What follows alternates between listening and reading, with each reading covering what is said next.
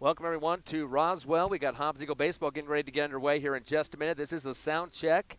You'll be able to hear the game on HobbsAmerica.com, YouTube, the Hobbs Sports page, and Cool 95.7 Facebook page. Ty Friend and Ron Gunner with you. Your Hobbs Eagles taking on the Roswell High Coyotes. Game 2 of the 3-game series. This is a doubleheader here in Roswell. And for fans that are used to coming to games on the road, they are playing at the Roswell High School this game and the second game as well, not at the fairgrounds. They've switched over here, and they rebuilt a field here right on the campus of Roswell High. So that is a change from the last couple of years. It is a grass field, too. The Eagles have to deal with that and the dirt versus the field turf they play on at Sportsman's Park. Of course, yesterday a 9-8 loss to Roswell as Roswell gets the first win of the district schedule. We'll take a quick break and get the pregame show started momentarily. First pitch around 4:30, live from Roswell.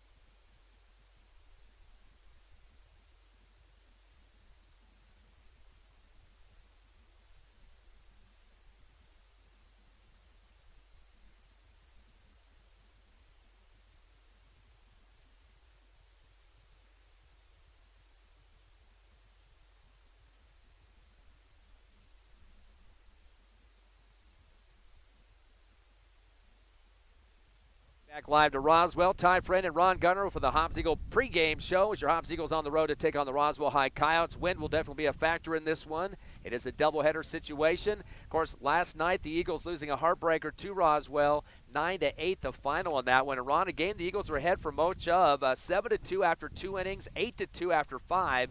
They got 5 of their runs scored in the second inning. Great performance there with Mackay Brewer, of course, hitting that grand slam home run for the Eagles' cause. But it was the 6th inning, the top of the 6th to be exact, where Roswell came back with 6 runs of their own. But they also had a home run in the 7th inning to get that final run to make it 9-8. Well, we'd always mention the fact that Roswell was out hitting Hobbs through those first 2 innings, and it did help that Brewer had that grand slammy. But in the meantime, all we were doing so far in that game was just getting walks. We weren't getting any hits. When we did start getting some hits, we weren't able to do anything with them, and that was because Miramontes was pitching a great pair of innings. You know, he was doing well. On the other hand, Bird, he started off great, and he just started slumping a little bit, and unfortunately, before we knew it, it was the 6th inning, and all those 6 runs had come in, and it was a little too late. However, you know, I expect to see a little more I anticipate more preparation for this game. Yeah, didn't have a lot of time to do that with the turnaround just last night. Game getting it over about 7 o'clock last night at Sportsman's Park. Hobbs did manage 7 walks, as you mentioned, so definitely getting some people on the bases. But as you said as well, not getting enough to come around to score after that. 15-6 was the hit differential in that game. Roswell getting 9 more hits in the Hobbs Eagles to get that victory. And again, that opens up the district with a 1-0 record for the Coyotes. That's someplace they haven't really been at for much the last few years. Of course, they've been either near the basement with Clovis or kind of fighting back and forth between those 2 teams. But the Coyotes now are 9-9, and that means they're trying to look at a little bit of a playoff berth. I think the Hobbs Eagles just got to get their foot down to the gas pedal with the hits like we saw against Alamogordo in that second game 12 days or 13 days ago. Really get all the bats working the way they need to and try to get the 2 wins here. Without 2 wins, it's going to be kind of touch and go the rest of the district schedule with, of course, Clovis, who's ranked higher than the Eagles right now in the Max Preps poll, and, of course, Carlsbad, who's ranked in the top 5 in the state. Definitely nothing to slouch there. They won 14-2 over Clovis last night in their first game of their triple-header. So a lot of things on the table for the Eagles. They just got to get themselves down to business here. Some of the bats are working. Mackay Brewer, for example, we mentioned with that grand slam home run. He went 2 for 3 in the game, picked up 4 RBIs. After that, it was Martinez who got a couple of hits. He scored a run and got an RBI single with his numbers. Alan Udahara also got a RBI single for the Hobbs Eagle cause as well.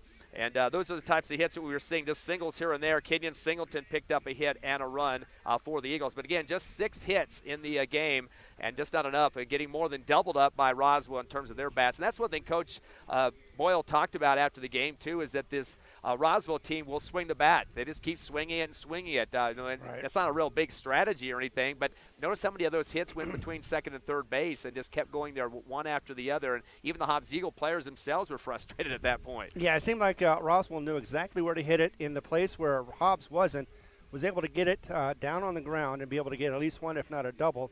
And sometimes it scored at least 2 to 3 runs in the meantime. So that really did help their cause. It hurt Hobbs. They were looking good until the 6th inning, and once they did that, then, like I said, the wheels just fell off. And of course, with Miramontes being on the mound, he looked better than his record ever would show. That's for definitely for certain. Of course, Major Bird started the game. Gonzalez came in relief for the Eagles. Unfortunately, just couldn't get the job done at the end there. A 9-8 final was the contest in favor of the Roswell High Coyotes. On the mound today, though, it will be Mackay Brewer. He's got a record of 2-3 this season and a 7.00 ERA. This is his 10th game of the season, so making it to double digits in this one. Of course, him and Major Bird, the top 2 pitchers for the Hobbs Eagles staff. Looking at the bases for the Eagles, it will be at first Alvarado, Gonzalez at second, Bird at third, Singleton behind the plate at catcher, Udahara the shortstop, and going from left to right, Martinez. Also Hector Armendariz at center, and his brother Saul in the right side, Armendariz for the right field. In terms of the Roswell High Coyotes, Lamelli at first, McDonald second, Palomino at third, Miramontes the shortstop, Eli Len is the catcher. Out in left field, Fuentes, Toscano in center, and Barola, the guy that hit that big home run to win the game for him in the 7th inning. He is in the right field. Loya is the pitcher in this one, Isaac Loya. This will be his 7th game of the season and a 4.20 ERA. So that sets up your roster lineups here for the Hobbs Eagles and the Roswell High Coyotes. Roswell comes in with an even record at 9-9 on the season, 1-0 in district. Your Eagles at 6-12 and 0-1. I think it's kind of desperation time. It's only the first series of the district, but I think Hobbs needs to come out with 2 wins in this tonight. Absolutely, they do, especially since they, you never know what Clovis is going to do, and we know Carlsbad is going to be a very tough win, especially in Carlsbad, and that's going to be something that Hobbs is not appreciating right now, especially with the way they played Roswell yesterday. They need to win these two and get their momentum started and get into Clovis and do the same thing. Carlsbad fifth in the Max Preps poll as we speak. The Hobbs Eagles at 21 and Roswell at 22, but Roswell winning last night. If they were going to do the re-rankings today, they would put Roswell back up on top of the Eagles. But we got 2 games here to play, and we're ready for that right now.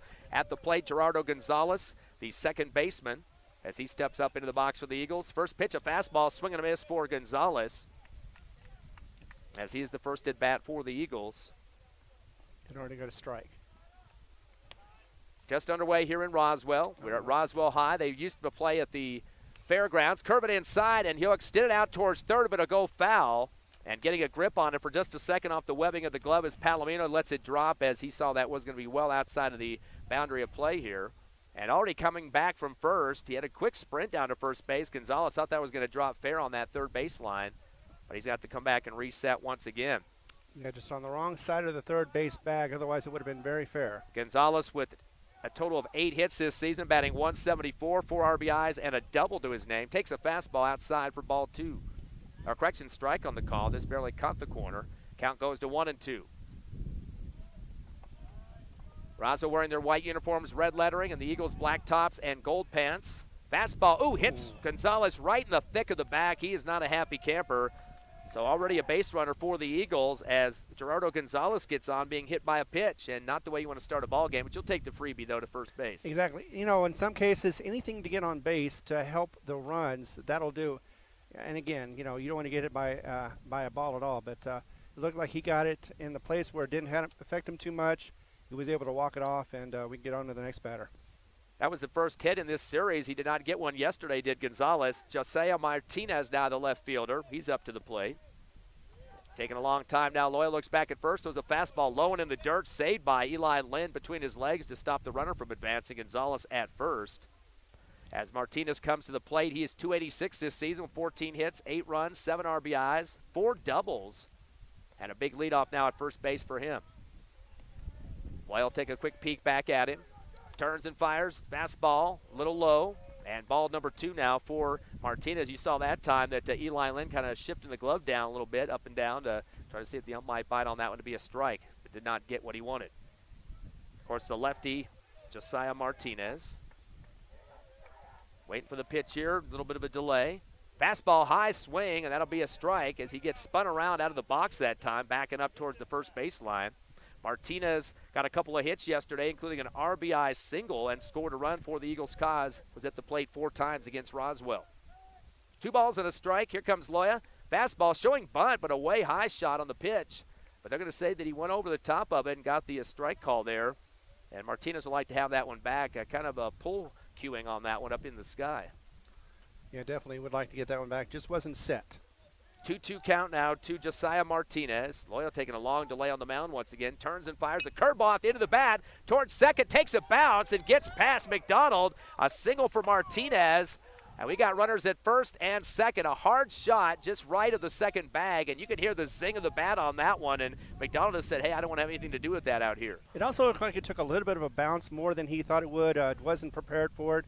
And it went right over his glove. Of course, the Eagles going to have to adjust on defense, playing on the field turf at home. Here, this is dirt and grass to work with. Yeah, definitely. Plus, I think the wind is going to be a factor after all, because the pitcher is kind of pitching against the wind. Xavier Alvarado steps in for the Eagles, third in the order. He's batting .295, takes a curveball inside, almost takes out his outside shoulder. He's at the washing machine spin away from it for the first ball pitch. He does have 13 hits. 18 runs scored, 10 RBIs, both a triple and a home run. Runners at first and second for the Eagles with no down here in the top of the first. Curveball outside for ball 2. So the last 2 batters have gone 2-0 in the count.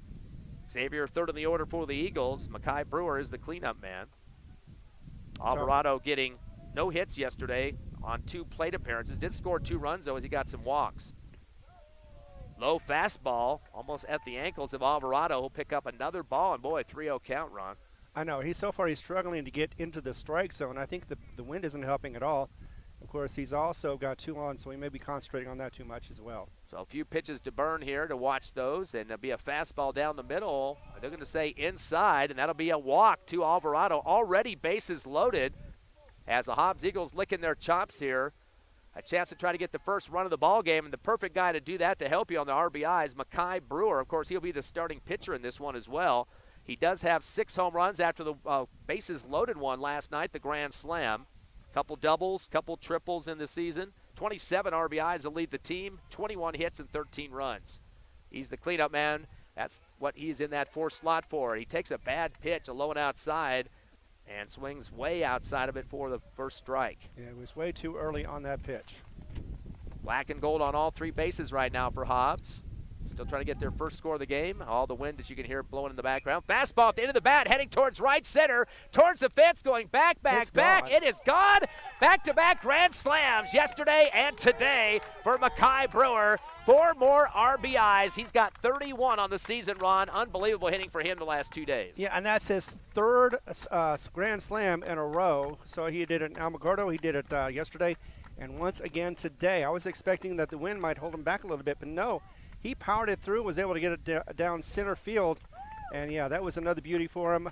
Already up for Hobbs, 4-0 without any outs. That's right. Scorers Gonzalez, Martinez, Alvarado all getting in to do the grand slam homer. Now Major Bird wants to add something to the mix here. A 4-0 lead for the Hobbs Eagles. Bird into the box. Takes the first pitch from Laura. Late on the swing, and it goes low for the strike. Way over the top that time was Bird. Bird batting .234 this season, does have 11 hits, 5 runs, 8 RBIs, 7 doubles. He was the starting pitcher in the game yesterday. A curveball is going to be a dribbler out towards the pitcher's mound, scooped up by the starter Loya, and he underhands it to his first baseman Lamelli, L to L for the first out off the 1-3. So the Eagles still with a 4-0 lead. They're going to go to 6th in the order after the ground out to the pitcher.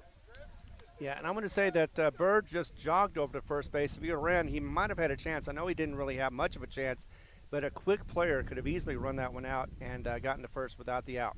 The catcher, Kenyon Singleton, now enters the box. He's got a total of 8 hits, a 170 batting average, 6 RBIs with 8 runs scored, 4 doubles, and 2 home runs, which have come in the last 2 weeks. Not the biggest guy out on the field, but he does got some power when he wants to stroke that bat. 1 down. No runners on the bases for the Eagles after the grand slam from Mekhi Brewer. Fastball, check swing. Wind kind of got a piece of Singleton that time as he kind of fell across the home plate. They'll call that a ball on the outside. Yeah, he used a lot of injury to stop that bat, but he did for the ball. Remember, Eagles up 8-2 in yesterday's game up through the 5th inning. Fastball barely clips the inside corner for the strike on the 1-1 count.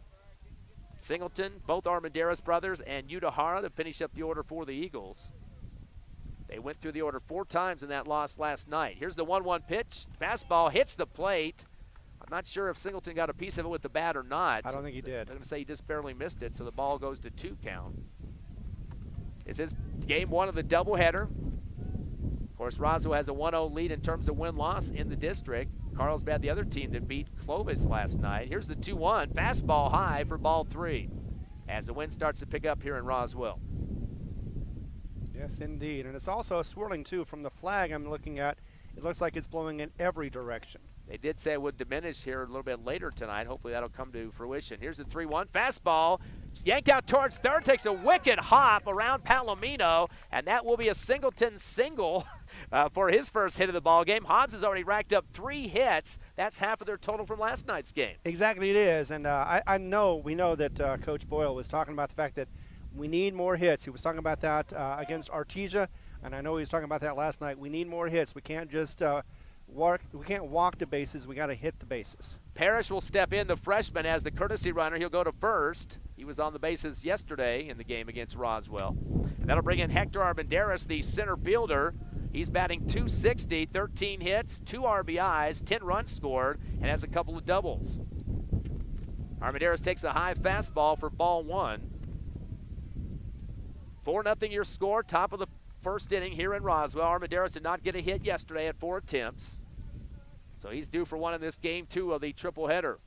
Curveball, low one, and swinging over the top is Armendariz for the strike. Count goes to 1-1. Scoreboard is on the first baseline here at Roswell High Park. We're off to the left of home plate, behind the net. Sure hope that net is tight for us, Ron. Fastball down low for ball 2. Of course, the Eagles have one more game in this park tonight, and next week They're going to be taking on Clovis, one at home, or actually one on the road in Clovis Thursday, and then 2 at home at Sportsman's Park next Friday. Fastball comes off the handle, and it'll go towards the Hobbs Eagle dugout as Coach Boyle tried to tell him to even that bat out and aim towards that left field if he can. Count evened up at 2-2. Easier said than done sometimes. Loya takes a quick peek over to first, checking out the pinch runner Singleton, or make that Parrish. Fastball inside and holding on it, taking the K. Unfortunately for Hector Armendariz, little flinch, and he's going to have to take a run off towards the dugout for the second out. First K of the game issued by Loya, and that'll bring in for the Eagles, next to last in the batting order, Saul Armendariz, the right fielder. Armendariz had no hits in yesterday's game, did score a run after getting a walk. He had 3 at-bats. Loya quick fire with the fastball low, swing and a miss for Armendariz. Armendariz comes into this contest at 175, does have 7 hits, 7 runs, 5 RBIs, a double, and a triple. Get a big gust of wind blowing into the park now. An 0-1 coming down low and outside. Good save on the slide for the catcher, Eli Lynn, able to shift right of the plate. Got to see if the pinch runner there, Parrish, was going to advance, and he decides to get back smartly. Big leadoff once again for him, though, at the 1-1 count now to Armendariz. Curveball high, brushing back the chin of Saul for ball number 2. Hobbs up again 4-0 after a grand slam homer for Mackay Brewer. Had one last night against Roswell as well. Curveball down the middle, swing and a miss for Saul Armendariz for strike 2. Now a 2-2 count. It's one of those things you'd like to mention whether Roswell has done it or not, but since they don't keep track of that, or at least don't put that in the stats, you never know. Steal on the way for Parrish. He's going to get there in time, and hopefully the ball kind of just waffles out there high in the air. The wind took it for just a second, and that might have given him just enough time to get there. Kind of slowed down as he's getting towards second. Yeah, I noticed that too, but he did get there in time. Probably could have been standing, but either way, you always want to be safe. You do the slide. So Parrish gets the first steal of the game for the Hobbs Eagles. That'll put a runner at second with 2 down. A full count now. Saul Armendariz takes a curveball inside and whacks over the top of the backstop. Out of play, foul territory. As the winds continue to gust here in Roswell, hoping the forecast is going to be right as these will die down as probably the second game comes to us. Right. It is cool, though, so there's that. Fastball down the middle, holding on it, and taking the third strike is Armendariz. So back-to-back Ks issued by Loya. So the Hobbs Eagles, though, do manage to get some good production out there. They do lead 4-0 after seeing a 4 RBI home run grand slam from Mackay Brewer, a single from Martinez, single from Kenyon Singleton. 4 runs come across. 1 left on base. We head to the bottom of the first. Your Eagles up 4-0 as you listen live to Hobbs Eagle Baseball on HobbsAmerica.com, YouTube, and the Cool 95.7 Facebook page.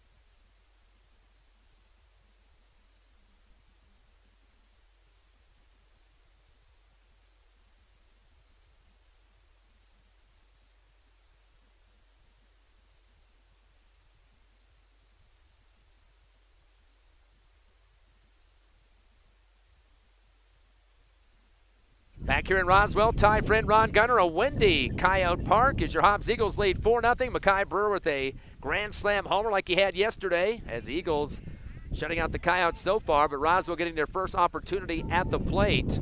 And he did it earlier. Yesterday he did it second inning, this time the first inning. Maybe he'll do another home run, who knows, or at least get a triple. Maybe he will hit for the cycle. Let's see. Right now, Brewer is the starting pitcher, though. The defense, 2-3 record, 7.00 ERA. This is his 10th game appearance on the mound for the Hobbs Eagles as he steps up. Around the bases, Alvarado first, Gonzalez second, and Bird third. Udahara the short, and Singleton behind the plate, the catcher. It's Martinez, Hector Armendariz, and Saur Armendariz left to right in the outfield. And it was no surprise that Max Prepp's player of the game for Hobbs was Brewer. Definitely. He's got the bat that keeps the Eagles in ball games and takes some wins several times this season. Roswell comes into the contest batting .320. The Eagles a little bit behind at .240. But a very close game yesterday, 9-8, although Roswell out hitting the Eagles 15-6 in that one. First pitch coming a fastball right down the pike, and holding on it was Loya, so pitcher versus pitcher here. Loya batting .345, one of the best on the team for the Coyotes with 19 runs, 19 hits, 12 RBIs, 4 doubles, and a homer. Fastball slides across the plate, a bowling pitch there for the ball, and they even up the count at 1-1. And Brewer wasting very little time on the plate between pitches. Loya picked up a RBI single, got a run scored in yesterday's win against the Eagles. To wind up in the throw, fastball.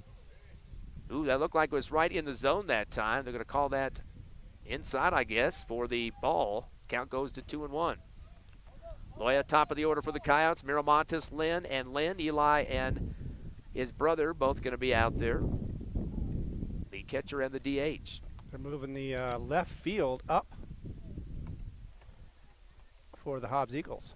Taking a little bit of time here now. Here's Makai Brewer shaking his head just a bit. Gets wound up, and the throw. Another bouncer off the plate and knocked down by Singleton, keeping it from going wild, but no runners on. Count goes to 3-1. As he throws it back, it hit the mound through the legs of Brewer, and that's something you don't want to see early in a ball game. And no, you want to make sure we get some clean throws back. Everybody gets in their rhythm. Yeah, it was a little low, just went right under his glove and bounced to the almost to the outfield. Of course, Hobbs having to adjust just a bit with a different type of field situation with dirt and grass versus the field turf. 3-1 count now to Loya. Here's the windup in the throw. Fastball, swing and a miss for Loya. And we go to full count at 3-2. Again, wind gusts are coming right at the batters in this game, at least the start of this first part of the doubleheader. Fastball quickly, and a golf swing, kind of scooped it up and rolls it out to right field. It's going to take a roll and hit the fence, at least a double for Loya. They'll check it in on the relay and finally get the ball thrown into second base. But having run over there from right field, Saul Armendariz is able to corral it down. It took a wicked hop, and he just kind of took the bat and kind of scooped it out there to right center. Yeah, they are wicked on their hits. They can connect and get into the outfield pretty quickly and make it to where it's in no man's land, in a hole. So first hit of the game for Roswell, a double. Runner at second is Loya. Now Ivan Miramontes, the shortstop, will come on as Makai Brewer taking a peek back at second. Miramontes went .338 on the season so far with 23 hits, 23 runs. Takes a fastball and gets past everybody behind the home plate. That hit him. It hit him. Yep. I didn't see what part of the body got it, but he was on traffic, and the umpire and the Singleton both kind of colliding on behind the plate to get away from that pitch. I believe it was the noggin. It was either the noggin or the shoulder, but either way, it did hit him. So being hit by a pitch is Miramontes. That's the third time this season that's happened to him. So they're on base with 2 runners on. Hobbs got hit by a pitch and got a single. Roswell a double and hit by a pitch. So similar situations to start the game, at least offensively. Eli Lynn, the catcher, third in the order for the Coyotes, takes a fastball from Brewer on the strike as he held on it. Lynn with a .481 batting average, the best on the team, has 26 hits, 12 runs, 12 RBIs, 5 doubles, 3 triples, and a homer. Definitely one of their top hitters for the Coyotes. Kai Brewer takes a long stare back at second to check the runner. They got runners at first and second. Brewer will turn and fire. Curveball, swing and a miss for Lynn. And you can tell he's hungry to swing that bat, and Coach Boyle talked about this Roswell team after the game yesterday and said they will swing at most everything. They are very heavily intended to get a piece of that ball. Even if it's close to the plate, they're going to take that swing. Fastball comes off the middle of the handle out towards the Roswell dugout and jumps over the media booth there for the Roswell High Coyotes. And we're right behind the fence all around the park here, both radio stations and fans. No grandstands here, pretty much just very low-level bleachers and no press box to speak of. That's why we're right in the wind tunnel. Sorry about that. That's all the best we can do here. 0-2 pitch coming from Brewer, taking on Eli Lynn. Fastball and a flinch and a strikeout as Lynn got kind of stuck over the top of the plate and didn't know whether he wanted to swing or not and flinched. And he'll go down with the first K issued by Mackay Brewer. And yesterday there was 7 strikeouts. Slowed down the Coyotes, but did not stop them, especially in the 6th. Noah Lynn steps up now, the DH for Roswell, the brother of Eli. He's batting .333, 6 runs, 8 hits, 2 RBIs, and 2 doubles. Brewer still got the runners at first and second against him with 1 down. Get a long stare at second, fires up his knee, then steps off the rubber, and the runner gets back to second. Loya's on at second due to a double, and Ivan Miramontes at first, hit by a pitch. Brewer going to go with the fastball right down the pike for the strike as Lynn had the stop sign on that time. And the ball thrown back wild to second. That's going to get the runner to get to third. And again, we just talked about this just a few seconds ago, Ron. They got to get clean throws back to their pitcher. That's easy to say that. That's routine stuff, but the wind might be a factor on that. That's baseball 101 right there. And if anything else, I know at least one catcher that just walked it out to his pitcher every time because he didn't want anybody knowing how bad he threw the ball. 0-1 count is the pitch count now as Brewer continues to face Lynn. Looks back at first, turns and fires. Fastball, swing and a miss for Lynn. And he's facing an 0-2 count just like his brother did to start, and his brother struck out after that. Well, like brother, apparently. Well, let's see what he does with this hit. Runners at first and third now. Roswell knocking at the door, trailing Hobbs 4-0 here in the bottom of the first. In Roswell, holds the bat on his shoulder. Waits for the fastball, and boy, no protection of the plate that time. He just was lucky. They called an outside fastball, and ball number 1. That looked like should have been a K, and all she wrote for Noah Lynn. Well, that was a test. He did not budge, so next one may be a strike. Here comes a 1-2 from Brewer. Fastball, and getting just a piece of the handle. It'll go sail past the Roswell dugout once again. Chain link fence going around the park here, around first and third bases. Count stays at 1-2. As the Lumberjack Noah Lynn stand alive at the plate for the Coyotes. Here comes Brewer. Fastball. This steal is on. It won't matter. This third strike called. The throw to second is scooped up. They do get the tag at second regardless. The ump was just waiting for that throw to be made anyway. He did call the third strike, and that will sit down Noah Lynn for out number 3. They do get the stop at second anyway for the Eagle defense. Roswell does get 1 hit. They leave 1 on the base. No runs come across. We head to the top of the second. Your Eagles, a 4-0 lead here in Roswell. We'll be back in 60 seconds on the Hobbs Eagle Network.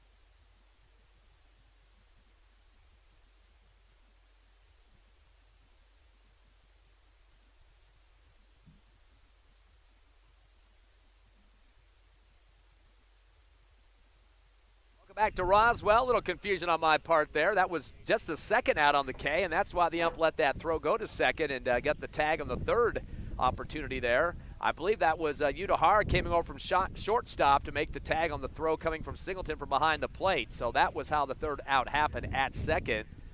I just forgot about that. They had to get 1 more out on that play. That was a K, though, against Eli Lynn. First K of the game thrown by Mackay Brewer.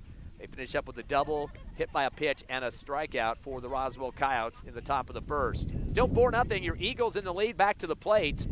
They're already down to the bottom of the order as Alan Udahara, the shortstop, steps in. One of the freshmen, and he had to come in as an injured starter. Fuentes, the shortstop, was another freshman that was starting the first few games of the season. Went down with a hand injury, and then this Udahara kid steps up and takes that short position. But a lot of pressure on these freshmen to perform on this varsity level here this season. Oh, yeah, on both sides. They are young kids. There are not very many seniors on either side of this field, and they're just playing the best they can. So Udahara will get in there. He's batting at 125 this season. He's got 3 hits and 5 runs. Takes a fastball, sliding across the plate low for the ball. 1 RBI for Udahara and a double. Udahara had 1 hit in yesterday's game against Roswell with an RBI single and scored a run too. Another bouncer across the plate for ball number 2. Good eye for Udahara. Again, last in the order for the Eagles. And then we got Gonzalez, Martinez, and Alvarado at the top. 4-0 lead. Eagles with a total of 3 hits so far. 1 walk and 2 strikeouts. Have been hit by a pitch once. Fastball low and comes over the top, does Udahara for the strike. Count goes to 2-1. Waggles the bat a little bit behind the right ear. Here comes the pitch from Loya. Fastball whaps off the top of the bat and comes right towards our table here, left of home plate. Count goes to 2-1 now for Udahara. Eagles come in a 6-12 record. Roswell at 9-9. Back-to-back in the Max Preps poll. 21st for the Eagles, 22nd for Roswell, and holding on the last pitch, Udahara is going to take the K as he just watched it come across for the strike, and that's now 3 Ks in a row for Loya, who's starting to get his movement going a little bit on these pitches, and the Hobbs Eagles are kind of watching him come across the plate. Yeah, unfortunately, that is the case where he seems to be getting his control a little faster than he did yesterday. Hobbs going to go to the top of the order now. Gerardo Gonzalez, who got hit by a pitch back in the first, takes a curveball down the middle for the strike. Gonzalez had the first run of the game off the grand slam homer by Mackay Brewer. 1 down here in the top of the second. Hobbs up 4-0, 3-1 hit count. Fastball, a piece of it, but it's going to go foul territory out past the third baseline left, and it's going to go deep in the corner of the ballpark, but well out of play for the Hobbs Eagles, and kind of waving at it there. Fuentes out in left field for the Coyotes. 0-2 count now for Gonzalez. Got to protect the plate here. Curveball off the handle. This is going to sail out towards left. A little bit of air underneath of it. The wind is here. A one-handed scoop catch coming from the center fielder all the way over to left to help out on the plate, Toscano. Toscano just playing a little bit of base running yesterday for the Coyotes right there. Does a nice acrobatic play to get over and sprinted and had to kind of judge the wind and which way that ball is going to drop. Yeah, and then after that he had to make sure he get his balance so he wouldn't drop the ball. Perfect play for him, and he did a great job. So that'll be out number 2. Another lefty now, Josiah Martinez, who had a single to start the first inning, or second at bat. Did score a run eventually, made it 2-0 on that home run. Curveball misses the outside corner for ball 1 for Josiah Martinez. Martinez, Brewer, and Singleton all getting hits in this game. A single apiece for Martinez and Singleton, and the HR for Brewer. Here comes the 1-0 now from Loya. Fastball outside for ball 2. So 2 pitches up now is Martinez. 2 outs for the Eagles, who lead 4-0 here in the top of the second. Loya takes a breath, the windup in the throw. Fastball at the end of the bat, out towards right field, towards the scoreboard. Just shy of the fence, though. One-handed over-the-shoulder catch is made in the right field by Barola, and that'll be out number 3. Eagles getting their last 2 outs on flyouts, left field and right field, and a strikeout before that. So no hits, nobody on the bases, no runs scored for the Eagles. We head to the bottom of the second. Hobbs holding on to a 4-0 lead here in Roswell. We'll be back in 60 seconds on the Hobbs Eagle Network.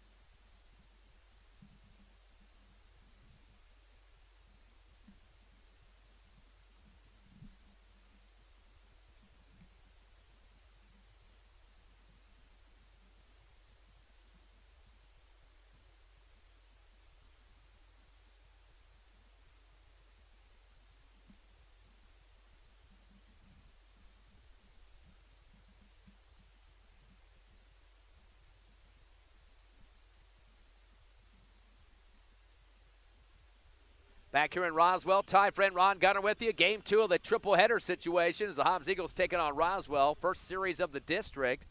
Yesterday, of course, the Coyotes win in Sportsman's Park in Hobbs 9-8. Right now, 4-0 Eagles, though, in game number 2. Here in the bottom of the second. Roswell at the plate, and that'll be Coming up will be Jackson McDonald.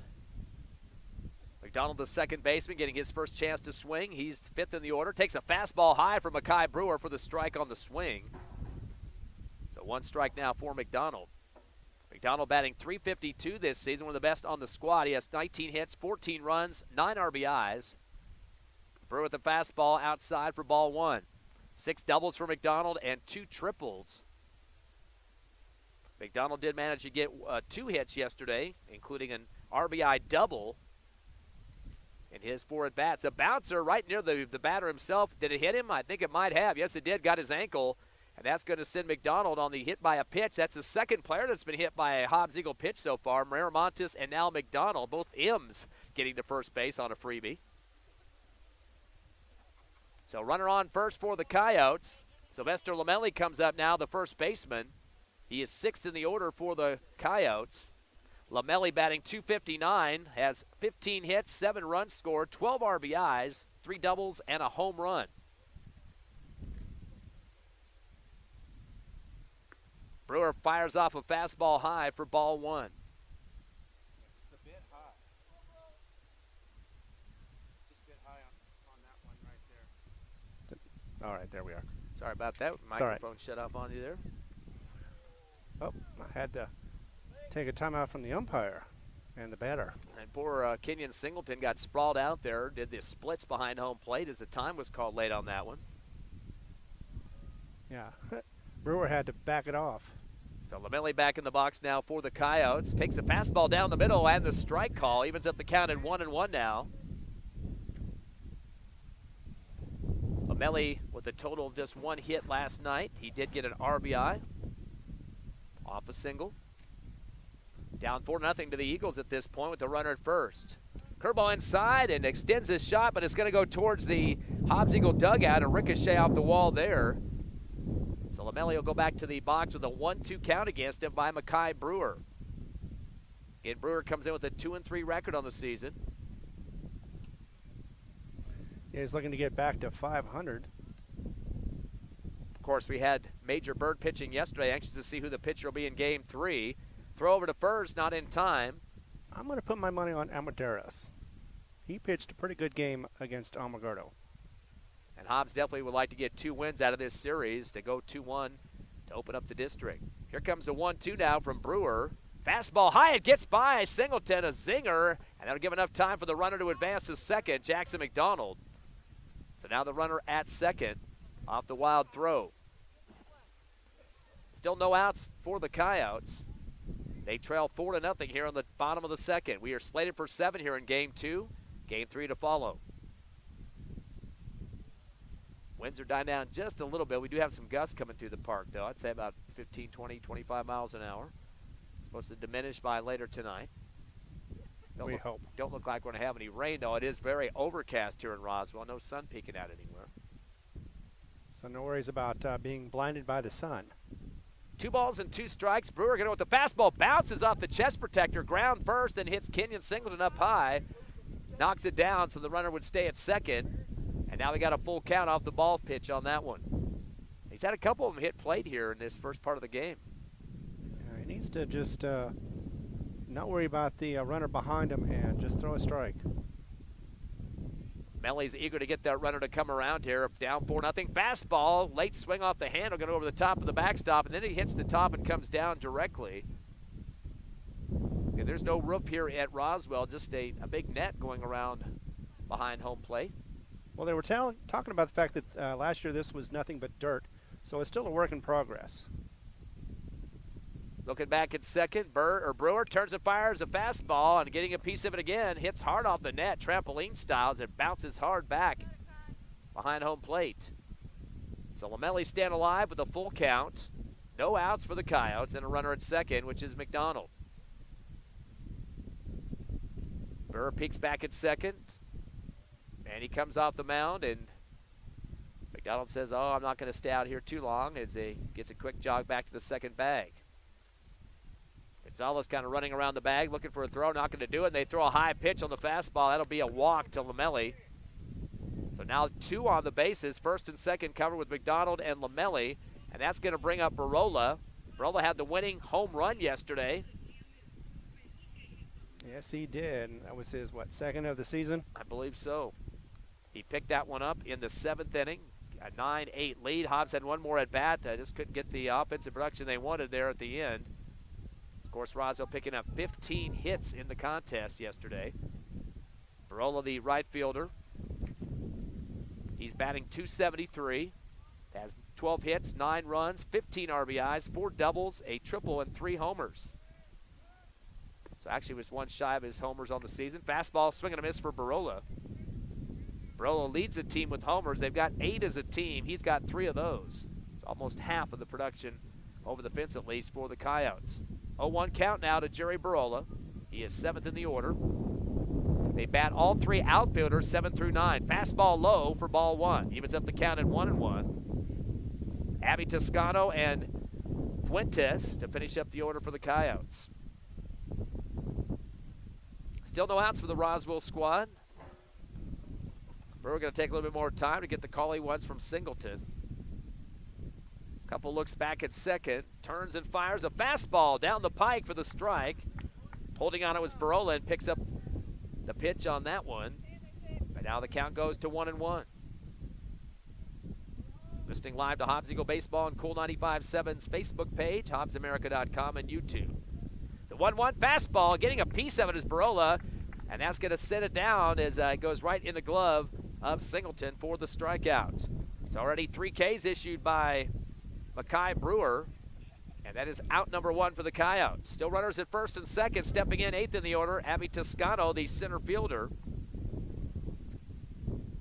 Toscano did manage to get up one time yesterday, and he did score a run. Actually, no, he scored a run off as a base runner. He was a courtesy runner for Roswell, so that was where his run came from. We're going to quickly throw a fastball to him, and waiting on it was Toscano to pick up the strike. So he did not have an at-bat yesterday, did Toscano. That's correct. He just had 1 run. Here comes the next pitch quickly from Brewer. Fastball down the middle for the strike, so going all over the top of Toscano now is Bird. He's not going to waste or make that Brewer, not wasting much time at all. Time called by the umpire. I think there might have been some comments coming from the Roswell dugout. The umpire steps away from home plate and has a point in commentary for somebody over there in the dugout. And you can see a bunch of their players smiling, so he has no idea who's saying what they did out there, but some extracurricular commentary from the Roswell High Coyotes from the dugout. 2 balls and 2 strikes for Abby Toscano. Here comes Brewer at the fastball, just high of the strike zone for ball number 3. We're going to a full count. Force out would be at third. There's just 1 out, though, for the Coyotes. Hobbs, of course, got a double play yesterday from second to first.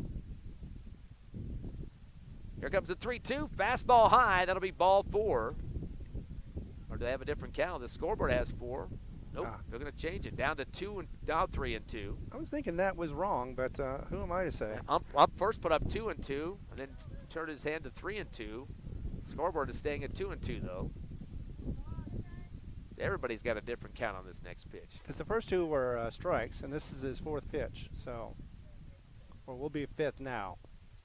Runner still at first and second. Long delay here for Makai Brewer. Still worried about that second base runner. Turns and fires a fastball. Swing and a miss, and that'll strike out Toscano. 2 Ks in a row now for Makai Brewer. And now Roswell going to dig to the bottom of the order to bring in Manny Fuentes, the left fielder. As Fuentes checks in with that number 0 on his uniform. Fuentes batting .111. He has 2 hits, 7 runs, 1 RBI. And here comes the sun. Yep, sun has peeked out behind the clouds here. Manny Fuentes yesterday had 1 hit, scored a run. So 1 for 4 at .250 yesterday at the plate. 2 outs, though, for Roswell. Runners at first and second. The windup of the throw from Brewer. Fastball. A little low for ball 1. Force out at third for the Eagles, who lead 4-0 here in the bottom of the second. Of course, Roswell, the home team, get the second at bat. Here comes Brewer. Fastball. The steal is on to third, and the throw will not be in time from Singleton. A little bit off to the left of the bag that time, and running over there is Bird.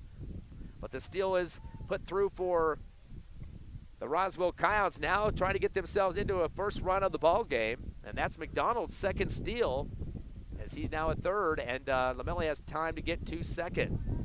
Yeah, third baseman had to get off the bag to get the ball. Luckily, he did that. Otherwise, it definitely would have been at least one run coming in off that wild pitch. 1-1 pitch, a high fastball, a lackluster swing by Fuentes, and he kind of throws his hands into the air over to his coach Lujan at the third base. I'm not sure what he's upset about. Maybe the coach was yelling at him to swing on that one, and he did not like the pitch whatsoever. Time is called. Fuentes still fuming about the fact that he put that bat up that high that time to try to swing at that pitch. Well, you know, sometimes you get mad at yourself afterwards. Beforehand, it seems like a good idea. Here comes a 1-2 from Brewer. Fastball outside and low for ball 2.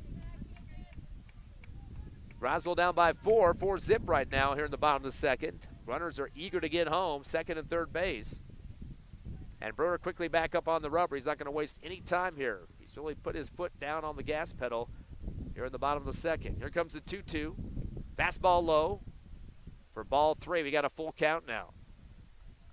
Critical game for the Eagles. Down 1-0 in the series at this point. Not best of 3, but 3 total games played between the two teams. Of course, the format is 1 the first day, 2 the second. Hobbs will have 1 home game, or 2 home games next week. Fastball, getting a piece of it right to the glove, though, is Singleton for strike 3 on Fuentes. So 3 Ks in a row for Makai Brewer. Roswell does get 2 on the bases, hit pitch, and a walk. But they leave those 2 on to make it 3 left on base so far in this game for Roswell. No runs come across. We head to the top of the third. Your Eagles with a 4-0 lead over Roswell. Back in 60 seconds on the Hobbs Eagle Network.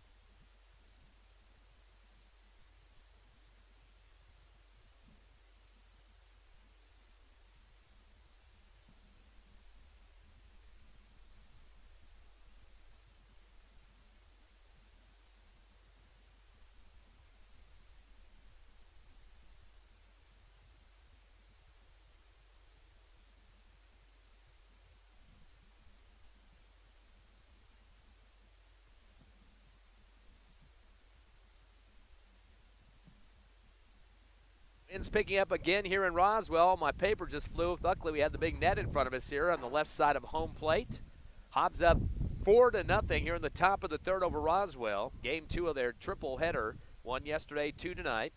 Got 1 more after this one here on HobbsAmerica.com, YouTube, and the Cool 95.7 Facebook page.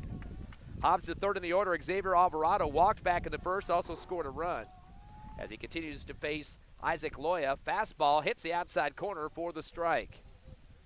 Eagles have had 3 hits, a single apiece for Martinez and Singleton, and a grand slam homer by Makai Brewer back in the first. Eagles trying to hold on and add to their 4-0 lead. Curveball low, check swing on a golf club that time, and luckily it rolls across the plate. They're going to call that one a ball. Yes, indeed. That was very lucky, even though he did look like he checked his swing. That wasn't the problem. It was just whether it came over the strike zone or not. Scoreboard says 0-2 count. They're going to go 1-1 with the umpire here, so that looks a little bit better. Right. Lefty Xavier Alvarado still at the plate. Takes the pitch. Curveball. Clips the outside corner for the strike. 1 ball and 2 strikes. Now having to protect the plate is Alvarado. The cleanup man getting ready to come up. Grand slammer, Makai Brewer. I think they intentionally walk him once yesterday, I believe. The Coyotes did. 1-2 pitch, fastball way inside for ball 2 to even up the count at 2-2. So Alvarado trying to crawl his way back into the count here. Trying to be a base runner for the Eagles. Definitely like to add some insurance runs here on the top of the third. 3 hits compared to 1 for Roswell. Curveball, outside corner, strike 3. And holding on it was Alvarado to pay the price. That's going to be the 4th K pitched by Loya. And out number 1 for the Eagles. And now we got Mackay Brewer stepping up. Grand Slam homer today, Grand Slam homer yesterday against the Coyotes. Fortunately, in a losing cause for the Eagles.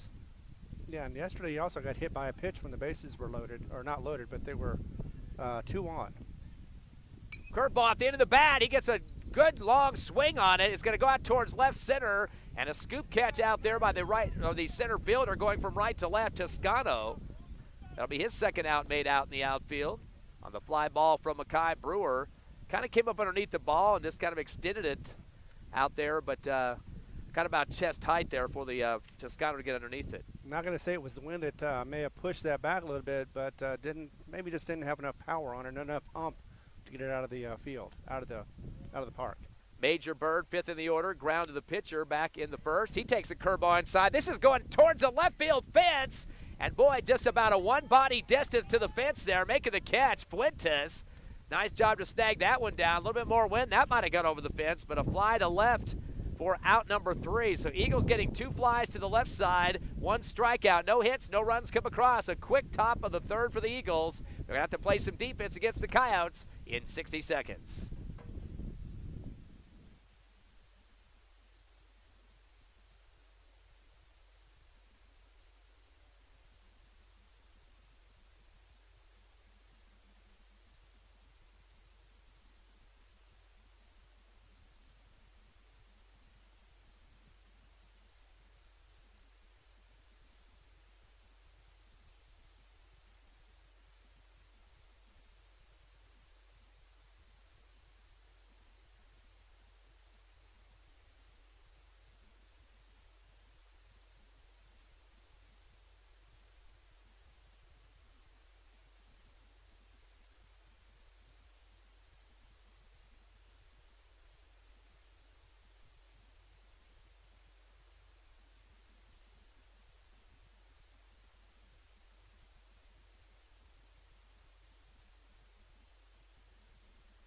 Back to a windy Roswell. Ty, friend Ron Gunner with you. The Hobbs Eagles leading 4-0 as we head to the bottom of the third. So far in the game, the Coyotes only 1 hit, a double by Isaac Loya. He's also the starting pitcher. They've been struck out 5 times by Mackay Brewer, but hit by a pitch twice as well. Hobbs Eagle offense, 3 hits. They've walked only 1 time and struck out 4. And quite a few flyouts for the Eagles. In fact, they've had 4 recently. 3 to left field and 1 to right. Of course, the wind messing with the ball quite a bit up in the air here in Roswell. Coyotes will be at the plate now. They trail 4-0, bottom of the third. And they will go to the top of the order. Isaac Loya, second time in the rotation for the batters here. He was a double to start the ball game, the only hit of the contest. Bats have been silent since then. Kai Brewer with the fastball goes low and inside for ball 1. He's had quite a few drop balls here in this first couple innings, too. I don't know if wind has something to do with that. I don't know. I would like to think he's testing the batters. Fastball, late swing off the handle by Loya, and a zigger over to the dugout for the Roswell Coyotes, almost taking out a few. Pinball action going on over there. I think it hit the fence, but still, they ducked to get, or they moved to get out of the way of it. That was off to the right foul territory. Quick reload for Mackay Brewer. The windup in the throw. Fastball down the middle and a little bit outside for ball 1. Count goes to 1-1. Should be 2. 2-1. 2-1, excuse me. Game 2 coming up after this one, about 20 minutes afterwards. Here's the windup in the throw. Fastball, middle of the bat, and it's going to go over the lights on the right side foul territory. Out towards the track here at Roswell High. Again, they moved these games over this year to the field right next door to the high school instead of at the park outside, the Coca-Cola Park at the fairgrounds. Fastball outside for ball 3. Of course, the Eagles have been playing there for several years. Been pretty successful. In fact, what was it, a 24-game win streak before yesterday? 22 was it? It was standing at 28-1 for a while. Curveball inside, a dribbler out to third, scooped up by Bird, turns and fires, and it's off to the left of the plate, but a good reach out by Alvarado to pull that one in. I think Bird kind of did a double pump before he threw the ball that time and just delayed the throw just a second, almost giving just enough time for Loya to get there. Yeah, but luckily it was on time and it was on target, and that's the main thing right there. If it's on target, you can definitely believe that that's going to be an out. Ivan Miramontes, he comes in. He was a relief pitcher yesterday. He's the shortstop today for the Roswell Coyotes. Was hit by a pitch in the first inning. Takes the first fastball off the handle, right off the ricochet off Singleton. He's got to chase it to the left backstop behind home plate. And Miramontes kind of giving them a spark yesterday. He came, after he came in as a pitcher, he started to swing the bat a little bit for him. And Miramontes finishing up with 3 hits on 4 attempts, so 750 batting average. He got an RBI double, actually 2 RBI double, and also picked up another RBI in the game as well. So he definitely was helping the team win that game 9-8. Fastball, swing and a miss, ricochet off of Singleton again. Able to track it down. The count goes to 0-2. 2 players hit by pitches for the Coyotes, Miramontes and McDonald, the 2 M's on the squad. They trail 4-0 though in the bottom of the 3rd. Here comes the 0-2 pitch. Fastball almost hits the plate. Does go low against catcher for the Eagles, Singleton, and rolls off his leg in front of the plate there.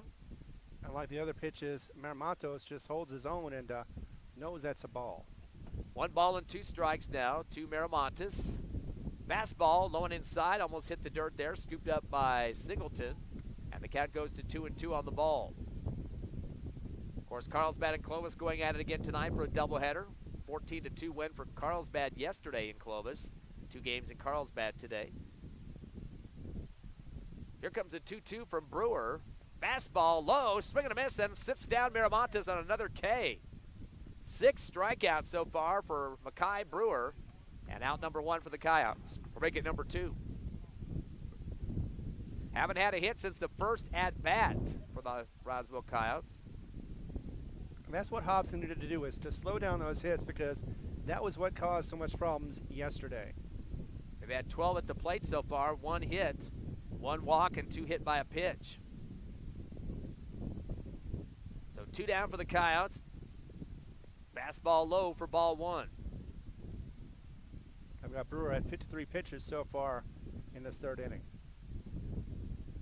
Eagles using 2 pitchers yesterday, in Bird and Gonzalez. Fastball, middle of the bat, and fouls out over the top of the backstop, over the concession stand and through the woods to grandmother's house. Yes, maybe it stopped off to get a soda or something. 1 ball and 1 strike. Brewer working on his 3rd win of the season. Little changeup look, down low, swing over the top by Lynn, and that'll be a strike. Eli Lynn, the catcher, he struck out for the last out of the 1st inning. Here comes the windup and the pitch. Another fastball high for ball 2. Lynn went 2 for 3 last night, had a double. Didn't score, but of course Roswell still getting the win 9-8. 2 balls and 2 strikes. Brewer with the windup and the throw. Fastball, lunge over the front of the plate, and that'll be strike number 3 on the swing by Lynn. So he's K'd twice. 2 Ks issued by Mackay Brewer, and that's 7 Ks overall for him on the starting lineup there on the mound for the Hobbs Eagles. So no hits, nobody on the bases, no run score. We hit at the top of the 4th, going halfway through the game. Your Eagles up 4-0. We'll be back in 60 seconds live on HobbsAmerica.com, YouTube, and the Cool 95.7 Facebook page.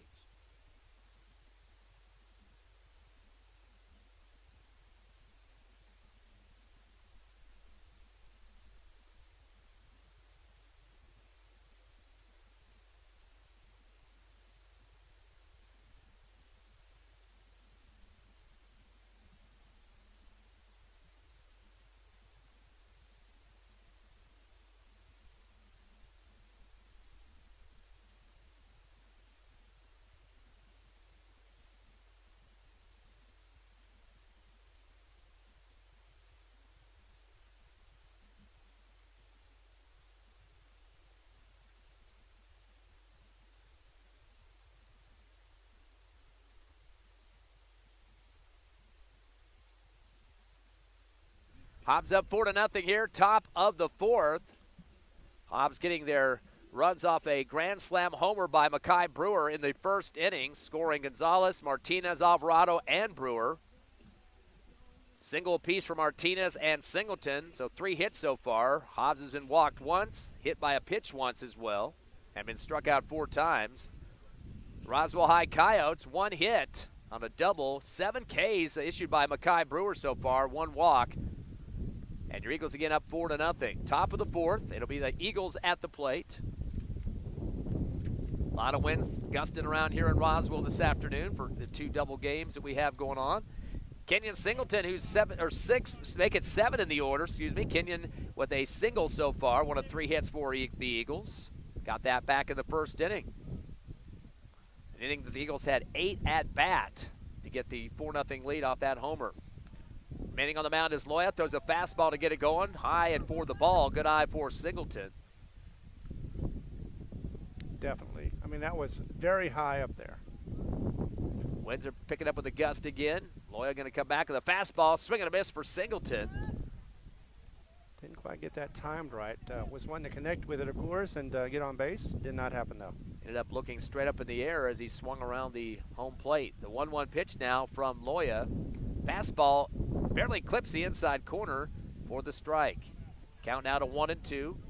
Hector and Saul Armendariz next in the order, 8-9. They both struck out back in the first inning for the last 2 outs. Wind is favoring the pitcher at this point. Yeah, it's coming right towards home plate as it bounces off the plate on the pitch, off the chest protector of Eli Lynn, and then also rolls down the first baseline as he tried to scoop it, and I think he booted it himself that way.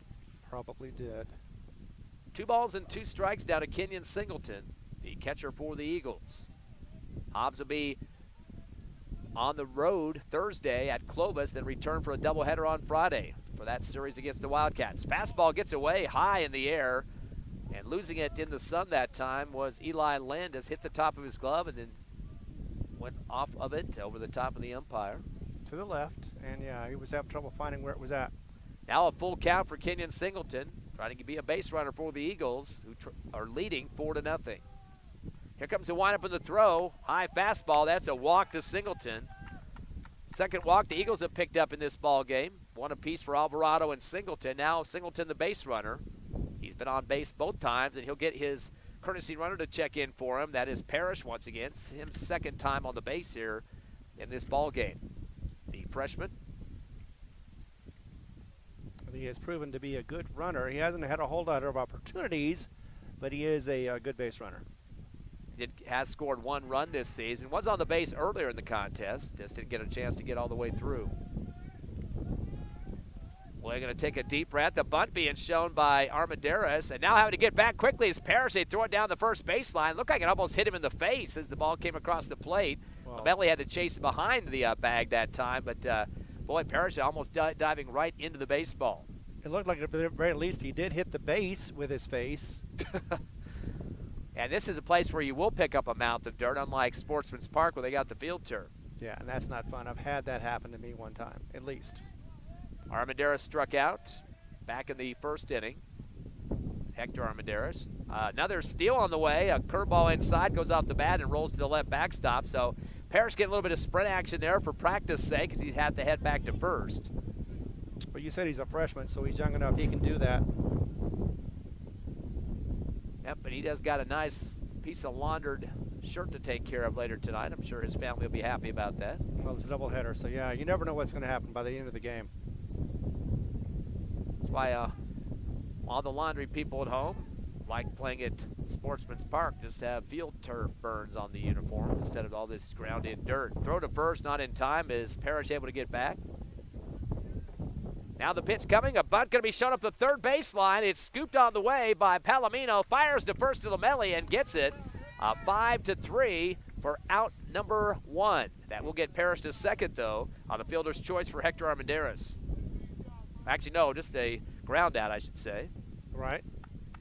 Ground to third. And that's bringing up his brother, Saul Armendariz, who struck out back in the first. 2 Armendarizes both play in the outfield, right and left. Saul at right, Hector at center, actually, but they tend to come closer together as the game goes along. Fastball high for ball 1. Just as brothers do. In terms of comparison, Hector at 260 this season at the plate, and Saul at 175. Of course, Saul is the junior, Hector the senior. Fastball then sinks as it comes across over the top on the swing by Armendariz for the strike. Now, late swing, he was trying trying to get the ball as quickly as he could, just didn't get the bat there in time. 1 ball and 1 strike. Loya looks back at second. Turns and throws the fastball low. Swing and miss again for Saul Armendariz. Now facing a 1-2 count with 1 down. Eagles have the runner at second, courtesy runner Parrish, as Coach Boyle spying down at second. See what he's going to do here. Fastball cracked through to short, backhanded by Miramontes. Fires across to first. Lamelli is sprawled out, makes the catch, and that will be the out. Number 2. Yes, and Parrish does not advance to third because of that short proximity from the shortstop. He didn't want to get tagged out. Good job of getting the hand in the dirt, the backhand by the shortstop Miramontes, who also pitches for Roswell. So out number 2. Eagles go to the top of the order for the 3rd time. Gerardo Gonzalez hit by a pitch and a run, and then flew to left center. High fastball, jumping up quickly was Eli Lynn, the catcher, to make that sure it wasn't going to go wild, because that would have sent Parrish to third, but he had to get back to the second bag instead. On the ball. Curveball comes down low across the plate for the ball. Count to 2-0. Good eye for the Eagles. Actually, that's Udahara out there. Alan Udahara, the shortstop, who struck out back in the 2nd inning. Fastball, swing and a miss for Udahara. And the count goes to 2-1. His batting average has gone up to .125 since yesterday. Starter Loya comes back to the fastball, hits the ankle of Udahara, and another hit by a pitch. So Hobbs has picked up a couple of those in this game. Gonzalez and Udahara, top of the order and bottom of the order for the Eagles. And I'll bring up Gerardo Gonzalez now. He was hit by a pitch, got a run scored back in the first run of the game, and flew to left. And now all of a sudden it went from a pitcher's wind to a batter's wind, as it's now going for the batter. 4-0 lead. Top of the 4th. Fastball down the middle. Holding on it was Gonzalez to take the strike. We're more than halfway through this first game of the doubleheader. Game 2 of the series with 1 to follow here tonight. Loya with the 0-1 pitch. A dropper. Sinker over the plate. And jumping over the top is Gonzalez. I wish he had that one back. Oh, yeah. At least one of those two. On the wild swing there, count goes to 0-2. Runners at first and second for the Eagles with 2 outs. Loya turns, throws a curveball, and that hits Gonzalez right in the back. So back-to-back batters being hit by the pitches of Loya. And now the bases are loaded as Coach Boyle has come out to get some gear for one of the Eagles. And kind of had some words for the umpire, I believe, as he's getting sick of his players getting hit in the back with pitches. Or just get hit in general. I mean, yeah, that's 2 in the back, 1 on the ankle, and yeah, it's just, of course, you could say it's possibly the wind control, or maybe it's just the pitcher control, not being able to control the ball. That was the 2nd time that Gonzalez has been hit in this ball game, too. Right. Josiah Martinez steps in now. He's 1 of 2 with a single run and flew to right. Fastball down the middle for the strike on Martinez. 2 outs. Got to keep the contact away from the bases, though, as Josiah gets back in the box. He's got 7 RBIs this season with runners at all bases. Fastball low, swing and a miss for Martinez for the strike. Now an 0-2 count. But lefty's going to have to protect the plate here. Eagles knocking at the door to try to add on to a 4-0 lead here in the top of the 4th. Yeah, any hit will do it. Fastball outside for ball 1. Runners, of course, got big leadoffs at all 3 bases for Hobbs. Again, they led 8-2 last night before going down 9-8 with 6 runs coming across in the 6th. Curveball, swing and a miss, and that's going to sit down, unfortunately, Josiah Martinez for the strike. That is the 5th K issued by Isaac Loya. The Eagles, no hits. They do get 3 runners on due to 2 hit by pitches and a walk, but leave all 3 on the bases. We go to the bottom of the 4th, still 4-0 Hobbs over Roswell. Back in 60 seconds on the Hobbs Eagle Network.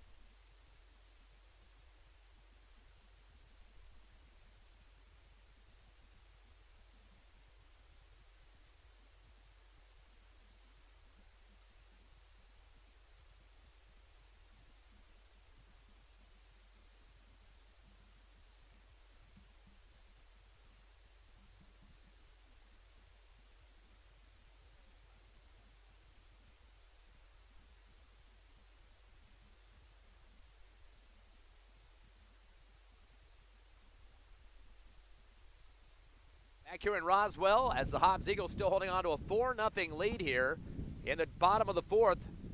The Coyotes at the plate. Only one hit so far in the game, a double by Isaac Loya. Since then, 7 strikeouts. They've walked once and been hit by 2 pitches to get on base. So really only 3, or make it 4 runners on for Roswell here into the 4th inning.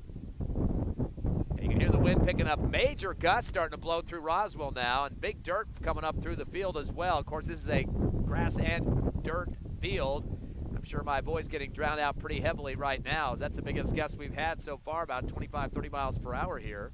Sun has come out here in Roswell. Hobbs up by 4. Fastball comes down low for the ball. That's Noah Lynn at the plate. Back in the first, or making the 2nd inning, he struck out. One of 7 Ks in the game off of Mackay Brewer's pitching. Fastball goes low, dug out of the ground by Singleton for a ball. 2-0 count now to Noah Lynn. He is the DH for the Coyotes. Again, the wind was supposed to diminish as we got closer to game 2, but it's going the opposite now. Another fastball down low, bouncing off the chest protector of Singleton. And now it's going to be 2-0, make it 3-0. Miramontes and McDonald both hit by pitches for the Coyotes. A double by Loya and a walk by Lamelli. There's the 4 base runners for you. The windup in the throw now for Brewer. Fastball down the middle for the strike. As Lynn kind of pirouetted just a bit, decided not to swing the bat. And the count goes to 2-1. Quick reload, time called. Lynn did not like that Brewer was trying to set the pace there and jump back up on the rubber. And now he's back in the box, though, is Lynn. He's ready to swing the bat. 2-1 comes with the fastball low inside for ball 4, and that will send a walk for Lynn. That will be the 2nd walk picked up by the Coyotes. Runner at first now is Lynn, and Jackson McDonald steps up. He's 5th in the lineup for the Coyotes. He was hit by a pitch back in the 2nd inning. The shortstop. Hobbs holding on to a 4-0 lead. Of course, all the run scoring in the 1st inning off a grand slammer by Mackay Brewer. Fastball right in the thick of the back, bounces off the back like a trampoline off McDonald. And he's going to be hit by a pitch the 2nd time in this ball game. And 3 batters have been hit by Mackay Brewer so far. I'm sure that's nothing light either. I know he throws it as fast as he can, so that's got to be a little painful. Well, I thought Coach Lujan looked like he was walking towards home plate to have something to say to the ump after that, another player getting hit, but instead he was going to talk to Lamelli, who's up next. So Lamelli, who walked back in the 2nd inning, one of 2 walks picked up by the Coyotes in this ball game. Trying to come back in the contest, trailing at home 4-0 to the Hobbs Eagles, who are trying to even up the series at 1-1. Brewer looks back at one of the runners at 2nd. Turns and fires. Fastball outside. Good save for Singleton on the backhand to pull it down. On the ball throw at the 1-0 count. Roswell Coyotes 2-7 against 5A opponents this year. The Hobbs Eagles at 4-10, but have played a lot of top teams in the state. 5 in the top 10 so far. Fastball, swing and a miss for Lamelli for the strike. Of course, Eagles have played number 9 Piedra Vista, number 3 Cleveland, number 10 Las Cruces, number 1 Rio Rancho, number 8 Las Cruces that they won against 10-3, and beat number 10 Los Lunas as well. Curveball inside is going to be a dribbler back to Brewer, turns and fires to 3rd to get the 1st out, and they're going to hold on to the ball there at 3rd for Major Bird. And they'll send one runner back to the dugout and getting him out of scoring chances there. That will be sending Noah Lynn to the bench. Fielder's choice there for Lamelli, and the runners now just at 1st and 2nd. A good decision there for our Brewer. Ball came left to the mound, and just a couple of steps and the throw over to Bird. Yeah, it was really a no-brainer. I mean, you got to cut off that 3rd base, otherwise you have a risk of another run coming in.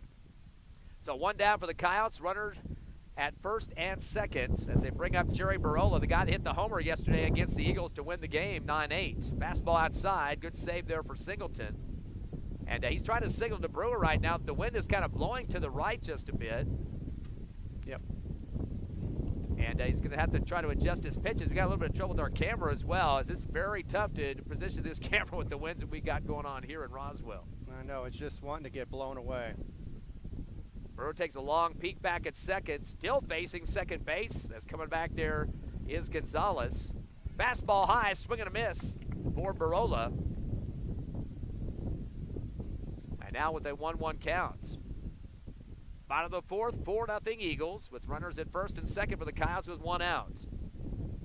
Brewer with the windup of the throw. Fastball, swing and a miss again for Barola. And a 1-2 count. Hat flew off of Mackay Brewer. I'm sure that's going to happen quite a few more times in this game. But the wind's picking up worse as we get it going along here. More than halfway through, and another game to go after this. Yeah, and showing no signs of giving up or slowing down. We left some beautiful weather in Hobbs, not any wind to speak of. Fastball outside for ball 2. Although maybe the winds have picked up since we've left town. Oh, no, there was going to be some wind advisory there, too. No, they have a fire hazard here in Roswell and parts of southeast New Mexico, too. Definitely not going to be using any matches here at the ballpark. The 2-2 pitch fastball outside for ball 3. Got ourselves a full count now. Got an update from the Lady Eagles. The softball game goes 17-0 over Clovis. So that was a nice little victory for the Lady Eagles in the first game. Saw Carlsbad girls playing Roswell today as well next door. Fastball, swing and a miss, another strikeout for Jerry Barola. He's got 2 Ks against him in this game, 8 overall, as Mackay Brewer been shutting down a lot of batters for the Coyotes. Mentioned also action yesterday, Carlsbad thwarting Clovis 14-2 in baseball action. So a 1-0 district lead for Carlsbad. They're playing their doubleheader today. 8th in the order, Abby Toscano, the center fielder, struck out in the second inning. Takes the fastball underneath it, golf swing for the strike, and again the hat flying off of Mackay Brewer. Gonna have to get himself some tacks from the dugout if they have those in the equipment chest there. Well, plus if it earns him a strike, he'll pick up that hat every time. Roswell facing 2 down with runners at first and second. Fastball outside, and there's gonna be a steal attempt, and easily getting it into third base. And no even a try to stop him. Now that's McDonald with the steal. Old McDonald. He's knocking at the door now with a 4-0 deficit, so they definitely will not get somebody across. I think they might have just called a balk. They're going to advance the runners, which will bring the runner home. Yep. So Mackay Brewer with a major mistake there will score the first run off of balk, as that will put across the plate Jackson McDonald, and a 4-1 ball game. The runner's going to advance to second as well. And that's Lamelli going to second. He's going to try to steal it. He puts on the brakes as he came across halfway between second and third. Fastball low for ball 1 to Abby Toscano. 2-1 count, excuse me. Brewer takes a peek back at second, turns and fires a fastball outside. Singleton fakes it. Oh, he does throw it to third. The tag is there in time, and Coach Lujan is going livid. He thought that his man was safe. I thought there was a fake by Singleton, decided to throw it anyway to third. He's going to call the umpire over and wants to have a discussion with both blue shirts and whether or not the tag was missed on the shoulder or not. I thought it was legit to me. I mean, it looked like it was a very good throw. Catch was made, and he made the swipe for the out. Singleton chucks it down to third to Bird, and that's Lamelli, who still stands at third right now. His coach told him to stay on the base as he was going to have the protest, and he's talking to his other umpire right now. Both umpires discussing it. Lujan is trying to argue that maybe the tag was towards the face and maybe he ducked down underneath it, but looks like they're going to keep the call as it is. So the Eagles do let 1 run come across due to a balk. No hits, 1 runner left on. And 1 run does come across. It's 4-1 as we head to the top of the 5th. You're listening live, Hobbs Eagle Baseball on HobbsAmerica.com, YouTube, and the Hobbs Cool 95.7 Facebook page.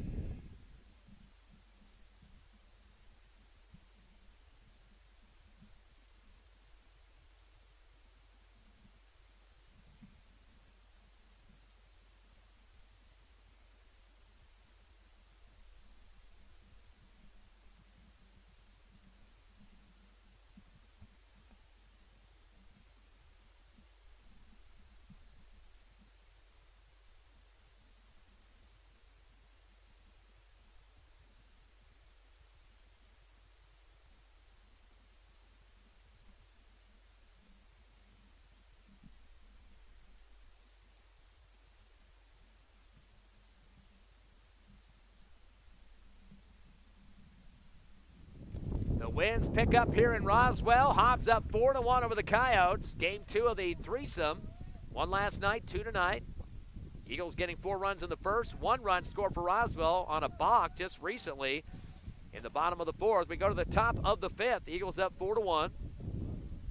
And for Hobbs, Xavier Alvarado, 3rd in the order. He's 0 for 1, struck out and walked. Did score a run off the walk eventually. Takes the first pitch outside on the curve for ball 1. So Alvarado 0 for 1 at the plate.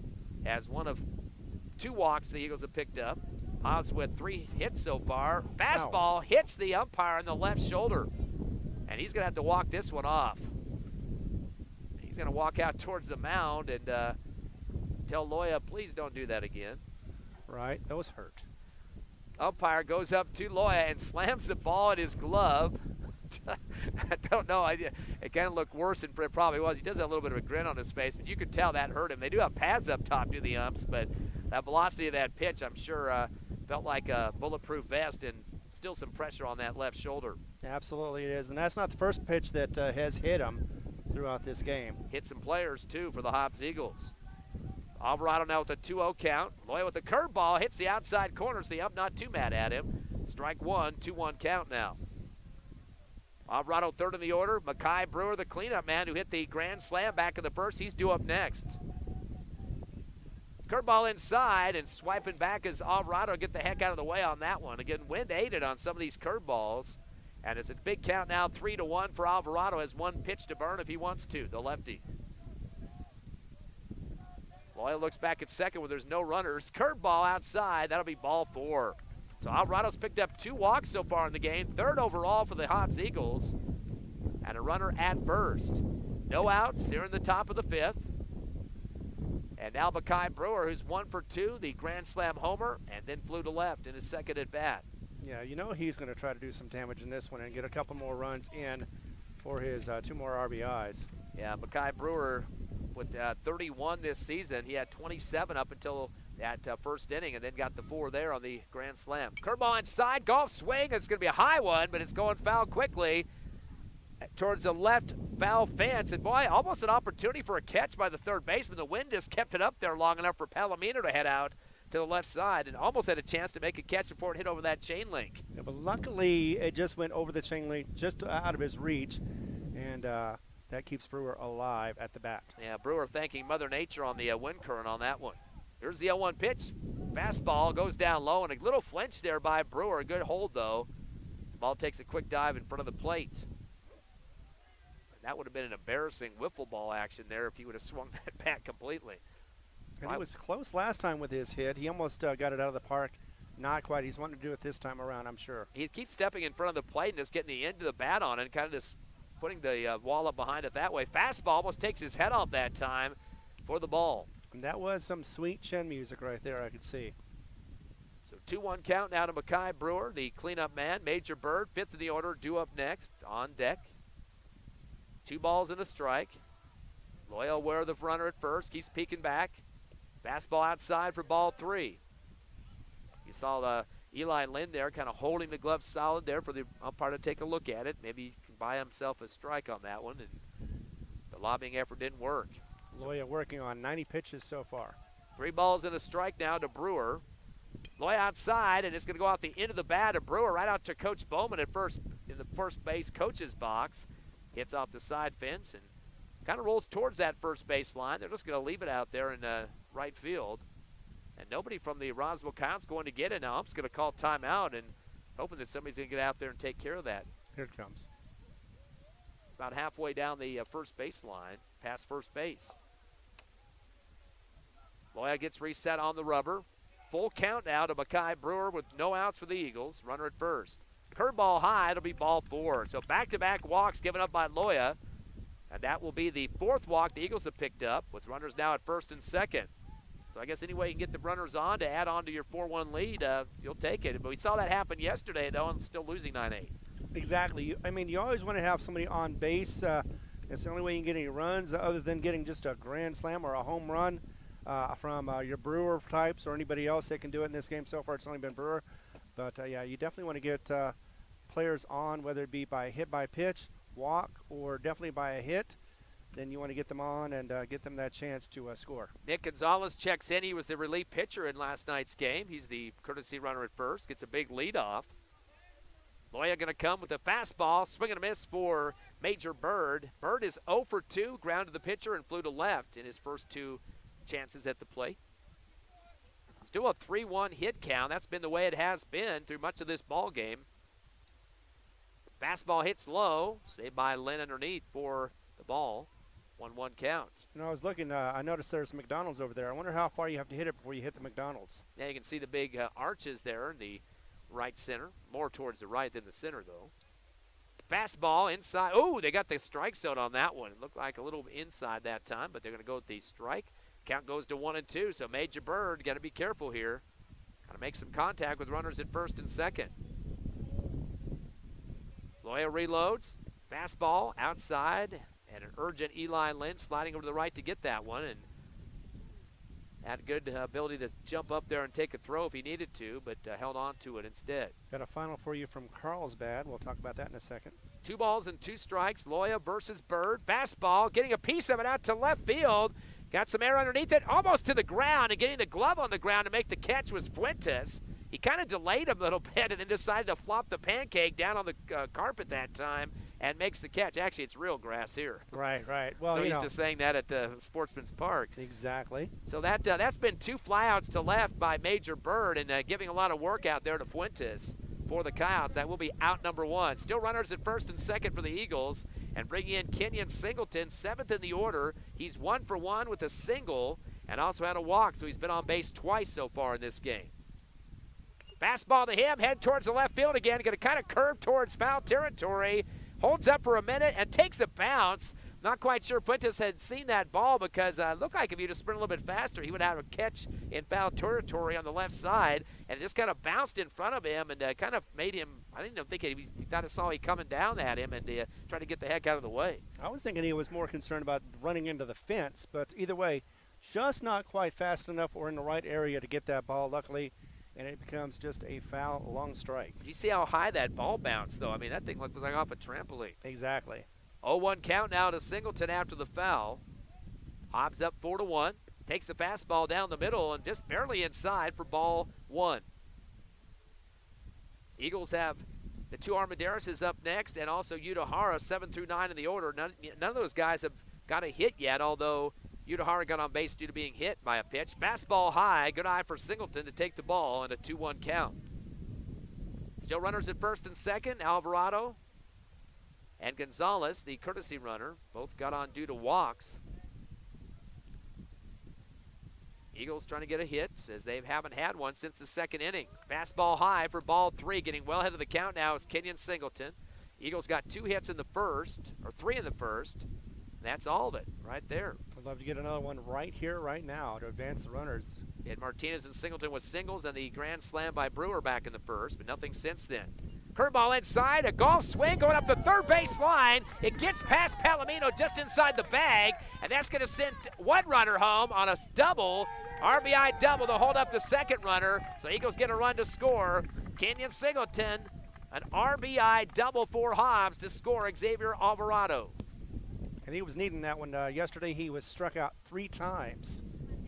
So Hobbs going to add on to the lead now, 5-1. And a courtesy runner going to check in for the Eagles. That's Parrish again. We saw him earlier as he comes in for a very excited Singleton after that second hit of the ball game. He is 2 for 2 at the plate and been on base all 3 times. Hector Armendariz up now, 0 for 2 with a strikeout and a ground to third. Takes the first pitch, a fastball on the strike. Still just 1 out for the Eagles. Runners at second and third, trying to add on to a 5-1 lead. 1 run coming through so far here in the top of the 5th. We are slated for 7. Loya with a curveball, and they're going to say that going around on it was Armendariz. Hobbs fans not liking that call off to our left here. They were groaning about that one. 0-2 count now to Hector Armendariz.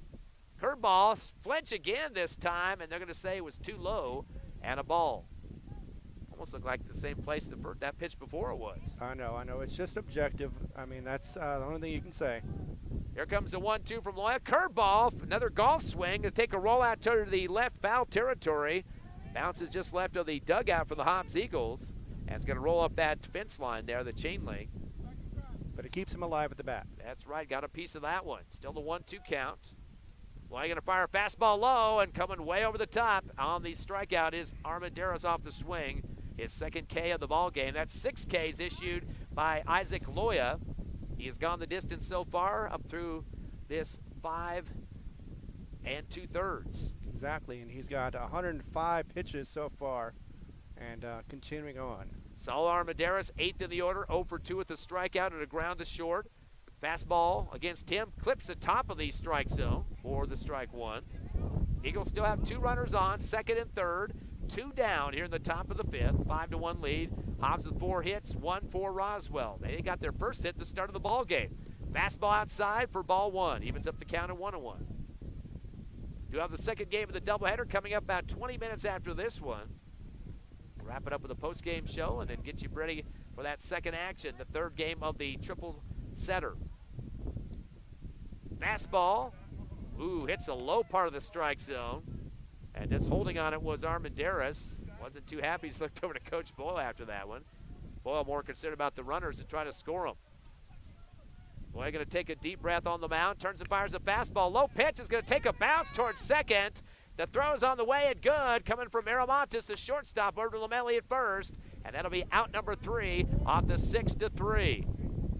So the Hobbs Eagles are trying to add 1 more run as they got 1 to come across. Eagles getting 1 hit. They're going to leave 2 on base. 1 run does come across as we head to the bottom of the 5th. Your Eagles extending the lead 5-1. We're back live in 60 seconds on the Hobbs Eagle Network.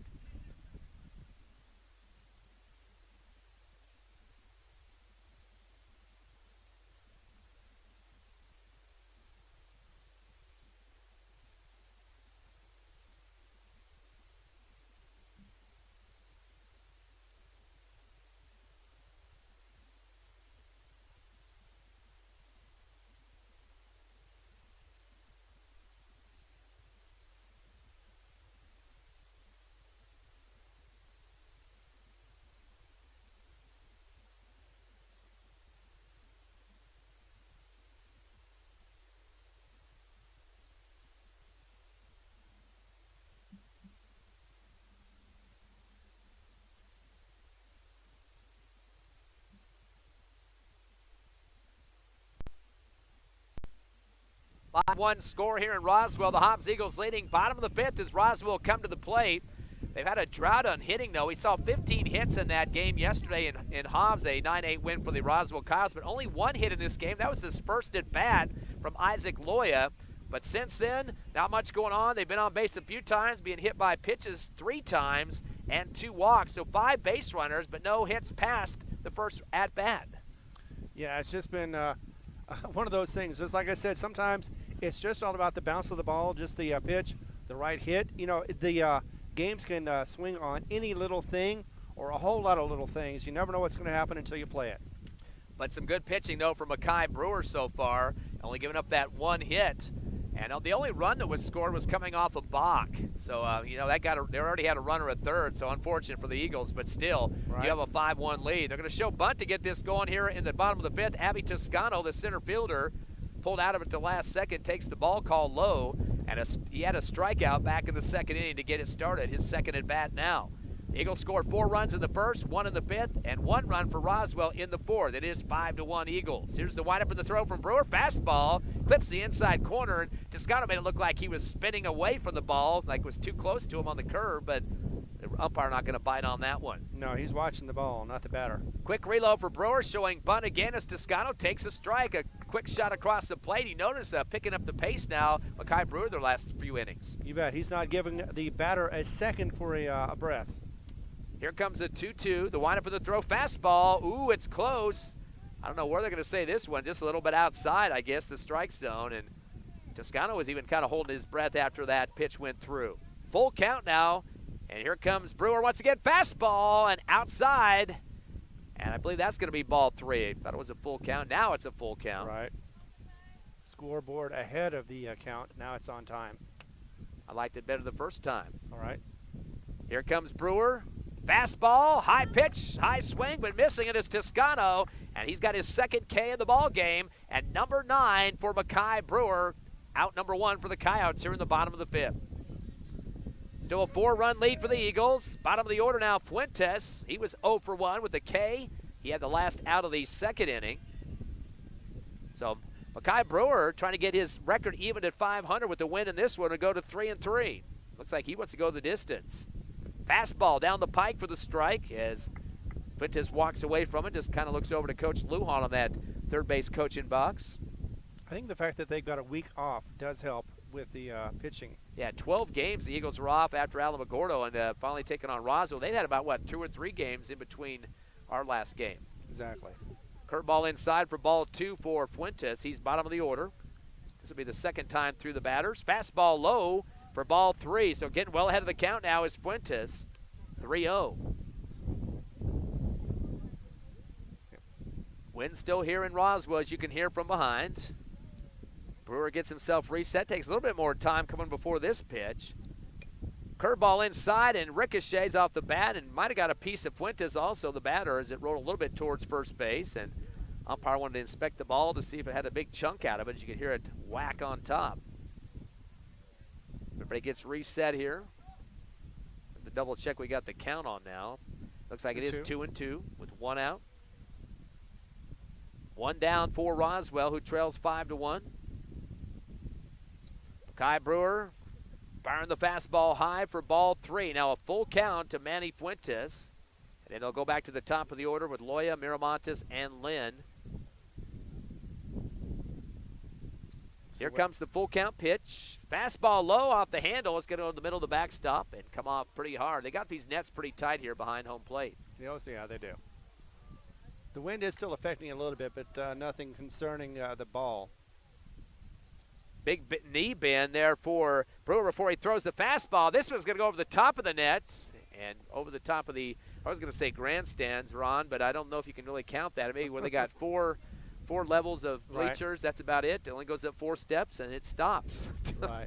So that's not too much of a grandstand here. They just got this field rebuilt this year, so this is the first game at the field, for at least for the Eagles. Fastball outside. That'll be a walk issue to Fuentes. And that will just be the 3rd walk of the game for Roswell. They'll get a base runner on. They can need everybody they can get here, down by 4. Of course, they had a big comeback yesterday, so you can't look the other way with this Roswell Coyote team with those 6 runs in the 6th inning. No, you cannot count them out. Bureau right now is at 90 pitches so far in this game. Looks like he's going to continue on, as, of course, we won't be able to see if there's anybody warming up. Top of the order now for Roswell for the 3rd time. Loya, he's 1 for 2, took a double and a ground to 3rd. That's a bad pitch to the right side. It gets loose. Singleton able to pull it down and throw it hard to second, but lost the ball, did Gonzalez at second on the swipe. Went high on the shoulder and got knocked out of his glove. And that will be a steal recorded for Fuentes. That's true. He had a good pitch. I mean, a good throw there. Was the catcher was in time, but unfortunately wasn't able to control it in the glove when he tagged him. That was an outside fastball, and it looked like it might have got off the glove of Singleton. Good job of picking that up and taking the throw to second. Regardless, almost got the out there. Probably should have been a swipe for the out. Little changeup action inside, and holding on it was Loya to take the strike. Count goes to 1-1. So Roswell out the runner at second, 1 down here in the bottom of the 5th, 5-1 Eagles. Game 2 of the triple set. Fastball inside, it gets off the glove of Singleton, and that was going to send another run to 3rd now. Back to back. As Roswell now knocking at the door as they trail 5-1. 2 wild pitches have advanced from 1st to 3rd. Now he's in scoring position, of course, and Roswell definitely needing some runs to get back in this game. Yeah, Manny Fuentes licking his chops now at 3rd. Loya still at the plate with a 2-1 count. Here comes Brewer, fastball right down the middle for the strike, and now the count to 2-2. If you can get him struck out, that would make a little bit easier for him with 1 on. Doesn't need to go to the fence with this stuff because he's got a runner in scoring position as we speak. And wins with a big gust coming through the park now. The windup of the throw now from Brewer. Fastball, gets it on the inside corner, and Loya's going to sit down with a K. Yeah, that's strikeout number 10 for Mackay Brewer. And 2 outs now for Roswell, putting themselves in a corner here as the Eagles want to shut this down before another run comes across. Yeah, that was definitely down the pike for a strike, and it looked perfect, too. That's exactly what Brewer needed to do, and the batter just watched it go by him. Didn't know if it was going to be a strike or not until it was too late. So 2 down for the Coyotes, 5-1 Eagles, the score. Mackay Brewer wants to pitch quickly. Little changeup as it drops low across the plate for the ball. It's Ivan Miramontes at the plate, hit by a pitch and struck out. So he's trying to get his first hit of the ball game, and that would be the second hit for the Coyotes if he could get one. Fastball, swing and a miss. Might have got a piece of that.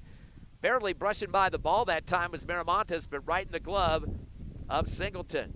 So 1 ball and 1 strike. Didn't hear like it from the bat. Quick reload for Brewer. Fastball low for ball 2. Of course, don't want to mishandle it from behind the plate because that would score the run for Fuentes. So doesn't want to keep it away from the dirt as much as possible, does Brewer. The 2-1 pitch coming from Mackay. Curveball inside. If that would have been straightened out, that definitely would have been an RBI, but it goes to the left foul fence near the Hobbs Eagle dugout, luckily, but good contact that time from Miramontes, although he'd like to have straightened it out just a bit. Absolutely. I mean, that was a nice hit, just did not stay fair. Yeah, the Eagles have got Bird backed up almost to the grass on the right side of the base. Curveball, swing and a miss, and that will shut down Roswell's O as Miramontes will strike out for the second time, and the 11th K issued by Mackay Brewer, dodging a bullet. Roswell got 1 runner on due to a walk, no hits. The runner stays at third, left on base, no runs come across. We head to the top of the 6th. Your Eagles milking a 5-1 lead over Roswell back in 60 on the Hobbs Eagle Network.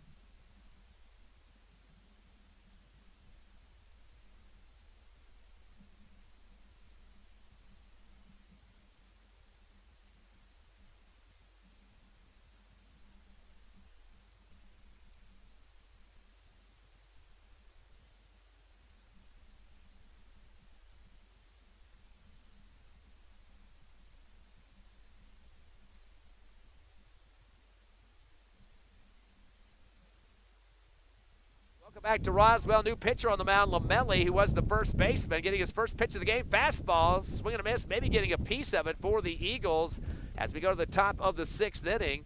At the plate, bottom of the order, Alan Udahara. He's been on 1 time with a hit by a pitch and did strike out before that. So Lamelli moving to pitcher, throws a fastball down the middle for the strike as holding on it was Udahara. They did move 1 player to first after the pitching change, and that was I'm going to have to double check that number first. We're having trouble finding some of these numbers on the roster. Right. That was Noah Lynn, number 17, the sophomore, moves to first base after the pitching change. Lamelli on the mound. 1-2 pitch here. Curveball inside, swing and a miss for Udahara. It came completely across the plate, and that'll be strike number 3. He's had 2 Ks in the game. That will be the 6th strikeout of the contest for Roswell. Roswell's starting pitcher in the game, Isaac Loya, gave up 4 hits, had 6 strikeouts, had 6 Eagles left on base, and 4 walks issued. Lamelli get it quickly with a curveball, comes inside for ball 1 as he hits it throws it to Gerardo Gonzalez, who currently has been on base twice due to being hit by pitches and flew to left. So he is 0 for 1 at the plate so far. Fastball down the middle, misses the inside corner for ball 1. 2.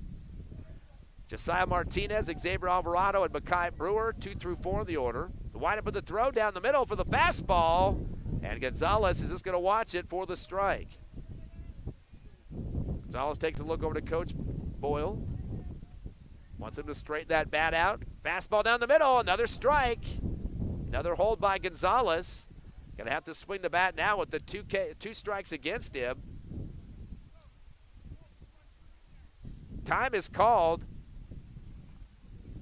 And the umpire's got some words for Coach Boyle. I'm not sure what that was all about. There's something being said. I think he said, I'm going to be the umpire, and Coach Boyle gave him a thumbs up. It looks like a warning. He's written something down in his scorebook right here.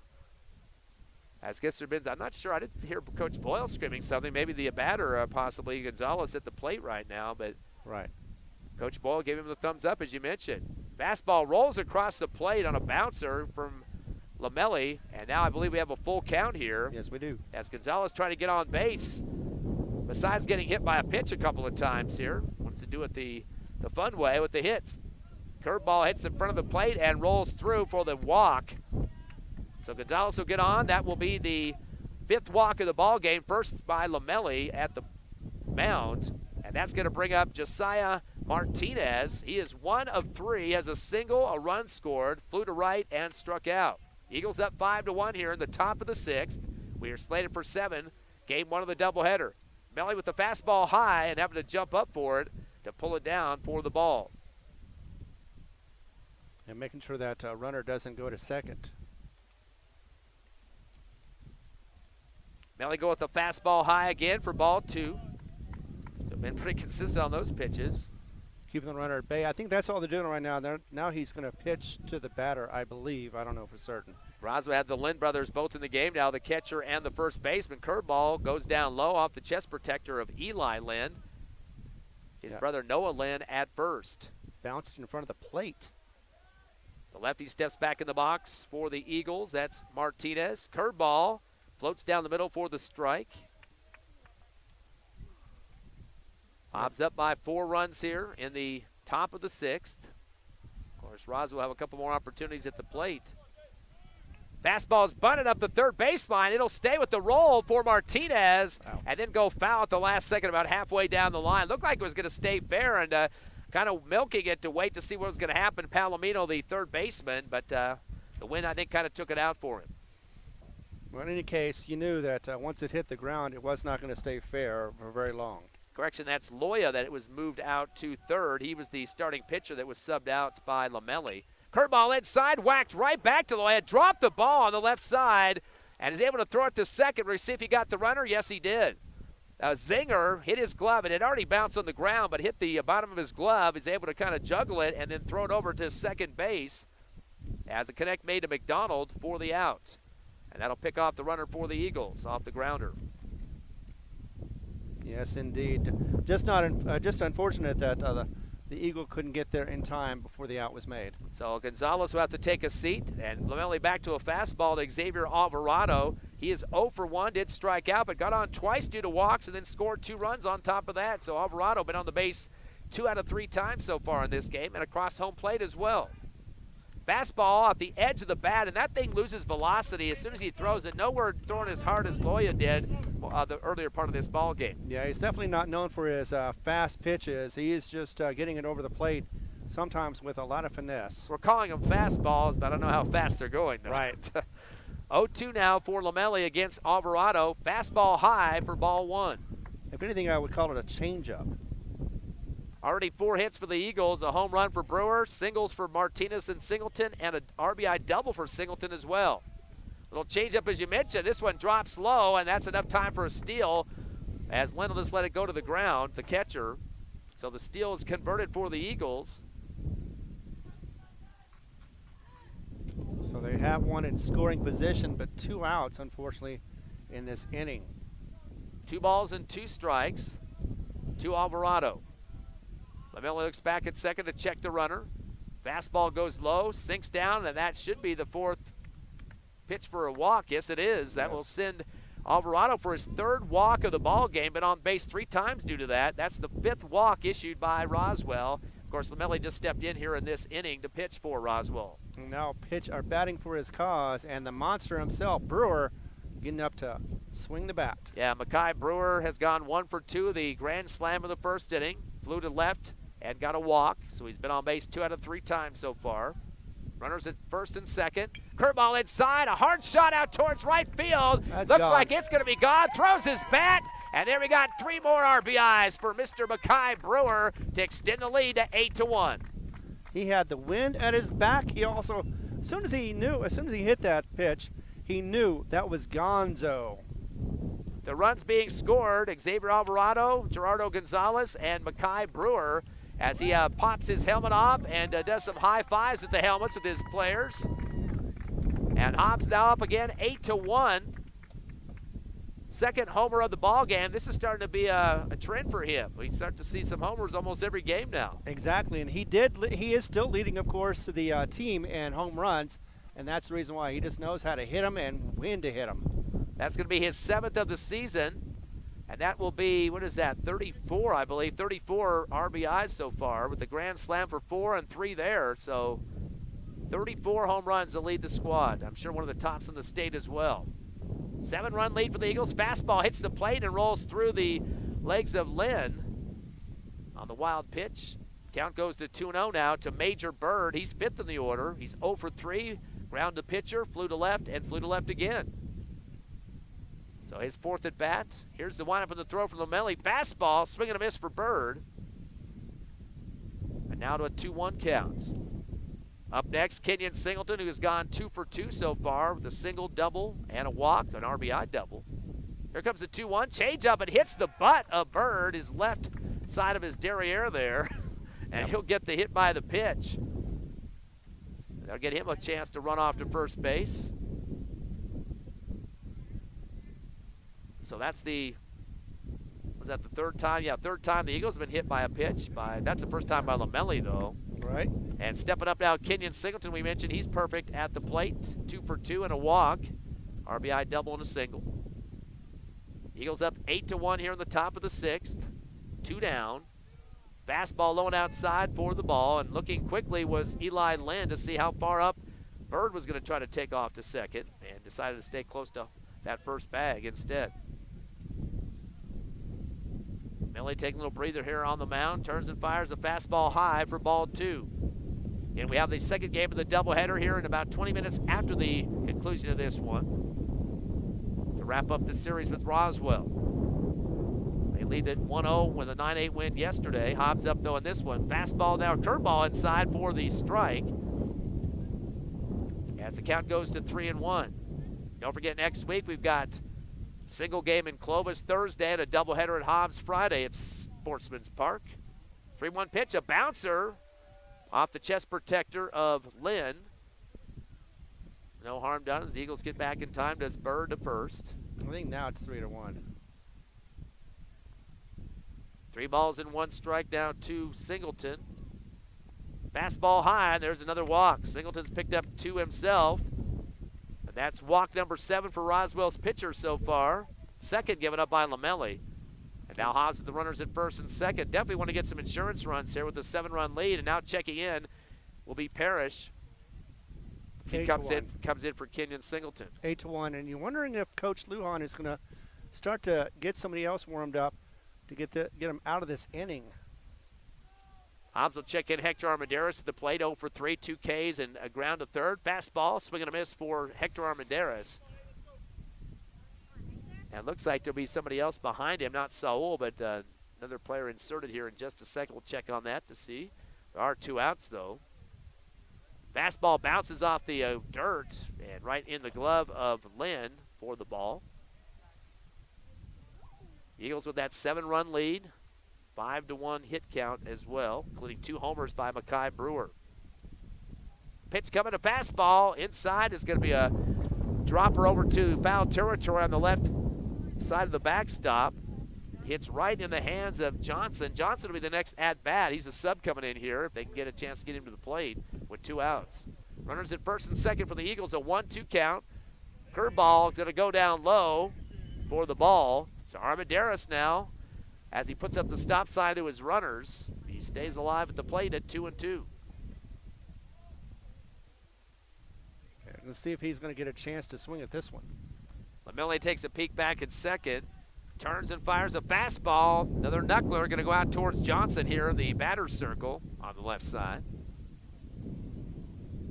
They just tell him to drop the ball in the circle there and don't try to give it back to the umpire. Helicopter flying over the outfield for this game. Taking a look at the contest between the Coyotes and the Eagles.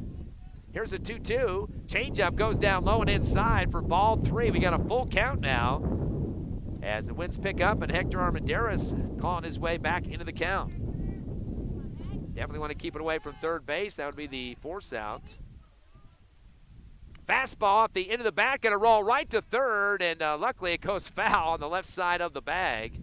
Exactly where I said not to go with it. Right. And it's scooped up by Isaac Loya anyway, but it was well outside. It's going to keep the batter alive, though. It's also going to keep the pitcher keeping his count up as he's just got on this inning. Armendariz waiting for the pitch, curving inside, golf swing, and headed to the right this time, foul territory. Over the top of the Roswell dugout and towards the track, right side of the field. Towards a certain vehicle. Johnson will return the ball to the umpire. He had a couple of them hit to him in the batting circle on the foul territory a few seconds ago. Back in the box goes Armendariz, still holding on to that full count. Got some teammates on first and second. Lamelli's going to look at one of them at second. Curveball inside. It's going to be aired out towards left field, and the wind's going to pick it up for a few seconds, and a catch is made, though. A couple of runs up forward to Fuentes and makes the snag. So the fly out to left by Armendariz. The Eagles do manage to get one hit. They leave 2 on base. 1 run comes across. The score now 8-1, Hobbs over Roswell. We'll take a 60-second break and come back on HobbsAmerica.com, YouTube, and the Cool 95.7 Facebook page.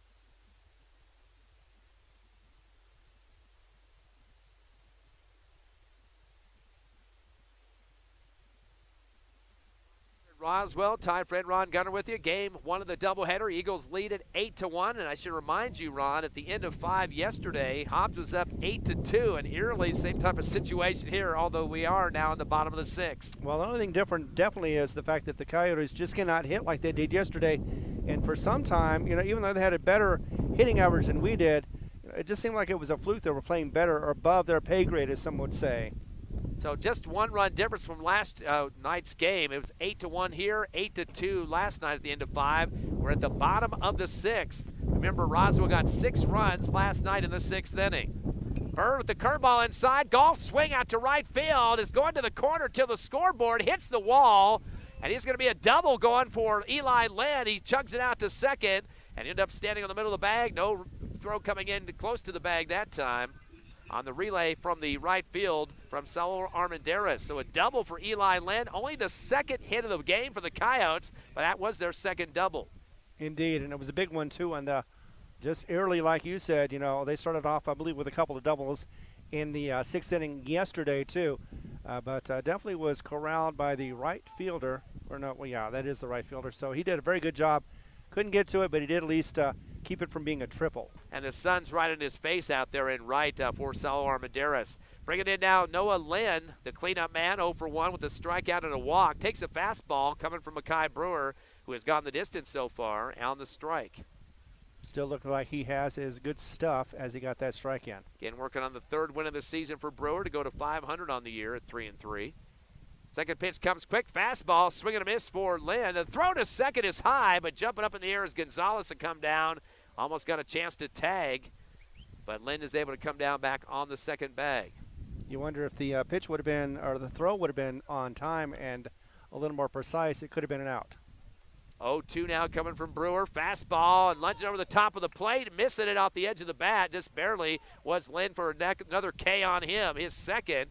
And that'll be the 12th strikeout for Mackay Brewer in this game here today with an 8-1 lead. I think this is one of his best outings so far as strikes in this season. Jackson McDonald steps in. He's been on base twice, being hit by a pitch from Brewer. Curving inside low for ball one. But McDonald's pretty good on the bases, too. He's got 3 steals and a run scored. Runner at second. A lot of active movement out there. Fastball outside, and Singleton knew the runner was going to go, so he jumped up and just held on to the baseball as he makes sure that runner gets back. Eli Lynn back to second. Wasn't McDonald the balk for the walk, or walk in for the run? Yeah, that's correct. They did get that off the balk. Brewer looks back twice at second. Now keeps his look back there. Long delay, the windup and the throw. Fastball outside again to Singleton, and that will be another ball. And a big count lead for McDonald at the plate, 3-0 now. Roswell down by 7 here in the bottom of the 6th. One more inning to go in this one. Here comes Brewer. Fastball low, and that'll be a walk. Jackson McDonald will get to first. 3rd time on the bases, 2 hit by pitch, 1 a walk now. And that will just be the 4th walk issued by Brewer. But runners at first and second. They'll bring in Sylvester Lamelli. He is now the relief pitcher for Roswell. Walk and fielder's choice. So he's 0 for 1 at the plate. 2 doubles for the Coyotes in this one. 5 hits for the Eagles. Fastball high and outside for ball one. We started to see quite a few of those pitches. I think Brewer's really concentrating on that second base runner. I know, and most of the pitchers that I've seen here lately have been doing that. They've concentrated more on the runners than they do on the batters. They need to just concentrate on the batter and get another strike. Here comes Brewer now with the fastball outside again for the ball. Count goes to 2-0. 7-run lead for the Eagles.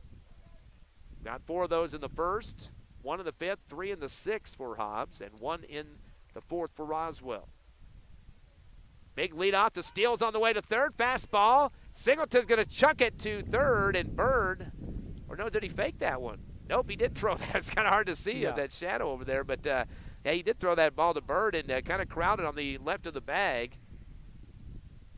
But a little bit late on that one, and was a throw towards left, towards the foul territory. Had to go and chase it down. Unfortunately, that meant that he was off the bag, but he did stop a runner from scoring. Eli Lynn got a steal on that one, so he's at third.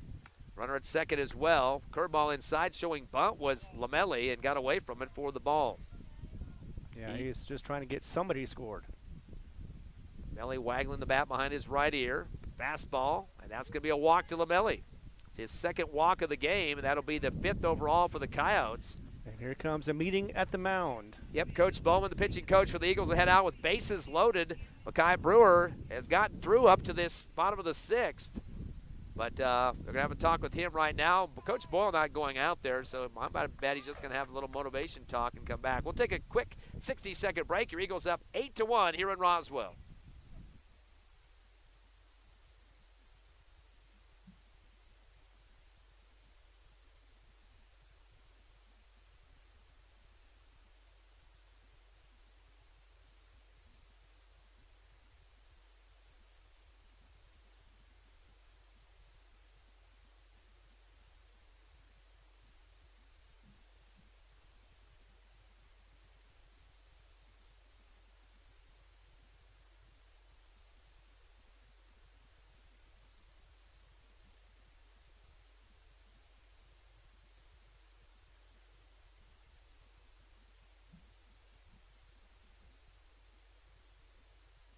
Here in Roswell, no pitching change for the Eagles. Mackay Brewer stays on the mound. They do have somebody in the bullpen. Looks like Parrish, the freshman, warming up. Curveball inside as Jerry Barola at the plate. He's 0 for 2 in this game, but did hit the winning home run yesterday in Hobbs, a 9-8 winner in the 7th inning. Here comes the 0-2 from Brewer. Fastball, swing and a miss for Barola, and he gets his 3rd K of the ball game just like that. And that'll be strikeout number 13 for Mackay Brewer. 2 down now for Roswell. Looks like Coach is going to go to his bench and possibly bring in somebody to sub at the plate. Toscano is 0 for 2, the center fielder. He's had 2 strikeouts so far. I think they wanted to get another bat in there, and they will. That's going to be Lujan, who comes in, the junior. Boy, he's batting .425 this season, so definitely needing his bat. 13 RBIs. He is currently 3rd on the team in that category. Has 17 hits, 3 doubles, and a home run. Where has this kid been? See if he's going to be able to produce here. So Lujan will step in, getting his first opportunity as a sub at the plate. 2 down, though, for Roswell. Little late swing on the curveball, and fouls it out to the right of the first baseline as Singleton will track it down. And boy, their base runner there on 3rd was chugging down almost all the way home before it went foul. That's on Chondo, the courtesy runner for Roswell. Well, youth and eagerness, that's usually what happens, and they can afford that. Quick lead low for Brewer, and a bad pitch, a low dropper as it hits in front of the plate, scooped up by Singleton. Almost hit the batter as well. Here to score a run for Roswell. Yeah, but luckily he got another strike call on that one. Here's the 0-2 pitch, fastball, low and outside for ball 1. In fact, the only run that scored was off of Bach in this contest. I know, it's been weird so far. When you score it all up, you go, okay, so they got the run off of Bach. And Well, Bachs don't happen very often. This is a team that had 15 hits in that second game, or that game yesterday in Hobbs. Here's Exactly. the 2-2 fastball, swing and a miss, and strike 3. Another K for Mackay Brewer as Lujan, the sub, is going to check out, and that'll be strikeout number 14 for Mackay Brewer, and more importantly, the 3rd out here in the bottom of the 6th. So the Roswell Coyotes did get 2 runners on. They did not score a run, no hits as well. We head to the top of the 7th. Some Eagles timed at the bat to try to get some insurance runs to add on to an 8-1 lead. We're back in 60 seconds on the Hobbs Eagle Network.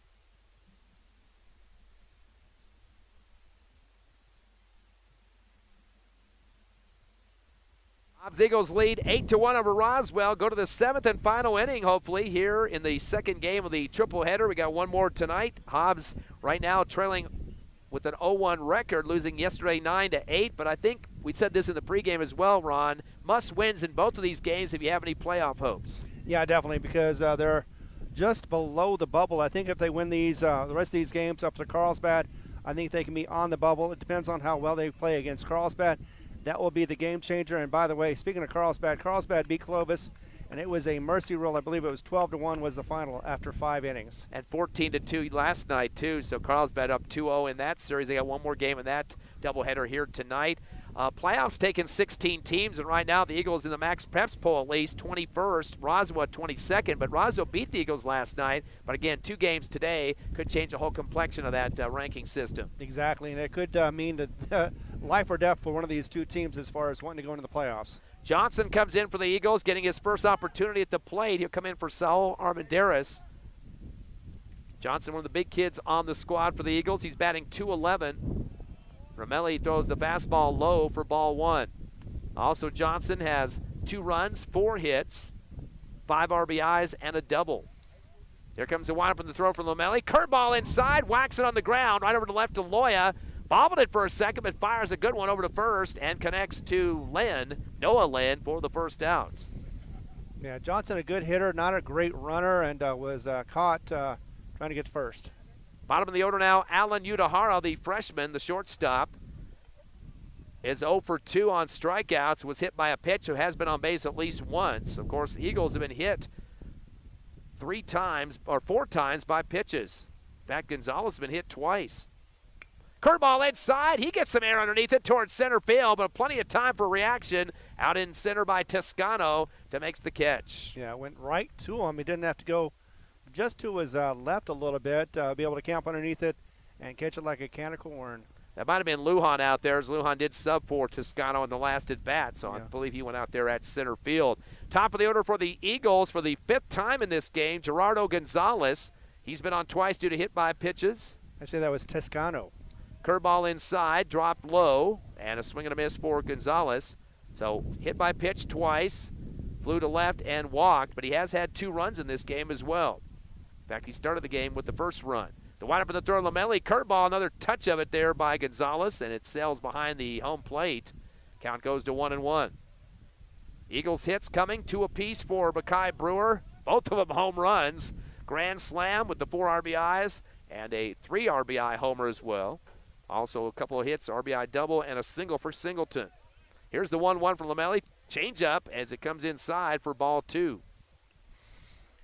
Josiah Martinez, Xavier Alvarado, and Mackay Brewer, 2 through 4 in the order after Gonzalez. But they do have 2 outs to deal with.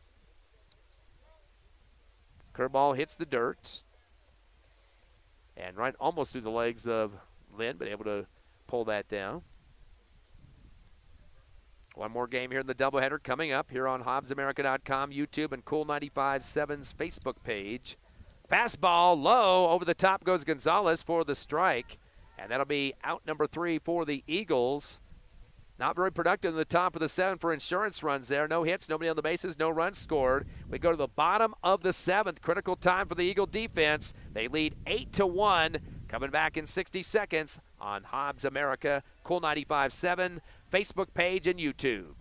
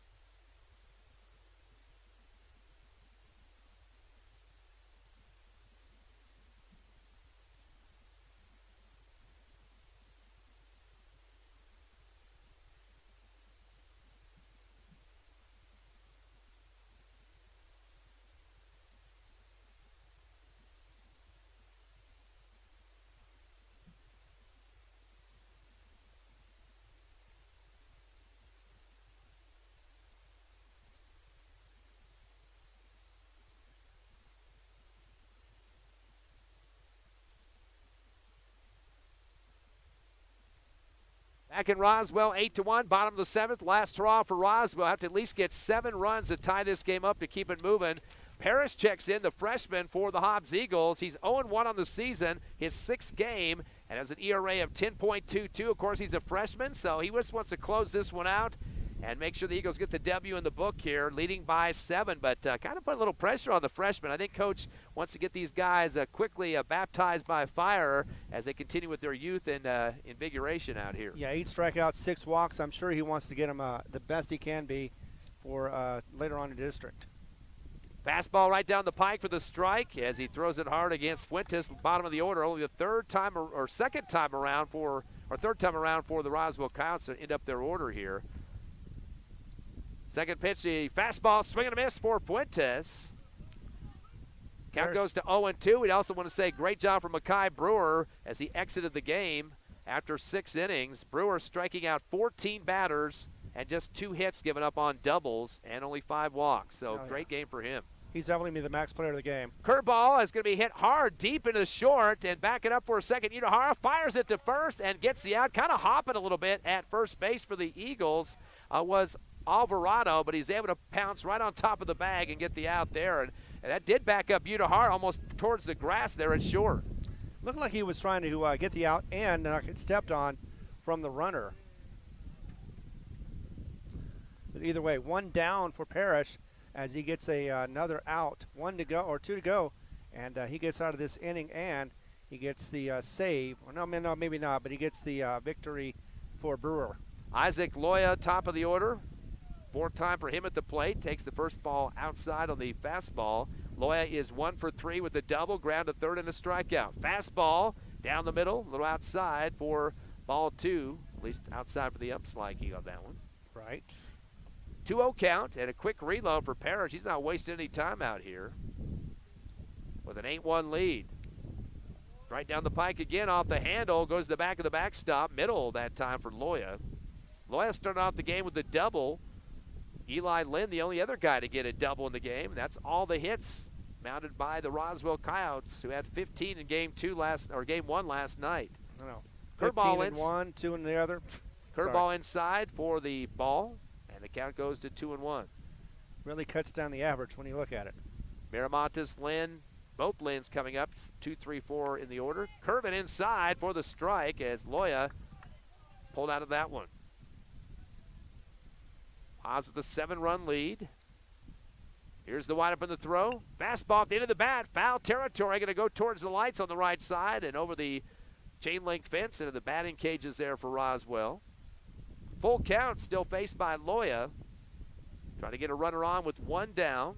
And 7 runs to make up here in the bottom of the 7th. The last chance in regulation here for the Roswell Coyotes. Harris takes a little bit more time to get the call he wants from Singleton. Fastball high, swing and a miss for Loya, and that will be a K. Second K of the game for Loya. The first given by Parrish, and the 15th strikeout for the Roswell Coyotes. So major change in what we were seeing yesterday. And now Ivan Miramontes comes up. He's had 2 Ks already. Was also hit by a pitch, so has been on base once. But they need a lot more than 1 runner on the bases at this point with 2 down. This could be it right here as the freshman continues to face Miramontes. Fastball down the middle, a little outside, though, for the ump, and that will be a ball. Yeah, for a freshman, he looks very cool, very calm, and very collected. Really leans into his pitches, too. Little sidearm action coming here. Curveball inside will be a bouncer to Bird, who comes over to short, throws it down to first, and that's out number 3. Good job of sliding between third and second that time, and that will do it as the Hobbs Eagles pick up the victory here in Roswell. The final score, 8-1. Eagles even up the district record at 1-1, drops the Coyotes to 1-1, and we've got the deciding game coming up, second game of this doubleheader, third of the series. We'll take a quick 2-minute break and have the postgame show live on HobbsAmerica.com, YouTube, and the Cool 95.7 Facebook page.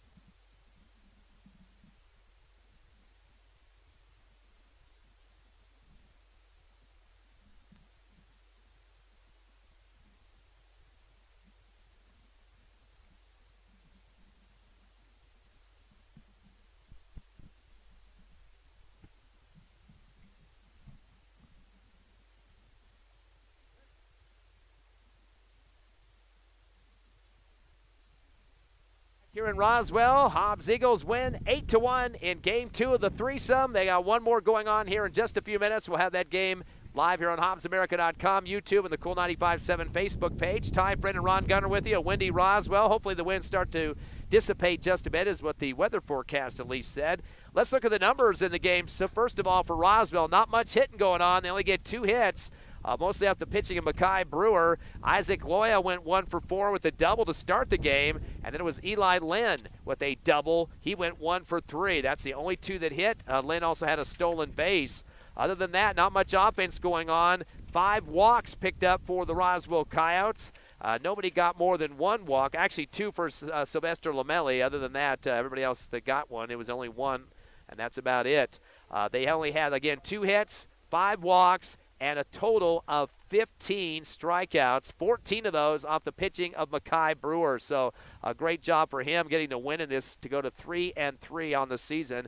Definitely a big cause for the Hobbs Eagles. On the Hobbs Eagles side offensively, they do finish up with 7 hits. A couple of guys with multiples, and that includes Mackay Brewer. He went 2 for 3 in this ball game. Of course, he got the bases loaded grand slam homer in the first inning, getting the 4 RBIs. He also had a 3 RBI homer as well in his 4th at bat and picked up a walk. So he was on base 3 out of 4 times and went 2 for 3 in the game, and also that 1 walk, and a total of 7 RBIs. He's got 34 for the season, and one of the tops in the state of New Mexico.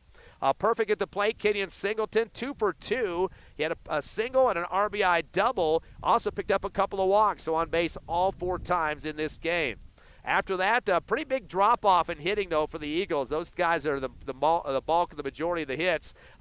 Josiah Martinez went 1 for 4 with a single. He also scored a run. And we also saw some production. I think that might have been it, though. That is it. There's only 3 hitters in this ball game. 4 total for Mackay Brewer and Singleton, and then the 1 from Martinez.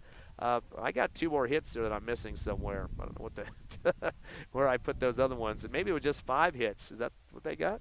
1, 2, 3, 4, 5. Yes, 5 hits, correct? Well, there you go, yes. Yep. Not Okay. as many as you thought. Yeah, but I marked 7 with my cat scratches, but circled the 5 that converted. So, yeah, 5 hits, 2 for Singleton, 2 for Brewer, and then the 1 from Josiah Martinez. But a lot of walks picked up. There's where the 7 comes from, the 7 walks that the Eagles converted. 3 walks for Xavier Alvarado. In fact, he was on base 3 out of 4 times because of walks and scored 3 runs because of it. So that's good offensive production for the Eagles. Also, Kenyon Singleton getting those 2 walks, too. So a couple of guys getting some base opportunities because of watching pitches. So Eagles finished with 5 hits. They struck out a total of 7 times and had those 6 walks. They did leave on base 8 runners in this ballgame. Mackay Brewer gets the win, goes 3-3 on the season. Also had Parrish coming in late in the contest in the 7th inning, the freshman. So good way to put a win in the books for the Hobbs Eagles. They improved to 7-12 now, 1-1 in district. And Roswell drops under 500, 9-10, and they are 1-1 in district. So a good rubber match coming up. Ron, any final comments as we go to a break and get ready for the game 3 of this 3-game series? Brewer did a great job pitching and also, of course, helping his own cause with his bat. I always love to see a pitcher hit, especially like that. And Parrish came in, did what he needed to do, 3 up, 3 down, was able to get out of the inning and caused no damage to the Eagles. 8-1 was the final score. We like to see that. Hoping to see the second one as well because, you know, when you hold your opponent to 2 hits, you are bound to win. We'll come back in about 15, 20 minutes. Stay tuned. HobbsAmerica.com, YouTube, and on the Hobbs Cool 95.7 Facebook page. We're coming back with Game 3 in just a few.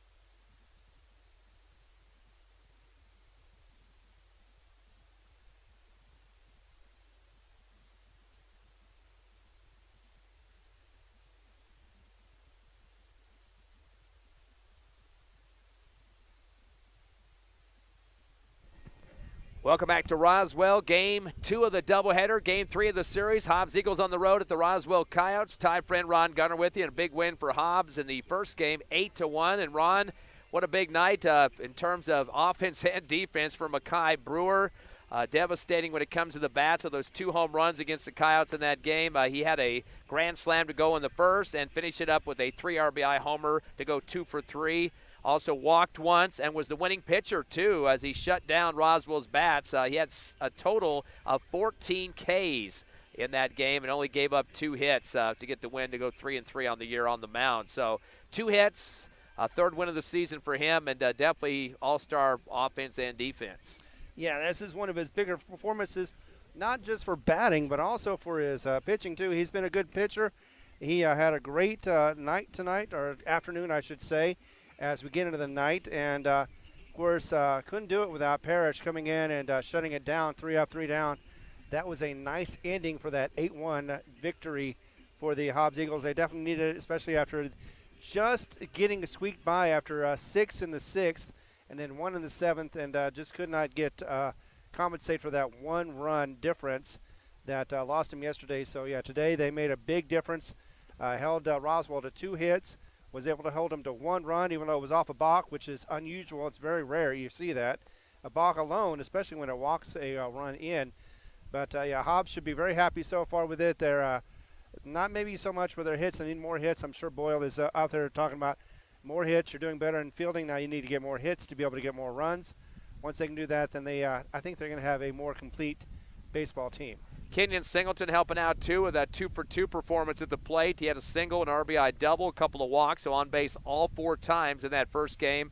And Josiah Martinez added a single for the Eagles' cause. They had 5 hits in the contest, 7 walks, and also a total of 7 strikeouts in the ball game. So we got new rosters coming in here. At least a lot of the same players are going to be on this Game 3. On the mound is Hector Armendariz. That's what you expected to see out there, and that's what you got, Ron. And getting a chance to see him move in from the outfield. Of course, he likes to play by the brother out there in the outfield, but this game he's going to be playing on the mound. And very important game. The winner is going to have 2 wins under their belt in the district. Yeah, it is, and definitely want to get more victories notched for these players, especially the pitchers. They have had such high hits as far as innings for the big teams that we played, the top 10 teams you were talking about earlier. They've been dinged around so much that they just want to get back and lower their ERA, get more confidence in there and be able to pitch and know that they can get some strikeouts, some victories, and a lot less walks too. And just like Mackay Brewer getting his 3rd win of the season to go 3-3, Hector Armendariz will be working on his 3rd to go 3-3 if he gets to win. He does have a 2-3 record right now, his 8th game of the year in appearances and a 9 ERA at this point. So we'll see him here in a few minutes. Roswell will be on the defensive side to start, and they will bring to the mound Jacob Palomino. Lamelli's at first, McDonald second, Loya third, Miramontes at the short, and Barola moves to catcher on Chondo, Toscano, and Eli Lynn left through right field for the Roswell Coyotes. Hobbs Eagles will be at the plate first. We'll talk defense when they get out in the field. It'll be Gonzalez, Martinez, Alvarado, and Brewer, 1 through 4 in the order. Of course, the Eagles came into the doubleheader with a 240 batting average, a little bit below Roswell at 320, but of course made up for that with the 8-1 victory just moments ago. We got the first batter up for the Eagles. Gonzalez, the second baseman, takes a fastball inside for ball 1. So Eagles now 1-1 in district, 8-1 win. Lost yesterday 9-8, so very important for both teams to pull off this second win here in the series. The windup of the throw, fastball, swing and a miss for Gonzalez as the count evens to 1-1. And then we found out earlier that Carlsbad roughed up Clovis in only 4.5 innings. It was 12-1 was the final. This is the 7th game for Palomino on the mound, 4.62 ERA. Fastball at the middle of the bat, kind of a check swing there. High shot way up in the air, and it's a back pedal for the second baseman that barely able to stumble into it and make the catch as it went behind second base off to the right just a bit, and took him a while to bring it down. That was McDonald, and his teammate right fielder Eli Lynn kind of gave him a little shove after the play like, hey, you called me off of this one, and almost didn't make the play on that. But the fly out, though, regardless for Gonzalez. Absolutely, definitely got the catch, and didn't have to worry about hearing it from his playmates or his teammates if he dropped the ball. Josiah Martinez now at the plate, the lefty, the left fielder. Ball gets rolled across on the right side of the plate. Has a ball there from Jacob Palomino. Game 3 of the triple-header. Of course, next week the Eagles will have to face Clovis. 1 on the road Thursday, 2 at home on Friday. Curveball inside for the ball, low, almost hit Josiah Martinez. According to the weather app, the wind is going to go to bed after the sun goes down. We're hoping that's true. We're going to be praying for that. Fastball high for ball 2. Josiah Martinez, one of the better hitting for the Eagles in this series so far through 2 games. He's 3 of 8 and has scored 2 runs so far, including an RBI. 3-0 is the count. Yep, 3-0 count. Correction on that. So Martinez has stroked it 3 times. Top hitter's been Brewer with 4 in the 2 games. Fastball just misses outside. I know they called the strike. I didn't see the punch out by the official, but the umpire, but he must have told the 2 behind the plate that. Batter showing bunt, backed off at the last second, but maybe not fast enough. Here comes the 3-1 pitch now. Fastball high, that will be ball 4 coming from Palomino. So the walk for Josiah Martinez and a runner at first. Next up comes Xavier Alvarado, of course the first baseman for the Eagles. Alvarado is yet to get a hit in this series. He is 0 for 3, but does have 5 runs scored. So a lot of walks he's accumulated to get a chance to move around the bases a little bit. Yeah, he definitely wants to get something going right here, especially with 1 on base. Did get a single in the game, second game just earlier today. First at bat, he got a run after that as well. Takes the first pitch outside for ball 1. Hobbs wearing the black uniforms, the gold pants, and white uniforms and red lettering for the Roswell High Coyotes on their home field. Again, they moved this from Coca-Cola Field over there at the fairgrounds. They're going to be playing on their campus from now on, a brand new field, or renovation we should say. Curveball clips the outside corner for the strike. And we're on the left shoulder of the umpire, so it's kind of hard to see sometimes when he makes the strike calls here, so got to make you that excuse right now. Now actually going to go 2-0 now with the 2 balls. Lights are on here in Roswell with the wind blowing still. Some dusty clouds up ahead I can see. Curveball goes high. Ooh, that ball dropped in the dirt, and the ump goes with a strike. Whoa. Hobbs fans not liking that one, and I guess he said it clipped that outside corner, but that took a submarine drop near the plate. Curveball down the middle. That's strike 3 for Xavier Alvarado. He's got to sit down with the K. So first K of the game for Jacob Palomino on the mound for Roswell. And that's going to bring in 4th in the order, the cleanup man, Makai Brewer, of course, with the 2 home runs in the last game. Brewer has 11 RBIs in the 2 games against Roswell so far. Is 4 of 6 at the plate with 3 runs and 3 home runs. The throw to first not in time, but sliding head first is Martinez to get back to first. You definitely don't want to get a pickoff for that 3rd out there. No, but good news, Eagle fans. The wind is blowing out. So if he hits this just hard enough, it will go out of this ballpark. Again, Makai Brewer, lefty as well.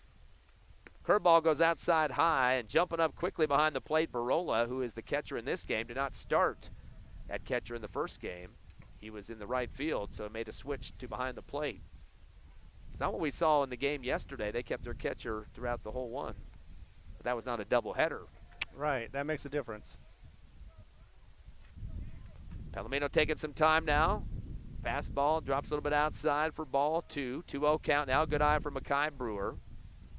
Major Bird, Canyon Johnson, DH in this game up next for the Eagles. But they do have 2 outs to deal with. You can believe that Palomino is not going to serve one up down the middle for Brewer. Eagles scored 4 runs in the first inning in game 2. Curveball high, but they're going to say clip the outside corner so they get the strike call. So a little bit of a different strike zone from this umpire than what we saw in game 2.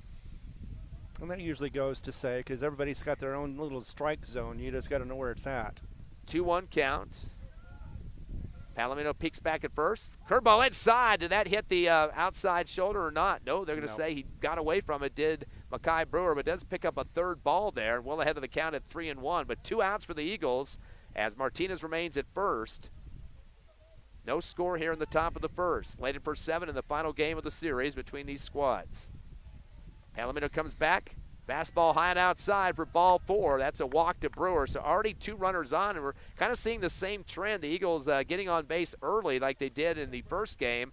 They were hit by a pitch, got a single, a walk, and then that big grand slam home run for Mackay Brewer in game 2 to win 8-1. This time around, though, it's not going to be Brewer that's going to be doing it because he's already on base. You're going to get Bird or somebody else who's going to try to get these runs in. Bird, of course, the third baseman. He did pitch yesterday. Fastball, he's going to get a crack on that one on the first one, and he hits right backstop and bounces off hard. Major Bird in the 2 games so far, 0 for 5, so he's due for a hit in this contest. Does have 1 RBI. That was off a walk, though, and that was yesterday. Palomino'll take a spy back at second. Check out the runner. That's Martinez. Brewer at first. Fastball down low and rolling across the plate to Barola, the catcher. Runners going to have to get back to their bases. I can't remember the last time I've seen Brewer actually run the base. He usually gets a runner for him. Or hits it over the fence. That's true. Runs all the bases because he hit the homer. 7 home runs this season, 34 RBIs for Mackay Brewer. Fastball low for ball 1. Of course, Eagles still have Clovis and Carlsbad, 3 games with each of those 2 teams, so 6 games left in the regular season besides this one here.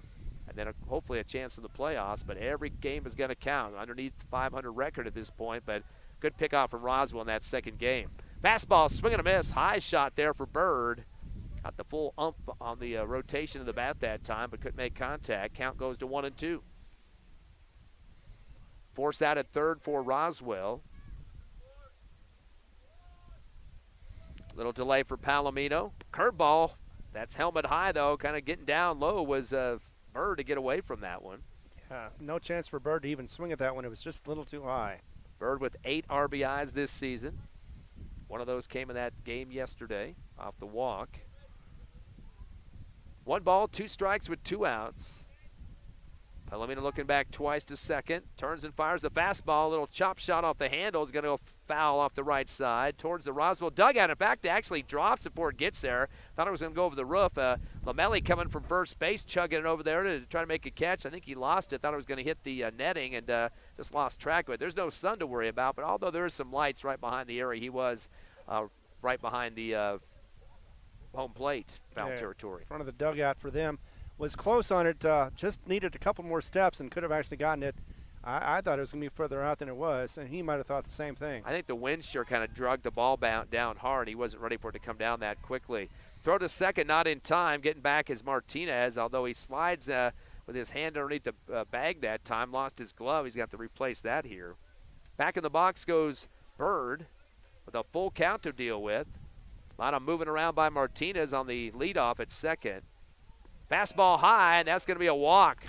So 3 walks have been issued already for Jacob Palomino on the mound for the Coyotes. And that's going to get bases loaded for the Hobbs Eagles, but with 2 outs. Kenyon Johnson, who DH'd in the first, or actually subbed in the first game, now is going to DH in this game.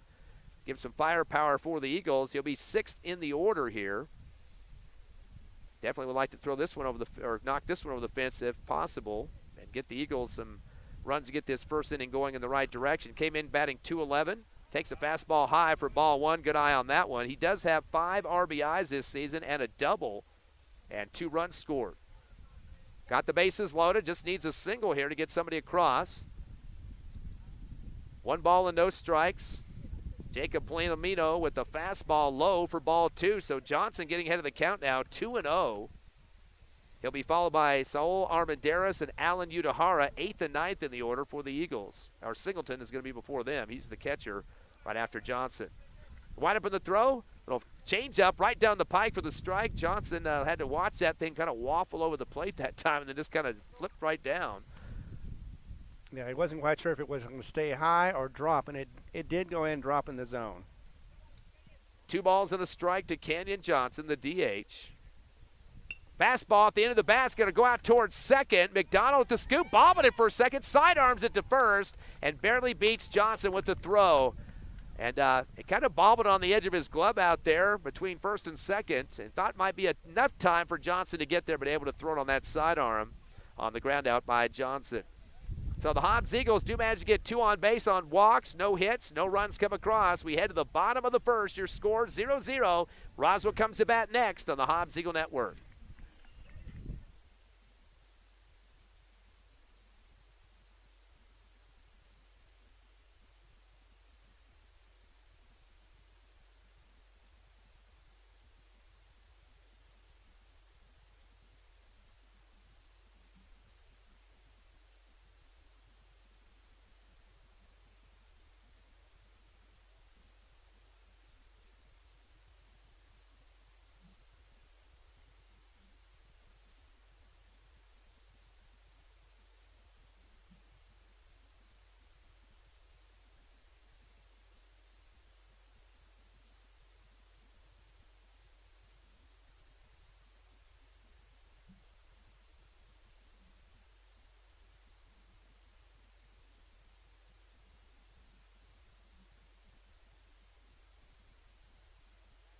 Welcome back to Roswell. Ty, Fred, Ron Gunner with you. The Hobbs Eagles in Game 3 of the series with the Roswell Coyotes. First opening series of the district. Hobbs losing Game 1 9-8, but today winning 8-1 earlier. And this game tied at 0 as we go to the bottom of the first. Hector Armendariz on the mound for the Eagles at 2-3 with the record. 9 ERA. This is his 8th ball game as the starter for the Hobbs Eagles. Hobbs will look on the defense. Alvarado at first, Gonzalez at second, and Bird at third. Singleton behind the plate catcher, and Udahara at the short. And from left to right in the outfield will be Martinez, Brewer, and Saul Armendariz. Of course, we mentioned Hector Armendariz on the mound for the Eagles. In terms of the batting for Roswell, Isaac Loya, Ivan Miramontes, Eli Lynn, and Noah Lynn, the brothers back-to-back, third and fourth in the order. And there's what we have. And we talked about their batting average before this series, or before today, or into today's game. They were .320. Hobbs came in at .240. Of course, the Eagles able to get the 8-1 victory as they picked up 5 hits in the second game earlier today, and only 2 hits for the Roswell Coyotes. So the Eagles trying to turn the tables in this series. As we speak, Armendariz comes with a fastball, and the first pitch to Loya, and the strike as Loya waited on that one. And another bad throw to the pitcher as it has to be retrieved by the shortstop. Loya 2 for 8 against the Eagles in 2 games so far. Does have 1 run scored and an RBI. First at bat for the Coyotes. Winds are picking up again as we thought they were calming down. Curveball inside, a golf swing out to right field, and a one-handed catch snag up in the air there for the Eagles. Pulling it down, Saul Armendariz for the fly out to right. And that was a nice, easy pick for him. He just had to move over to his left and pick it up, no problem at all, especially with no sun to be dealing with. But the wind, substitute wind for sun, it's just as bad out there, I'm sure. And it was blowing right to him as well. Ivan Miramontes, the shortstop, second in the order for the Coyotes. Miramontes has been 3 for 7 at the plate. Takes a fastball inside for the ball. He's got 3 RBIs in 2 games so far. Has a double and has scored a run. So one of the better productive hitters. They've had 3 guys with 3 hits apiece: Jerry Barola, Miramontes, and Eli Lynn. Boom. Curveball inside. This is heading out to right field once again. More off to closer to center that time, and right near the McDonald's sign there, and making the catch once again for the Eagles with Saul Armendariz back-to-back and getting a little work out there and right. Yeah, didn't have to move anywhere for that one. It went right to him. Just had to get his glove out and make sure he cupped it just right, and, of course, got it in the webbing. Gets a free Happy Meal over there by the big arches. Da-da-da-da-da. 0-2, curveball inside. This is going to head out towards left field and takes a drop, unfortunately. It's going to take a roll to the fence, and that will be a single for Eli Lynn, the right fielder. Yes. So Roswell picking up their first hit, although the Eagles had 2 outs on them, but they got a base runner now at first. But so far, all their hits have been going out to the outfield and looking very strong. They're trying to make up for their last loss, which is just moments ago. They're trying to make up for that and get back on the winning side of it. Noah Lynn now, the brother of Eli Lynn. He's the cleanup man, the DH in this game. He's one of the bigger kids on the squad. Curveball inside off the handle, going to head towards the Roswell dugout. Eagles thought they might have a chance for it, and chasing it for just a second and said, nope, the wind's going to take that out of play. That was Alvarado on that chain link on the right side, foul territory. Noah Lynn, the sophomore, he's 1 of 6 against the Eagles in 2 games, has 2 runs scored so far, and has a double. Puts the bat on his right shoulder, kind of swaying back and forth now. Hector Armendariz takes a few calls and takes the curveball down the middle, and there's the strike as holding on it was Lynn. Still 2 outs. 0-2 count now to Noah Lynn. Fouled off and then took the strike pitch. Force out at second for the Eagles. Still scoreless here in the bottom of the first. The wind up in the throw. Curveball off the handle again. This out towards right field. And guess who's going to have to work again? Saul Armendariz, and makes another catch. 3 flyouts to right field. That one again going more towards center though. But 3 outs caught by Mr. Saul Armendariz. And that's all she wrote for Roswell. They do manage 1 hit. They leave 1 on base. No runs come across. We go to the top of the second. Your Eagles and the Roswell Coyotes knotted at 0. Back in 60 on the Hobbs Eagle Network.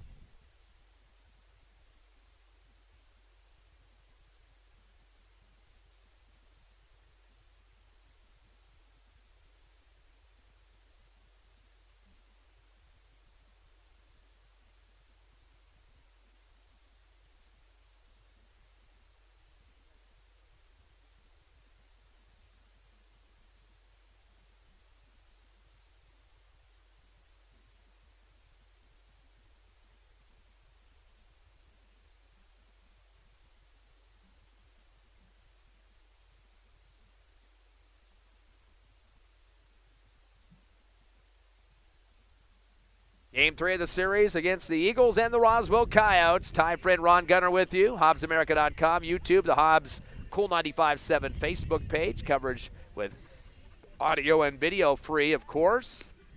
Just to remind viewers, too, and listeners out there, a lot of scams going around throughout the country in terms of coverage of games. You'll see a lot of different things pop up with Hobbs Eagle coverage, and you'll see sometimes names and players on there. A lot of that stuff is fraud. I mean, it's going to be phishing type of stuff. They're going to get viruses on your computer, so be careful.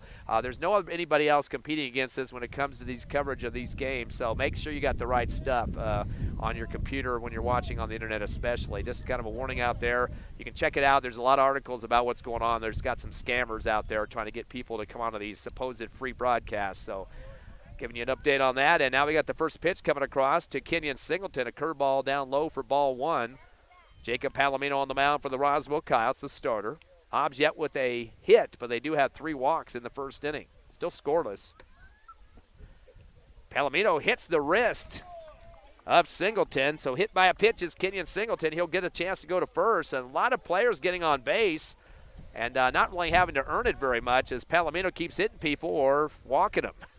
And sometimes you wonder if it's controlled or if it's just the wind that is giving these the pitchers fits on hitting the batters as Parrish is going out to be the pinch runner. Yeah, Parrish getting a lot of action in this game. Pinch runner we mentioned a couple times. The freshman also was in relief in that last game for Mackay Brewer with the big W for the Hobbs Eagles. Saul Armendariz, the right fielder, in for the first time at the plate at least, 8th in the order. As he awaits for the pitch from Palomino, taking a lot of time. Fastball, boy, that one had some English behind it. Swing and a miss there for Armendariz. I believe Saul is trying to get his first hit of this series. He is 0 for 7 right now, but has scored a run. Got on due to a walk in the first game yesterday. That was in Sportsman's Park. The throw down to first, not in time, and slap it on the butt was a Singleton there. A swipe at him by Lamelli. Actually, that's Parrish, the base runner, the courtesy runner for the Eagles. 0-1 count now to Armendariz. Palomino going to go with the curveball, showing bunt, and running across the plate. They're going to call the strike. Didn't make contact, Armendariz, and almost hit down with his head to the ground that time as he kind of stumbled across the first baseline. But now he's going to have to face an 0-2 count, and it's time to protect that home plate. Definitely cannot bunt on this one unless he wants to just possibly get out. Eagles have no outs here in the top of the second. Fastball high for ball 1. Again, both teams close to the Max Preps poll. 21st for the Eagles, 22nd for Roswell. But the win yesterday would have probably moved them up, but the Eagles just won the earlier game tonight. So this is a big, big matchup right here. To the victor goes the spoils. Changeup rolls across the dirt and into the hands of Barola, able to corral it down before it goes wild. Remember, we're on the field or the grass and dirt here, not the field turf that the Eagles are used to, not just in their home field, but a lot of teams have gotten the field turf due to the drought conditions around the area. Exactly. 2 balls and 2 strikes. Palomino with the fastball off the handle, whacks it right behind him in the glove of Barola for the strikeout. So Armadero's going to have to take a seat. That will be the second K issued by Palomino, and that'll bring up bottom of the order Alan Udahara, the freshman shortstop, getting a chance to swing the bat for the Eagles. Udahara 1 for 5 in the series so far in 2 games, does have 1 run scored, and had a double, RBI double earlier in the series back yesterday. First one outside for a ball. Lead off at first for Singleton. Palomino takes some time, takes the call he wants. Fastball, crack of the bat. That would have broken a bat if it was wooden. Rolls out to right field through the first-second gap, and that'll go down as a single for Alan Udahara. So the Eagles getting their first hit of the contest at the bottom of the order, and now runners at first and second. We go to the top of the order for the second time here on the top of the second now. Gonzalez steps up. He flew out to second. But Hobbs tasting a chance to get on the scoreboard here in the top of the second with a 0-0 ball game. Both teams now with a hit apiece. There was a chance Parrish could have gotten a third, but he was held up. Palomino curving inside to be fouled off across the right top of the backstop, over the concession stand and through the woods. Indeed, right to the equipment for the football team. Of course, they renovated this field over the summer and got it ready to play at least. They got very small seating here, bleacher style. We're about half seating, about 5 rows up for each, about 3 different places behind the grandstand. Fastball goes outside and gets through the glove, and fumbling around with it is Barola. The steal to third on the way, and there it is, converted, and a steal to second. Tag is safe there, too. Oh, wow. They thought they got the second one out there. McDonald is kind of jumping up and down at the ref or the umpire after that call, but Parrish safely into third. But both runners had to dive face first into their bags. And it looked like that runner for second looked like he ran a little late.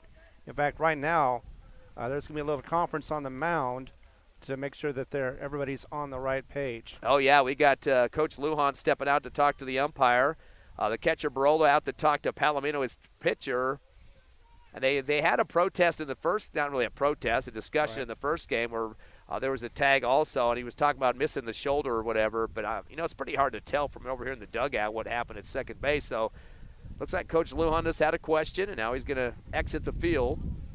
So Hobbs getting runners now at second and third with 1 out, and they want to get their first run of the ball game. It's mostly just, you never expect the ruling to be overturned, so you just go out there just to state your case, so that way the next call might go your way. If you're a nice guy, you might get the benefit of the doubt sometime. Right. The windup in the throw from Palomino, fastball, low and outside for ball 1, evens up the count at 1-1. As Gonzalez remains in the box for the Eagles. As we are under the lights now. The sun is down. You said the wind was supposed to depart at that point, aren't you? You know, Mother Nature has never been known to take directions or instructions. Fastball, she does whatever she wants. Fastball down the pike, swing and a miss for the strike. Count goes to 1-2. Runners at second and third with 1 down. Big leadoffs for the Hobbs Eagles. Palomino's going to come with a fastball. Bounces off the dirt, gets by. Barola behind the plate. The run will score. Parrish, the freshman, gets across. And he goes back and retags home plate. He was kind of worried about that. Might have put his foot on some dirt and went back. I'm not sure if he was told to by his teammate. Gonzalez was still in the area in the home plate zone there. But good run for Parrish to get it in the first score for the Eagles here in the top of the second. So those stolen bases did pay off, at least third base. Parrish coming in for that score. So 1-0 the game is at. Curveball. This is going to go way over the top of the backstop. Out of play behind us here. Runners now at third for the Eagles.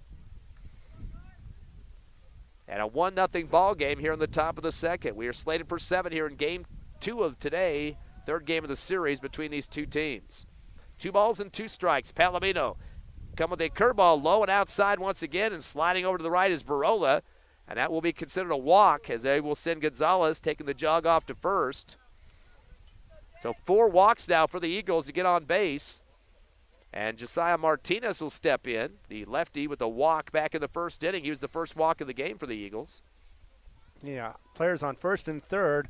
So once again, another run in scoring position, and you can also have the chance of a steal from first to second.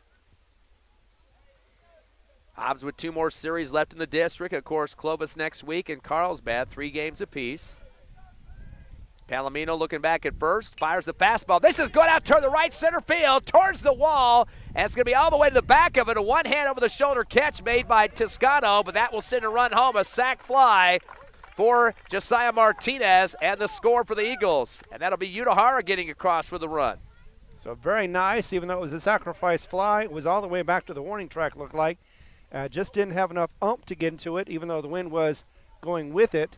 But anyway, in either case, got 1 run scored. An RBI for Josiah Martinez, adding to his fortunes. Next up for the Eagles, Xavier Alvarado, third in the order. He struck out back in the first. Fastball down the middle, swing and a miss. Boy, a lot of ump on the rotation that time by Alvarado, but no contact. So takes the strike on that one. Just got to time it a little bit better. Maybe make something out of that, get it in the outfield. By the way, that was Martinez's 8th RBI of the season on that sac fly. Runner gets back in time. They thought about throwing it to first, and Palomino decides against it. Back in the box goes Alvarado. Fastball outside for ball 1. Evens up the count at 1-1. Alvarado third in the order for the Eagles, and Makai Brewer up next, the cleanup man. Of course, he had the 2 homers in Game 2. The Eagles winning 8-1. And again, 7 RBIs, 11 total in the 2 games so far against Roswell. 7 in the second game. 1 ball and 1 strike. Fastball outside for ball 2. Good eye for Alvarado.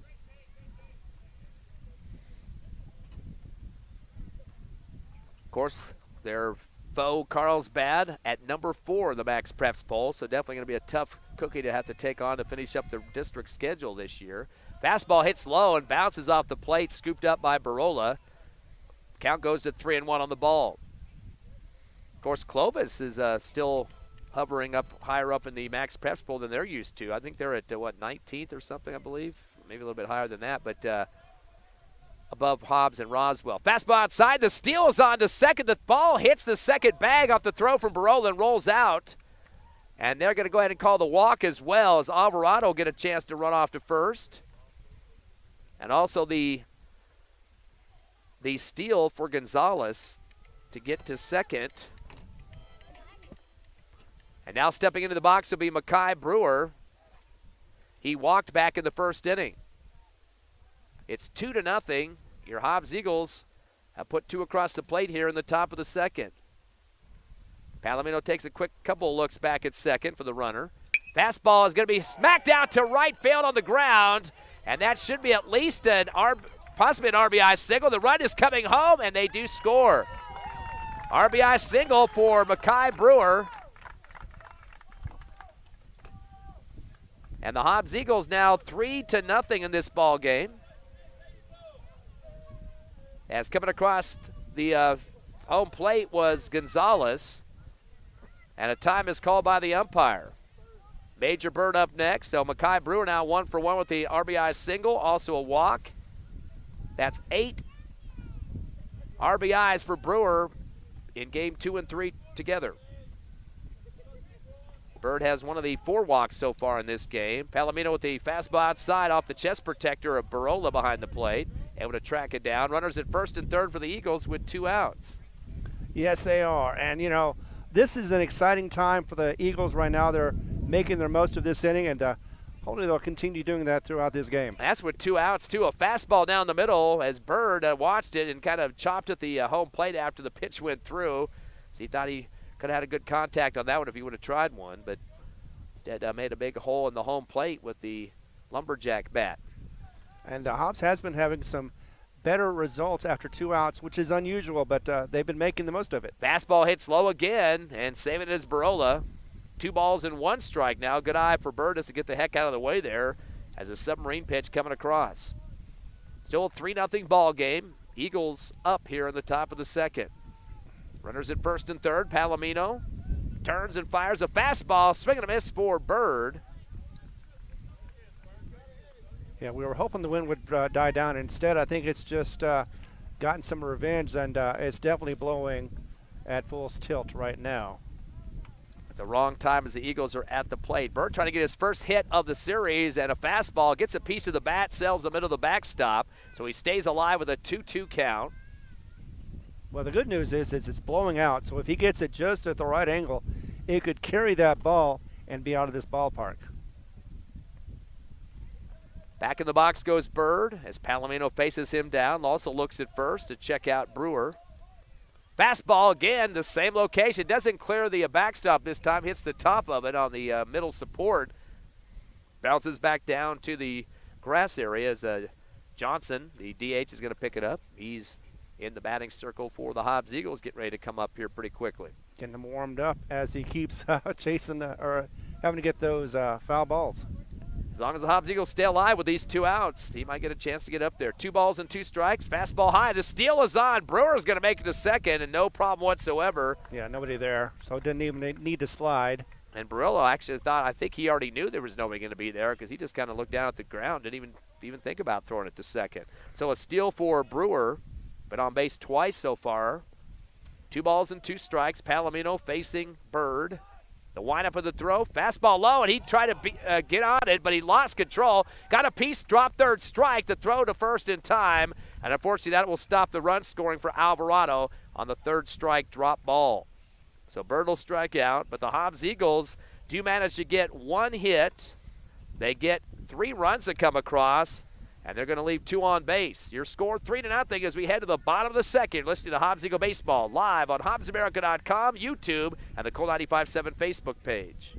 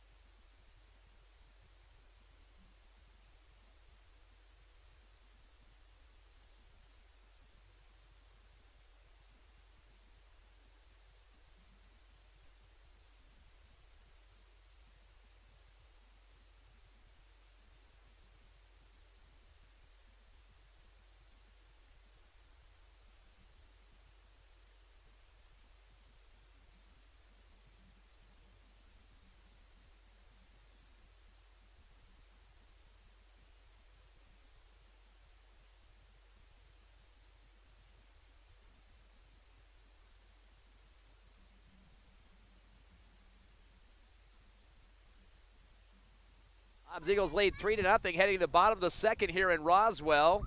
Game 3 of the 3-game series to start district. Knotted up 1 game apiece for these 2 teams, and it will be Roswell at the plate. Jackson McDonald, the second baseman, steps up. His first time at bat. He is 5th in the order for the Coyotes. Waiting for the first pitch from the Hobbs Eagles starter, Hector Armendariz. Fastball low and outside for, no, they called a strike, clipped the outside corner. Exactly. It was a nice little strike for the first pitch of this inning. Taking a little bit of time on the second one here, catching his breath. And the fastball outside for ball 1. Evens up the count at 1-1. McDonald in the series is 2 for 4. He's got a RBI, RBI double, and a run scored. Fastball and a 3D right behind the home plate, coming middle of the backstop. Alvarado made quick work of the first inning, only had 11 pitches to get through that one, through the bats. Count to 1-2 now to Jackson McDonald. Curveball goes way high. That goes to 2-2 off the ball pitch. Yeah, I need a stepladder for that one. Sylvester Lamelli, Jerry Barola, and Ebby Toscano next up for Roswell. Another delay here this time for Hector Armendariz to wind up with the throw. Curveball high and inside for ball 3. We got a full count now. We noticed that in the first game, or second game, but the first game today, Mackay Brewer started to quickly get those pitches going. About the second inning or so, got the pace moving and really got the offense off guard. The fastball high, and that's going to walk Jackson McDonald. Yeah, we've noticed that his style to get up and to pitch as quickly as possible. The only thing that's slowing him down is usually the pitch or the catcher trying to give him a signal, and the one he likes is the one he'll pitch with. But so far, it's Hector Armendariz kind of slowing down on the pitches here. But he had 3 flyouts in the first inning off of that. But as it walked now, the first of the game given up to McDonald. It'll be Sylvester Lamelli, the first baseman, out now in the box. Here's the pitch with the fastball. It's going to go high towards left center.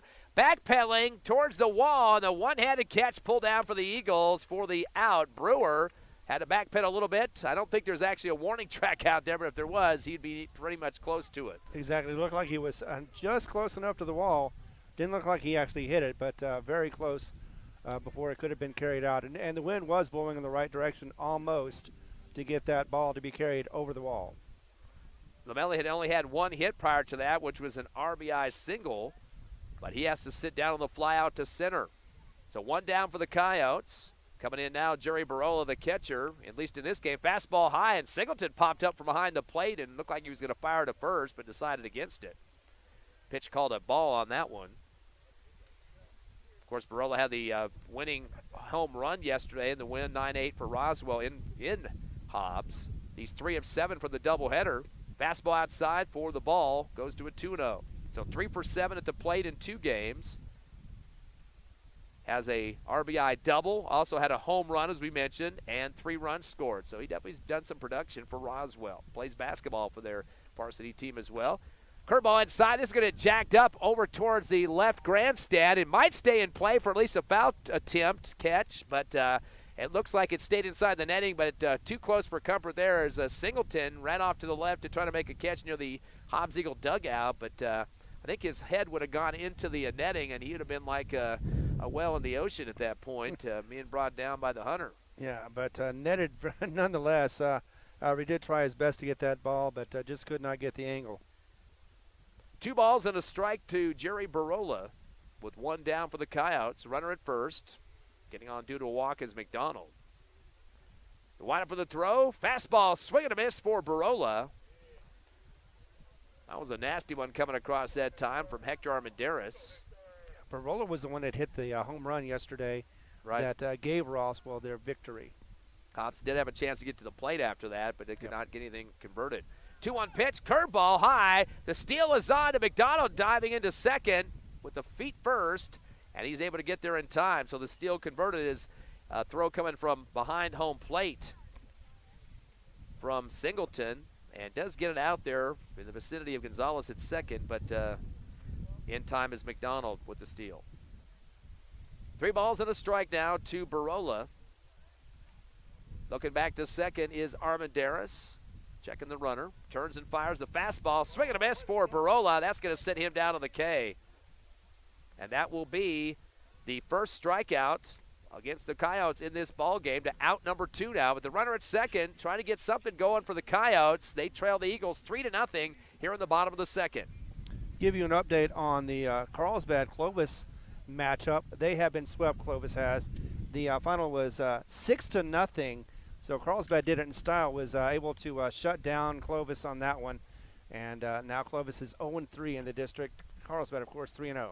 That was the closest of the 3 games between those 2 teams, though. Both double-digit runs scored in the first and second game. Was it 14-2 or 12-2 in the first game, and was it 14-2 earlier? It was 12-1. So yeah, so it was not even close on either one of them. That one probably just was a relaxing game for Carlsbad as they were set up for the next game or next series. Fastball low, goes a 2-0 count now to Abby Toscano, the center fielder. Taking more time here is Armendariz. Runner's going to zigzag back and forth at second. They have 2 outs. Fastball, swing and a miss. And kind of hopping around is Toscano in front of the home plate. Kind of want to have that one back if he could.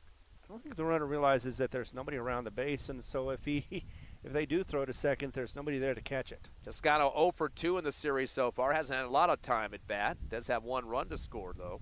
Here's a 2-1. Fastball gets past Singleton, but I think they're going to go ahead and get the walk anyway.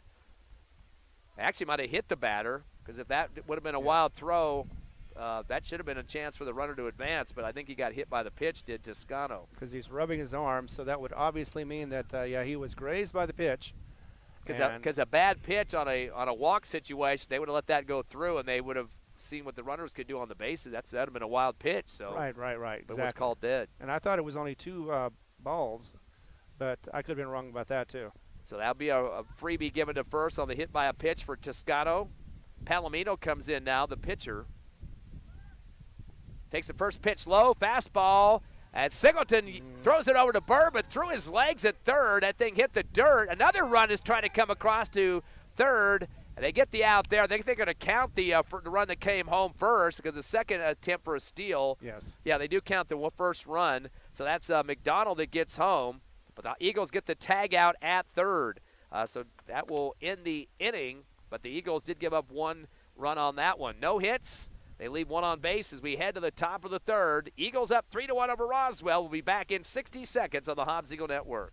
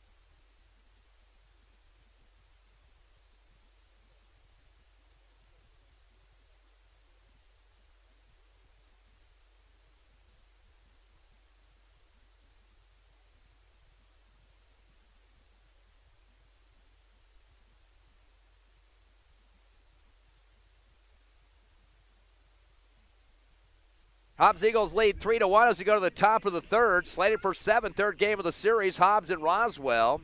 Both teams with 1 win, 1 loss. As we get the Eagles at the plate for Hobbs, they will be 6th in the order. Canyon Johnson, the DH, he ground out to second for the last out of the first inning. Eagles have had 2 hits so far in this ball game. An RBI single for Mackay Brewer, as if he needs another RBI. Oh, I'm sure he'd love one, at least. And a single also for Alan Udahara. And those are the 2 hits so far. Eagles have been walked 5 times and have struck out 3 up to this point. But we won't dwell on those. Canyon Johnson at the plate. Trying to be the first base runner for the Eagles with a 3-1 lead. A 2-1 hit count at this point. Jacob Palomino with the fastball hits the front of the plate and rolls right to his catcher, Barola, for the ball. Listening live to Hobbs Eagle Baseball, HobbsAmerica.com, YouTube, and Cool 95.7 Facebook page, exclusive coverage. Here comes the 1-0 pitch from Palomino. Fastball, check swing for Johnson. They're going to say he went on it for the strike. Wow. He evens up the count at 1-1. What, the Hobbs Lady Eagles are whipping up earlier today a couple of games. Was it Clovis, I think, shutout? Was it 20-0 you said at one point? No, it was top of the third. 30-0 was the last time I saw it. Little change-up action, low and outside for ball 2. And, the problem with those 30-0 games, you can't stop the game mercy roll until the bottom of the fifth, after the bottom of the fifth. So it's fun for the offense, like the Lady Eagles, but not for the defense. Yeah, it's just a hitting fest for that at that time. 2 balls and 1 strike. Fastball goes low and outside for ball 3. So Johnson getting ahead of the count now. Good eye. Takes a quick peek over to Coach Boyle there in the coach's box, third base. Johnson back into the box. He is 6th in the order. Singleton, Armendaris, and Udahara next. Fastball goes low. A little flinch there for Johnson, but it takes the walk, so he'll get on base. Eagles have picked up 6 walks already, Ron, and we haven't even got through the third inning. I know, and they're nice about giving away walks. They're not so much nice about giving away runs, but in this case, right now, with a nice 3-1 lead, Hobbs can take a little time and make some things happen just with their bats if they need to. Kenyon Singleton was hit by a pitch back in the second, got him on base. Fastball, gets a piece of it. Ball drops short, though, and rolls backward. So Looked like it might have bumped into his elbow as well. He kind of messed with his left elbow after that, and he's ready back to swing the bat once again. Again, 3-1 score. Eagles in the lead here at the top of the third. Lead off at first for Johnson. Curveball, and almost hit the belt of, no, they did say it did hit him, so Singleton will get the hit by a pitch the second time. I think he's getting kind of tired of that. Oh, yeah, I know I would be. Eagles were hit 4 times in game 2 earlier. Of course, different pitching crew out there. Going to be a courtesy runner coming in for the Eagles, and that's going to be Parrish. Parrish getting a lot of action on the bases. Got a chance to pitch in the last game as well, 1 inning. Exactly. Did 3 up, 3 down on that one. Looked really good. Saul Armendariz checks in for the Eagles. Struck out back in the second. He's 8th in the order. No outs for Hobbs with runners at first and second. Palomino still on the mound for Roswell. Turns and fires a fastball. Showing bunt is Armendariz, but ball pitch came over the top of his bat that time. No contact. Didn't see what the ump called on that one. Called it a ball. So 1-0 count now to Armendariz. Udahara due in next. He has one of the 2 hits for the Eagles so far. Waggling the bat behind his right ear is Armendariz. Fastball, a little late on the swing for Armendariz, and the miss there. Count goes to 0-2. Of course, Eagles 21st in the Max Preps poll. 16 make it to state, so they're a little bit beneath where they need to be at this point. But a win here gets them to 2-1 in district, and a lot more games to go with 6 left in the district. Fastball outside, bounces off the chest protector, Barola. The steal is on to third. The tag is in time as they get the throw to get Canyon. Johnson out. The tag made by Loya off the throw from Barola, the catcher. And that's going to be the first out for the Eagles. So they pick off opportunity for a score here. And still the runner at second for Hobbs. That's Kenyon Singleton. I believe that's the first time they've been caught stealing since Artesia.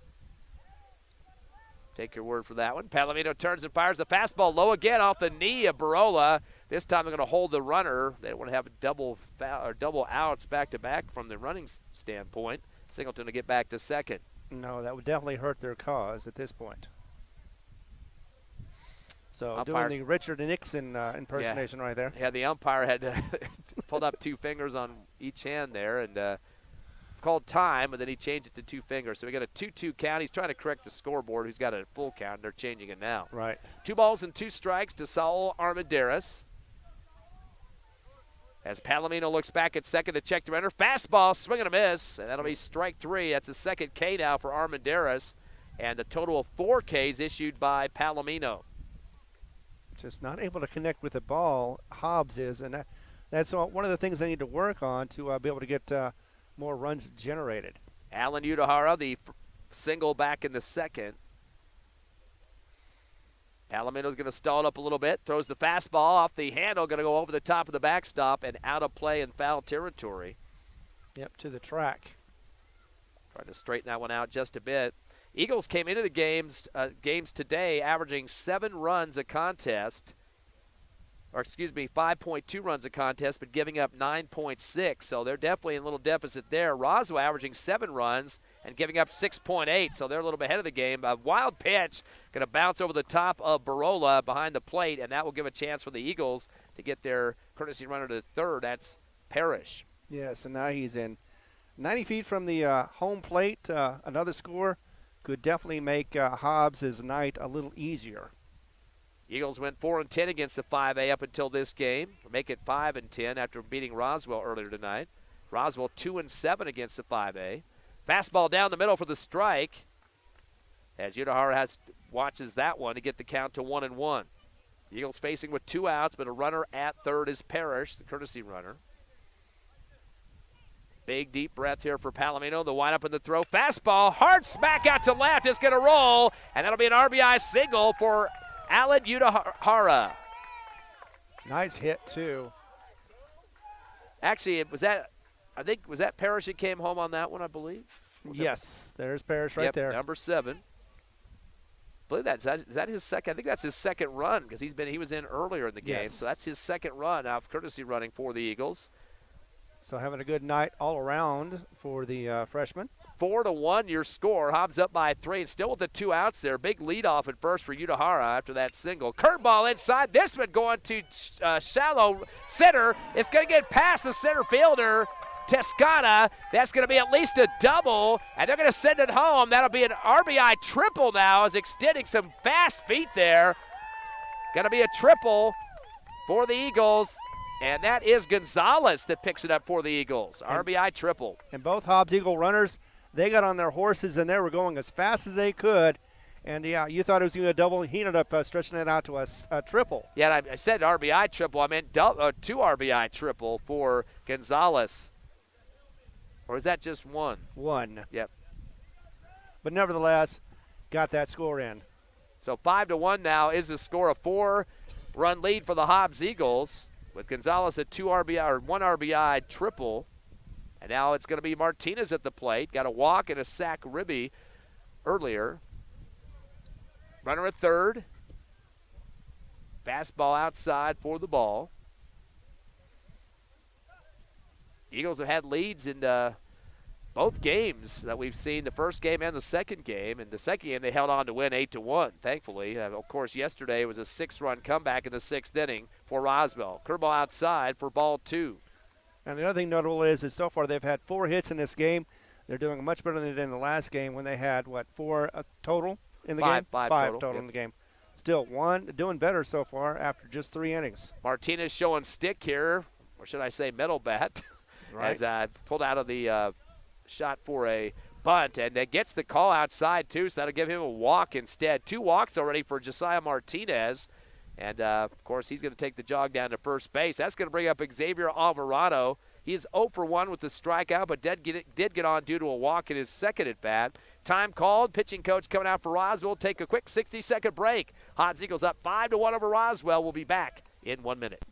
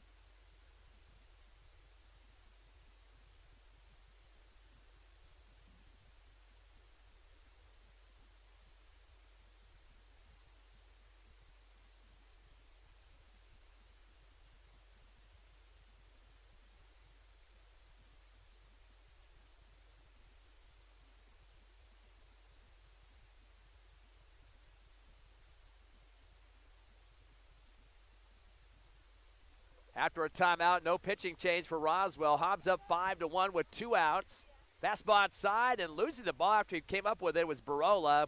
Bobbled it off his glove, the catcher. And the runner was still at third, so that Coach Boyle was not going to send that runner home. Eagles with a 4-run lead.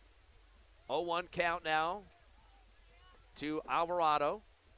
One of the lefties for the Eagles, facing the pitching of Palomino. Change up down the middle, the steal attempt coming to second. The ball's thrown back to the pitcher instead of the second by Barola, and he was thinking about chugging it over to third, but the steal will be converted by the Hobbs Eagles. So that's going to put Martinez now at second. And runners now at second and third for the Eagles in scoring position, leading 5-1. Fastball outside. Ump's going to get the strike call on that one to even up the count at 2-2. Yeah, it was thrown back to the pitcher so he can cut off the third baseman. So if he was going to try to steal, get him on the catch him in the moment. It didn't work, though, for the Coyotes. 2 balls and 2 strikes. Palomino with the windup in the throw. Fastball outside for ball 3. And a little bit dangerous there. Ump has kind of a late strike call, and I thought he might come out with a fist on that one. Right. Full count now to Alvarado, with the Eagles up by 4 runs here in the top of the third.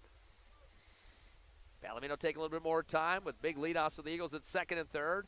Curveball bounces off the chest protector, Barola, and that'll be a walk issued to Xavier Alvarado, his second walk of the ballgame. That's 7 total walks for the Eagles No, actually, he's bringing him back. Oh, boy. I think that's just 3.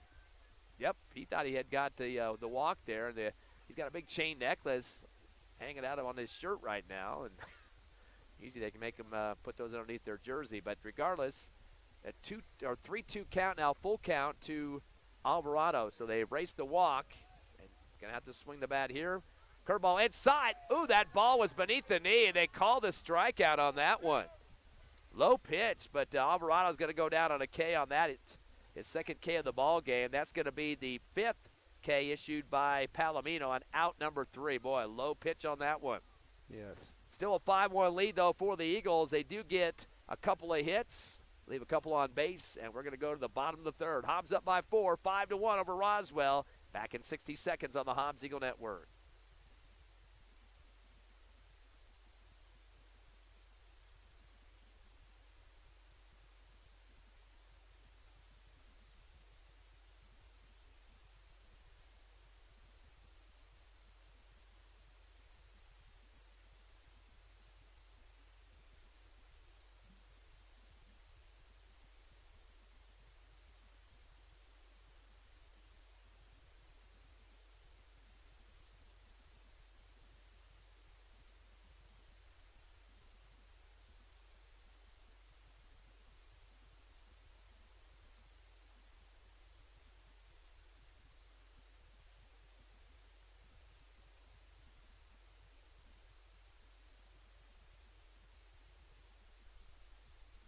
The bottom of the 3rd here in Roswell. The Hobbs Eagles leading the Coyotes 5-1.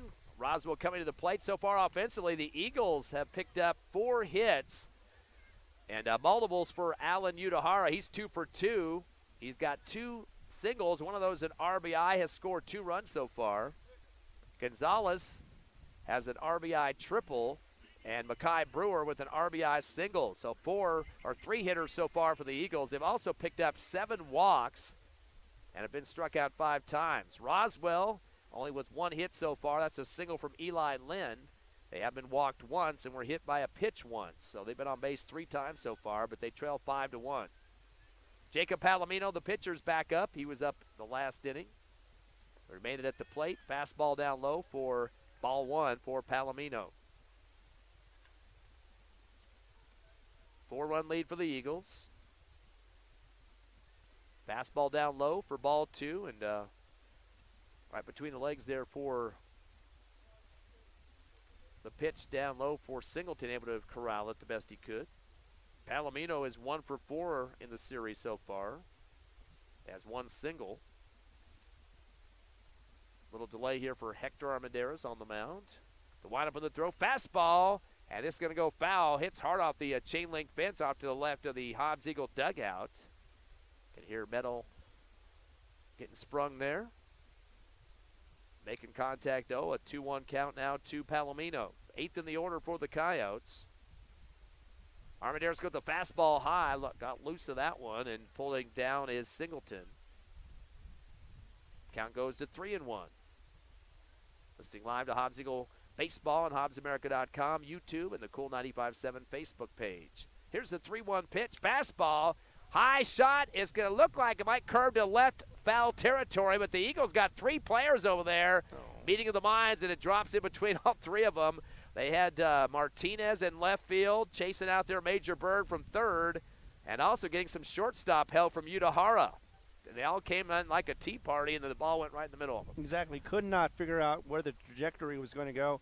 It was very high. May have been lost in the lights just a little bit. But either way, 3 players, no catch. Just outside the 3rd baseline, deep towards left field. 2 balls and 2 strikes for Palomino.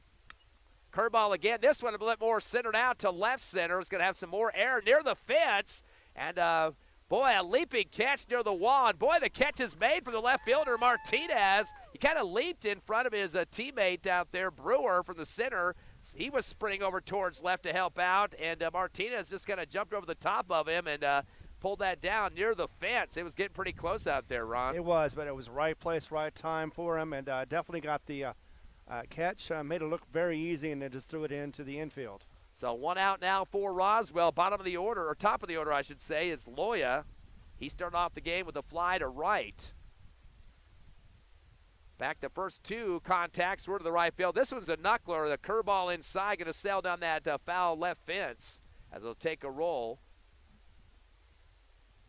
And the count to 0-1. Yeah, just behind on that, just a little bit, yanked it to the left, and, of course, foul. Second time through the batting order to start off here for Roswell. Fastball outside for ball one. Evens up the count at 1-1. Loya top of the order. Miramontes, Lynn, and Lynn. Eli and Noah will be third and fourth. Pitch coming, fastball outside for ball two. Eagles with that win in the second game of this series, 7-12 on their overall record. Roswell dropped to 9-10 under 500. Eagles 1-1 in district, the same for Roswell. Curveball inside, takes the roll towards second, scooped up by Udahara, the shortstop, fires the throw, but they're going to stretch out. Alvarado not able to get the tag out or the touch on the base as he wanted to, pulled him off just a bit. I think the runner got there before anyway. He was doing major splits, and boy, that was putting a lot of body on the line that time, stretching out for that throw. Yeah, runner was a little faster, and the throw just was not in time. Yeah, you were talking about the fact that he stretched out, was trying to make the most of it. He was touching the bag, but unfortunately just didn't get there in time. Single for Loya, the second hit of the ball game for the Coyotes. They still trail 5-1 here in the bottom of the third. Hobbs up by 4. Ivan Miramontes, who flew to right, curveball high for ball one. Saw Miramontes come in relief yesterday in the game in Hobbs.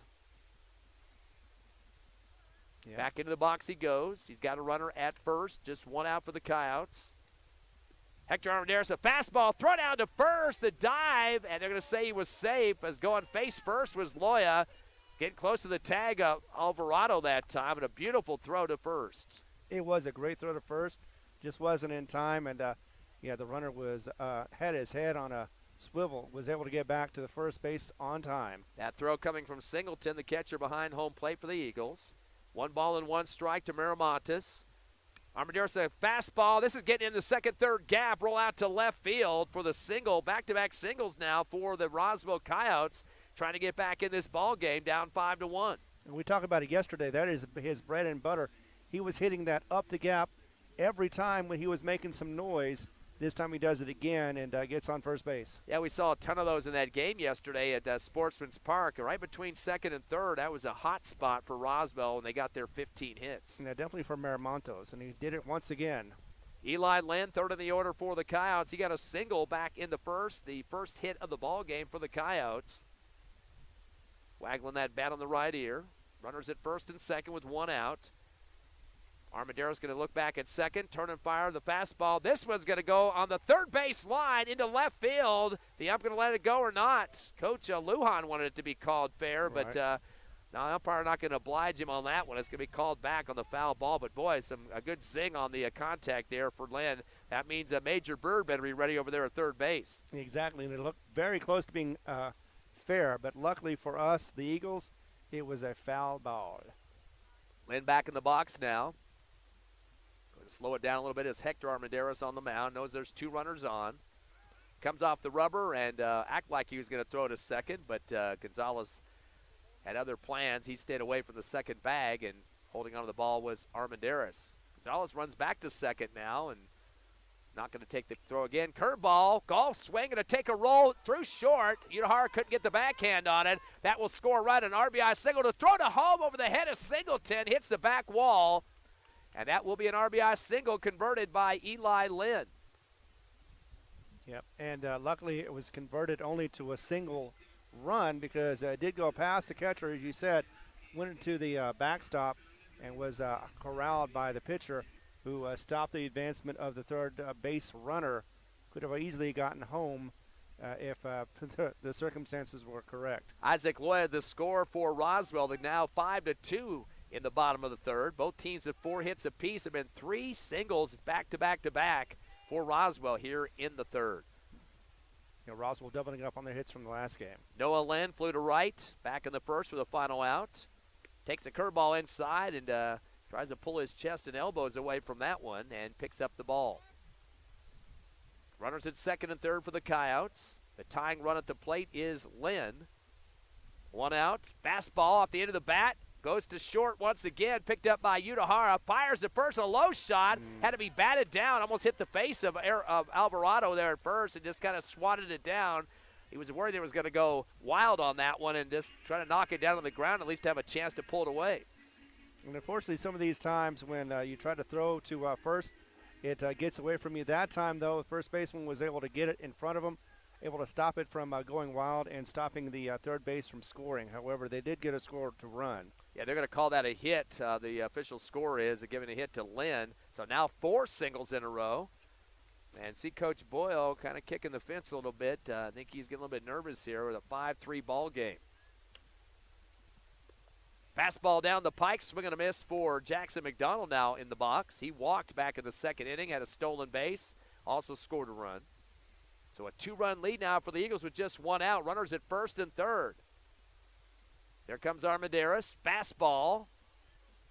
Ooh, misses just barely top of the strike zone. Looked pretty close on that one. Microscopic distance there. Right. Evens up the count at 1-1. Force out at second for Hobbs defense. Fastball to getting a piece of it. And McDonald, the minute he made contact and went behind him, he kind of threw his face up in the air. He knew he would like to get better contact on the ball that time. Just kind of slipped off the bat. Speaking of which, going ahead and changing the ball. Pitcher wasn't happy with the condition of it. It was in. 5 hits for Roswell, 4 for the Eagles. Big turnaround here in this bottom of the third. Yeah, for some time, it's like this. We always have big innings. 6th inning yesterday for Roswell today so far. This inning, 3rd inning, has been big for them. Little changeup hits low, but they're going to call the strike. It looked like it dropped as it came across the plate, and McDonald shaking his head, but he gets a K on that one. Second K by Hector Armendariz on the mound for the Eagles, and that'll be out number 2. Runners still at first and third for the Coyotes. They trail 5-3 here in the bottom of the third. And now Sylvester Lamelli, who flew to center back in the second, the first baseman. See if Hobbs can get the final out on this one, get out of this inning with just 3 runs scored for Roswell. So Lamelli steps into the box. He's got 12 RBIs this season, takes the first pitch high for the fastball in ball 1. Takes a look over to Coach Lujan, does Lamelli. He is currently 4th on the team in RBIs. Wind up in the throw for Armendariz. Fastball clips the outside corner for the strike, and count goes to 1-1. Lamelli is 6th in the order for Roswell. Barola, Toscano, and Palomino round out the order. None of those guys have a hit so far for the Coyotes. Total of 5 hits, all singles up to this point. Here's the 1-1. Curveball inside, out to second. A nice backhand by Gonzalez. And a little flick, or no, he runs it out to second and stops the base for out number 3. Good athletic move there. Able to backhand it maybe about 10, 15 feet behind second base, off to the right just a bit, and then sprints hard across that second bag. Yeah, it would have been a lot easier because there was nobody in front to be able to catch that. Shortstop wasn't in the area, so he goes ahead and decides to take it on himself, and he does a great job. So that's the out number 3 that they needed. But Roswell scores 3 runs. 5-3 is the score as we get into the top of the 4th. We're going to be back in just a moment on Hobbs Eagle Radio. Oh, no, radio. On the video.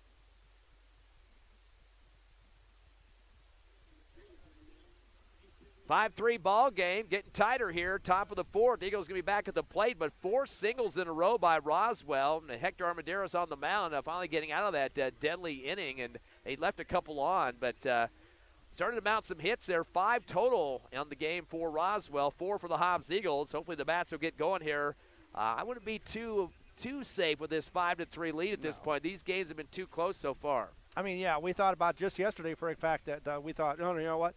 We've got a big lead. We can just get through this innings and make it. And next thing you know, Roswell comes back with 6, 1 in the 7th, and next thing you know, Hobbs loses the game. So we definitely need to not stop hitting, not stop trying to pitch, and get better at these innings. Of course, Eagles did win 8-1 in that game too. Not as close as you might think, but still, Roswell's a team that get the bats work, as we saw against the Eagles last night with those 15 hits. First pitch, curveball for the strike for Mackay Brewer. He is 1 for 1 with an RBI single, a stolen base, and a walk. Curveball inside, gets a hard shot towards left field, going back to the wall, but it's going to get cut up in the air, missing the rotation on the catch there on Chondo. Could not get underneath it, kind of swirled in a 360 there before he tried to put the glove up, so that's going to go down as a double for Mackay Brewer. Yeah, I think he thought it was going to be right in front of him, but instead it went over to the left. He couldn't reposition himself fast enough, and it hit the ground before he was able to get underneath it. Yeah, I think the ball looked like it was going towards the fence, and all of a sudden a little swirl of the wind probably brought it about 10, 15 feet in front of the fence, and that got the left fielder on Chano caught off guard there. And a double for Mackay Brewer, so good to get somebody on quickly here, as now it's Major Bird's turn to hit the plate. He is 0 for 1, walked, and got a strikeout so far. Eagles up 5-3, fastball high for Palomino for the ball. Good eye for Major Bird.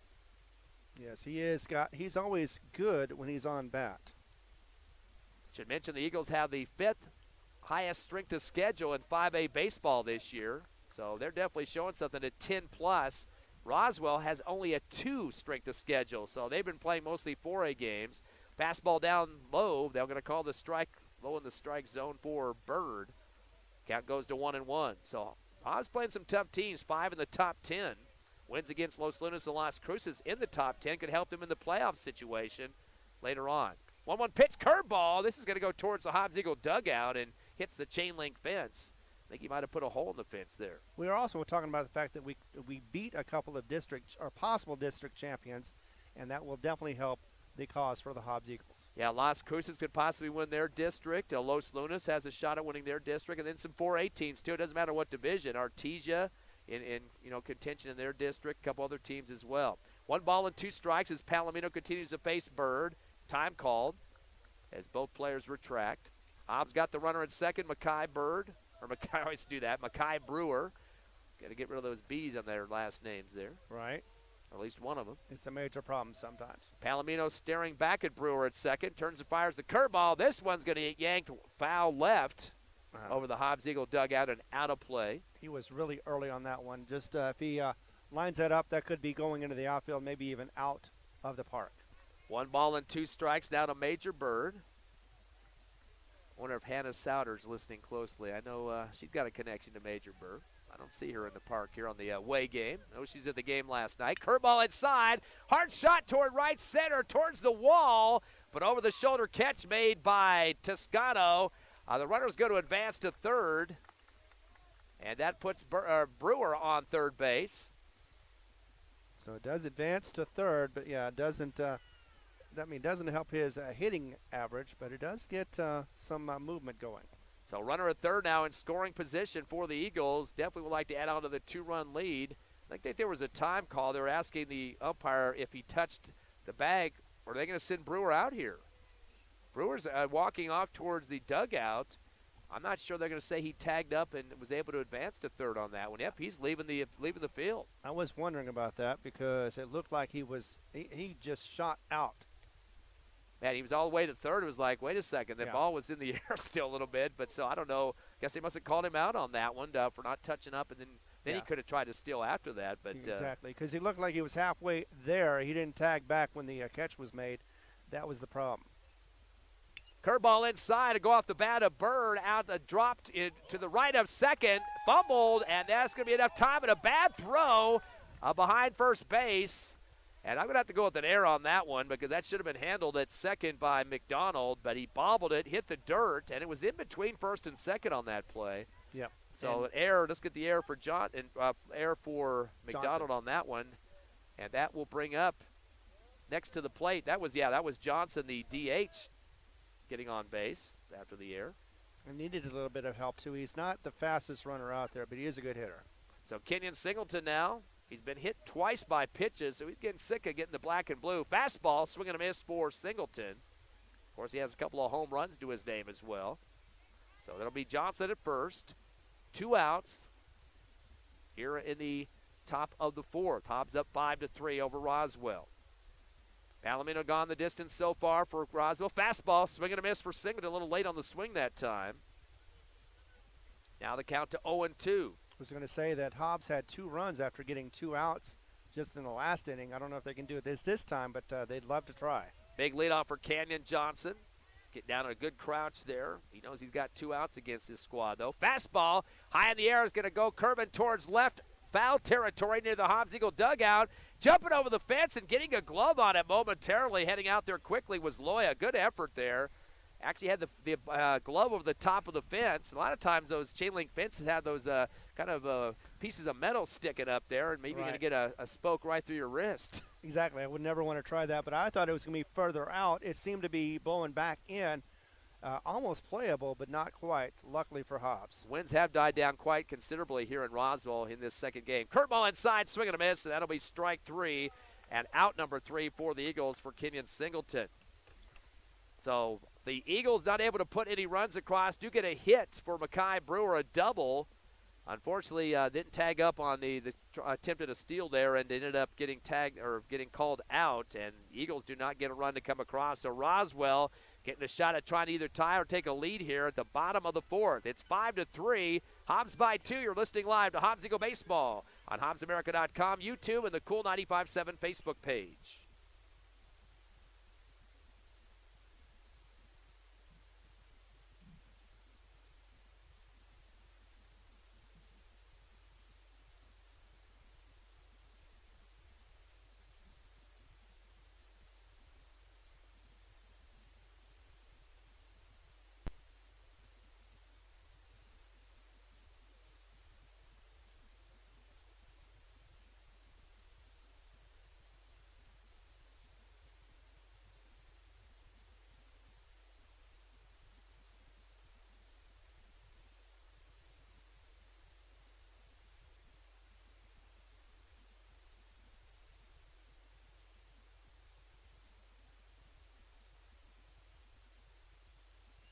Bottom of the 4th here in Roswell. The Coyotes will be at the plate, trailing the Eagles 5-3. But in that last inning run, they had 4 hits in a row, all singles with Loya, Miramontes, Lynn, both Lynn brothers getting singles as well. And they got a couple runs to get back in this ball game. And right now, the Eagles got to get that defense moving. And, of course, they don't practice on a dirt field, a grass and dirt field, but they've done their own so far with an 8-1 win to even up their district record at 1-1. This is a pretty critical game for both teams as they're both under 500 at this point overall. Exactly, and it is because they both look like they could take Clovis, although, again, you never know who can take who at any given night. Jerry Barola steps in, 7th in the order for the Coyotes. He's 0 for 1 with a strikeout. Curveball inside, a little bit outside enough for the umpire, though, for the ball. As remaining on the mound for the Eagles, Hector Armendariz. Came in with a 2-3 record in this game, trying to even it up at 500. Fastball down the pike, outside for ball 2. 2-0 count now to Barola. Toscano and Palomino rounding out the order for the Coyotes. Here comes the windup and the throw from Armendariz. Fastball, clips the outside corner this time for the strike. Don't know if you noticed or not, but Armendariz is taking less time to set up his pitches so far in this inning. Does a little cleanup work there on the mound. Something was off kilter there, kind of raking with his foot that time. Here's the 2-1 pitch. Fastball at the end of the bat. It's going to be a wobbler out to Hector Armendariz. A little bit of hesitation before the throw, then connects over to first, over to his teammate Alvarado on the 1-3 for the first out for the Coyotes on the ground out for Barola. I'm good with the hesitation. As long as he can make the throw and make it count, that's all that matters. So he got the out, 1 out, 2 to go for this inning. Toscano, who was hit by a pitch back in the second inning, he's up now for Roswell. They've had a total of 5 hits, 2 for Lynn, Eli Lynn, 2 singles, and single apiece for Loya, Miramontes, and Noah Lynn. Curveball inside, gets some air on this one to left center, coming over across to make it from right to left on the catch On the run to the side there was Brewer for a flyout. So out number 2 for the Coyotes. Kept it inside the park, and yes, made an easy out, just ran over there, was able to get it under his net, or under his glove. Got to give a lot of credit to Makai Brewer out there in the outfield. I know we always talk about him on the mound and hitting the ball, but this kid will sprint from any place there from center field to the left. He's trying to help out a couple of times. Martinez out there in left, but he's not the type of kid that's just going to stay in center field with his feet secure to the ground. Exactly. He does just as much on pitching mound as he does out there in outfield. Jacob Palomino out at the plate. The curveball coming in from Hector Armendariz. Too close to comfort for the umpire for the ball. Palomino flew to left back in the 3rd inning for now. Fastball, swing and a miss for Palomino. Count goes to 1-1. Roswell getting ready to go to the top of the order for the 3rd time in the ball game. And again, he's starting to pitch a little bit quicker, as you mentioned. Hector Armendariz, a fastball high for ball 2. I think they're all getting hungry. 2-run lead for the Eagles here in the bottom of the 4th, 5-3. Fastball down low for the ball. Going to go a 3-1 count now to Jacob Palomino, the 2 pitchers facing each other now. Here comes the windup and the throw. Little changeup action goes low for the ball, and that will be a walk to Palomino. That'll be the 2nd walk of the game for Roswell. Runner at first now, Palomino. Top of the order for the 3rd time, Isaac Loya. He's 1 for 2, had a single in the last inning with the run scored, and also flew to right field to start the game. Pitch count so far, 63. 6 runs, or 6 hits for Roswell, 4 for the Hobbs Eagles. Here at the bottom of the 4th. Armendariz gets himself adjusted on the mound, throws the wild pitch off the plate, takes a bounce, and spinning around trying to find out where it is with Singleton. Gives enough time for Palomino to make it to second. That ball just kind of boomeranged hard off that plate and spun the helicopter look there for Singleton. Yeah, and it looked like no matter what was going to happen, it was going to be a wild pitch count and a stolen base. Of course, 2 outs, so Eagles trying to get this shut down with no runs to come across, leading by 2. Fastball, a little late swing there for Loya, and he'll send it to the middle of the backstop. Actually gets over it, and it's going to take a spin towards the track. And I was warned not to park over there because plenty of balls have been foul balls get hit that way. Not so many tonight so far, but just enough to make you wonder. 1 ball and 1 strike. Coming off the mound is Hector Armendariz. And he decides not to throw to second. The runner getting back in time. That was Palomino. Spying him down, Armendariz once again at second. Turns and fires. Curveball down the pike. Ooh, boy, that looked pretty close there. They're going to say it was too low behind the plate. And that's the ball call from the ump.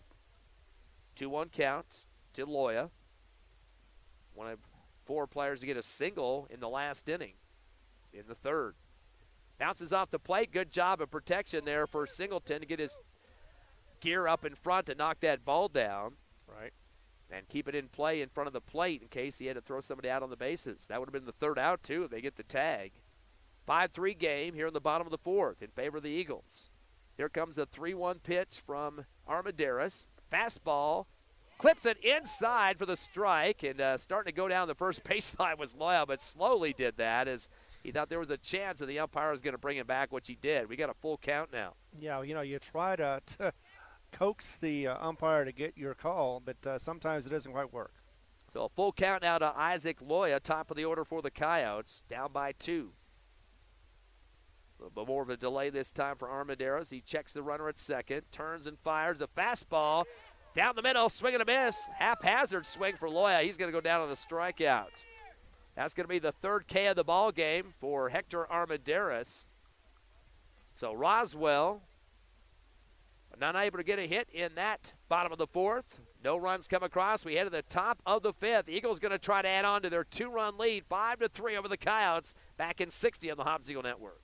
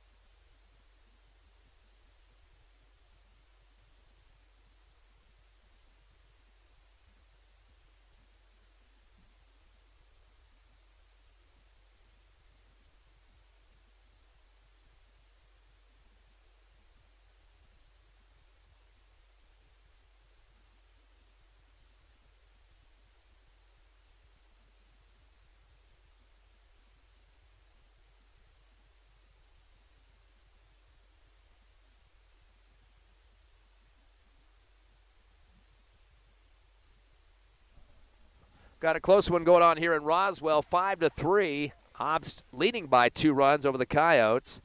Top of the 5th inning. We are slated for 7 in this 3rd game of the series. 2nd game of the doubleheader here as Eagles and Roswell both 1-1 in district. Of course, the Coyotes winning 9-8 last night. Hobbs winning 8-1 earlier today. So it's anybody's game at this point, Ron. It is, and they still have Palomino in there.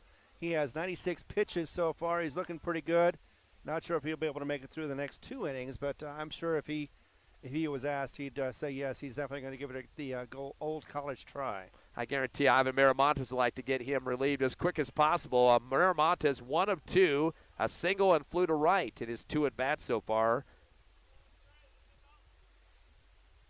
Or correction, what am I talking about here? Looking at the wrong roster. Saul Armendariz at the plate. Going to read you Roswell's players. It's getting kind of late here in Roswell. Yes, just a little bit. Armendariz 0 for 2.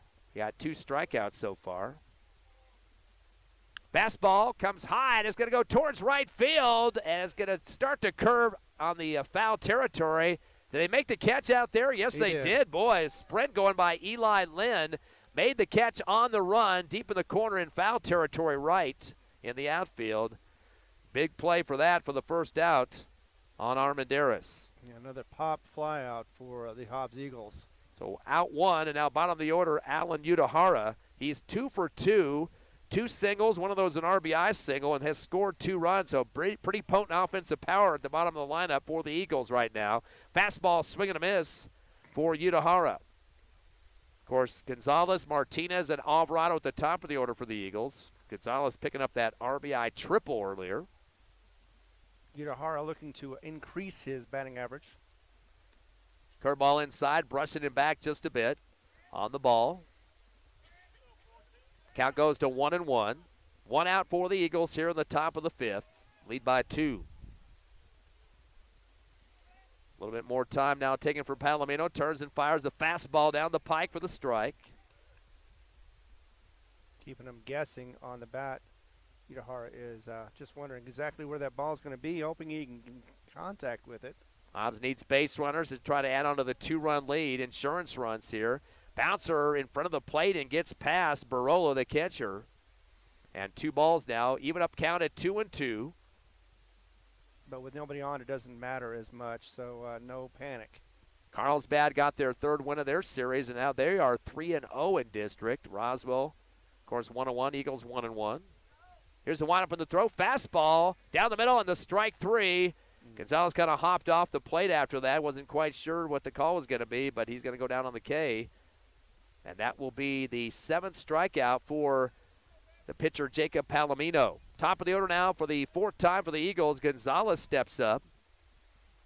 Gonzalez is 1 of 2, has an RBI triple. Had a walk, stolen base, run scored, and flew out to second in his 3 at-bats. 2 down for the Eagles here. Palomino going to come with a fastball low and outside for ball 1. And Hobbs would definitely like to get some more work out of Palomino and see how long he can last with these pitches. 1-0 count. Fastball high for ball 2. Good eye for Gonzalez. Eagles need to get as many base runners as they can to try to extend this lead. Been out hit 6-4 so far, but of course, number of hits doesn't matter. It's the runs that matter the most. See if they can get a grounder and get somebody on base. Fastball inside. Ooh, the ref or ump gets it on that one for the strike. Count goes to 2-1. Don't forget, Thursday we will be on the road in Clovis for a 4:30 first pitch, 4:15 pregame. Show a doubleheader on Friday. Fastball down the middle is going to be hit towards the Hobbs Eagle dugout, and Coach Boyle puts out a bare hand to try to swat that one down. So 4:15 pregame on Thursday, 4:30 start time on the first pitch, and then a doubleheader on Friday at Sportsman's Park to wrap up the Clovis series. 2 balls and a strike now as Palomino fastball low and outside for ball 3. 3-2 count. We go to full here. Gonzalez staying alive against Palomino. Top of the order for the Eagles. Martinez, Alvarado, and Brewer, 2 through 4 in the order. They can get a chance to get up with 2 outs. Fastball low and outside. That'll be a walk for Gonzalez. His 2nd pickup for walks. 8th of the ball game for the Eagles. The freebies given up by Palomino. not ideal, but once again, anything to get on base is what the Eagles are wanting to do right now. Well, runner at first now, thanks to the walk for Gonzalez. Bringing on Josiah Martinez. He has walked twice himself, has an RBI sack as well, and a stolen base. Eagles still dealing with those 2 outs, though. Little change up outside for ball 1. You can see that Barola was thinking about maybe a throwdown here. He's kind of angling off to the left just a bit to kind of face first base. He knows there's a runner there, Gonzalez. Right. Palomino takes a quick peek at first, turns and fires. Curveball high for ball 2. Again, pitching for that runner, trying to see if he'll take the bait, go for the steal. Not really sure exactly why, because the players right now are not even close to the second base. 2 balls and no strikes to Martinez. Fastball outside for ball 3. So right now Martinez getting well ahead of the count, can play a few pitches here. Just watch what there is to offer. Don't want to jump prematurely at garbage. Palomino fires the fastball low for ball 4. So back-to-back walks issue. That's a third walk picked up by Martinez. Been on base 3 out of the 4 times, and the other one was a sac RBI too. So he's doing some production for getting base runners, at least for the Eagles. That's going to bring in Xavier Alvarado. He is 0 for 2, a couple of strikeouts, but does have a walk as well. And just when I was wondering when Lujan was going to come out and talk to his pitcher, or maybe even make a change, here it is. Yeah, he pulled out his roster. You can tell he's getting ready to switch off on the pitching mound there. 9 walks so far given up by Palomino, and the whole infield's going to come in on the mound. Looks like the ball being taken out of the hands of Palomino, and that should be his last hurrah. I think he's going to be exiting the game. I don't think he's going to switch out in another position. And it looks like going to move one of the outfielders into the infield. Not sure if he's going to be the pitcher or not. Noah Lynn looks like he's going to be the pitcher, number 17. And Coach just pulled one of the outfielders that come into the infield. We're going to see who that is. We'll try to get this all sorted out, but Roswell will be making a pitching change regardless. We'll come back live in about 60 seconds. It's the Eagles lead 5-3 over Roswell here in the top of the 5th.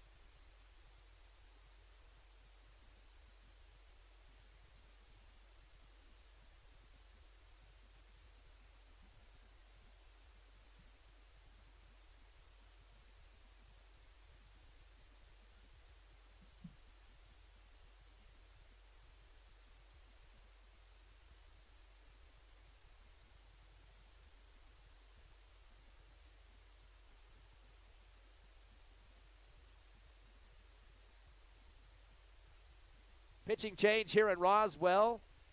They had Palomino in for most of the ball game up here to the 5th inning, but they got a switch up right now. Who is it, Ron? It is Noah Lynn. He's got 3.50 ERA, 1 strike after 1 appearance, so this is his second one. He has 4 walks and 1 run to his credit.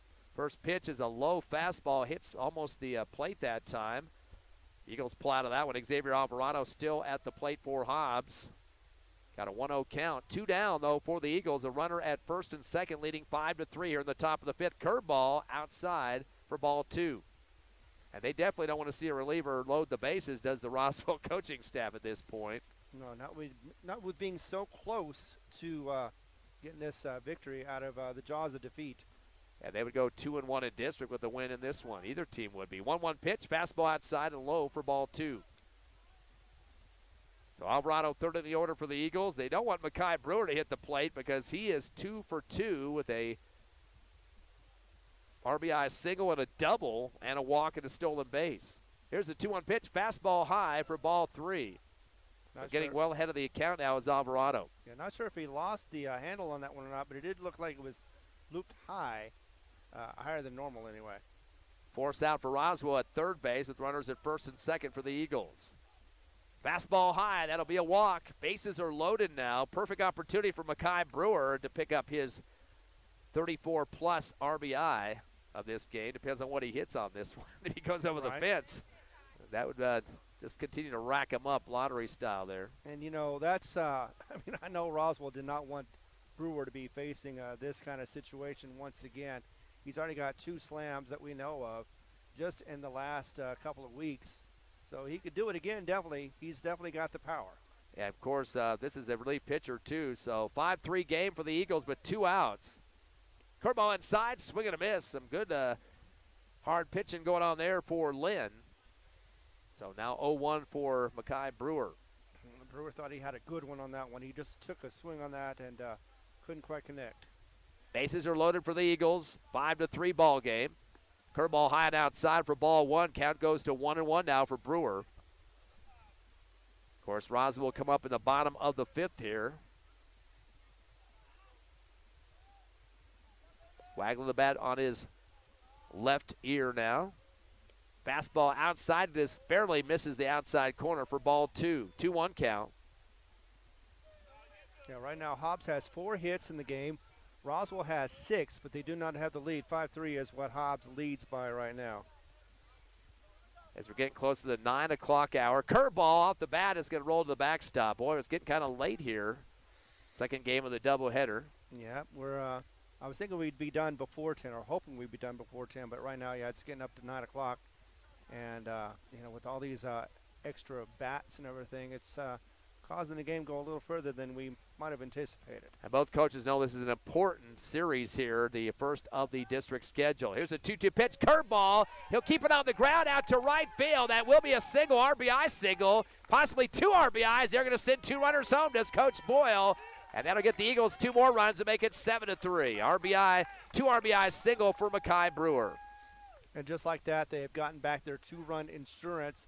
Of course, they're going to go out more as they continue this, and they want to get this over with as quickly as possible, get back on the road, and start thinking about Clovis. So 2 runs scored. Gonzalez and Martinez come across for the Eagles. That's 3 hits in a row for Makai Brewer. Started the game with a walk, then an RBI single, a double, and a 2 RBI single. And now it's time for Major Bird to hit the plate. 7-3 your score here in the top of the 5th. And let's see if Bird can do any damage just like Brewer did just a moment ago. Eagles have scored 3 in the second, 2 in the third, and 2 in the 5th now to make it 7-3. Curveball inside. Bird going to hit it straight up in the air, and it's going to be on the right side of first base, or first base line, and it was pop fly. It goes foul at the last second, though. And really they lost control of it. Barola did not see where it was, and pulling away was the pitcher, Lynn, and he was kind of just trying to throw himself out of the play there, but the ball drops right off the left side of the first base line near home plate. It was a wicked hit. It went straight up, but when it went down, it curved and went to the left, and the catcher wasn't able to adjust fast enough to catch that ball. So Bird dodges a bullet on that one. Instead of a fly out, he gets another chance to swing the bat. Curveball high for ball 1. Count goes to 1-1. And once again, pitching for the runner. Bird is 0 for 2, a strikeout, fly to center. Did get a walk, though, at his first at bat back in the first inning. 7-3 score with 2 down, though. 4-run lead for the Eagles. Fastball, they're going to head out towards left field. It takes a drop, a 1 bouncer, and that'll be an RBI single for Major Bird.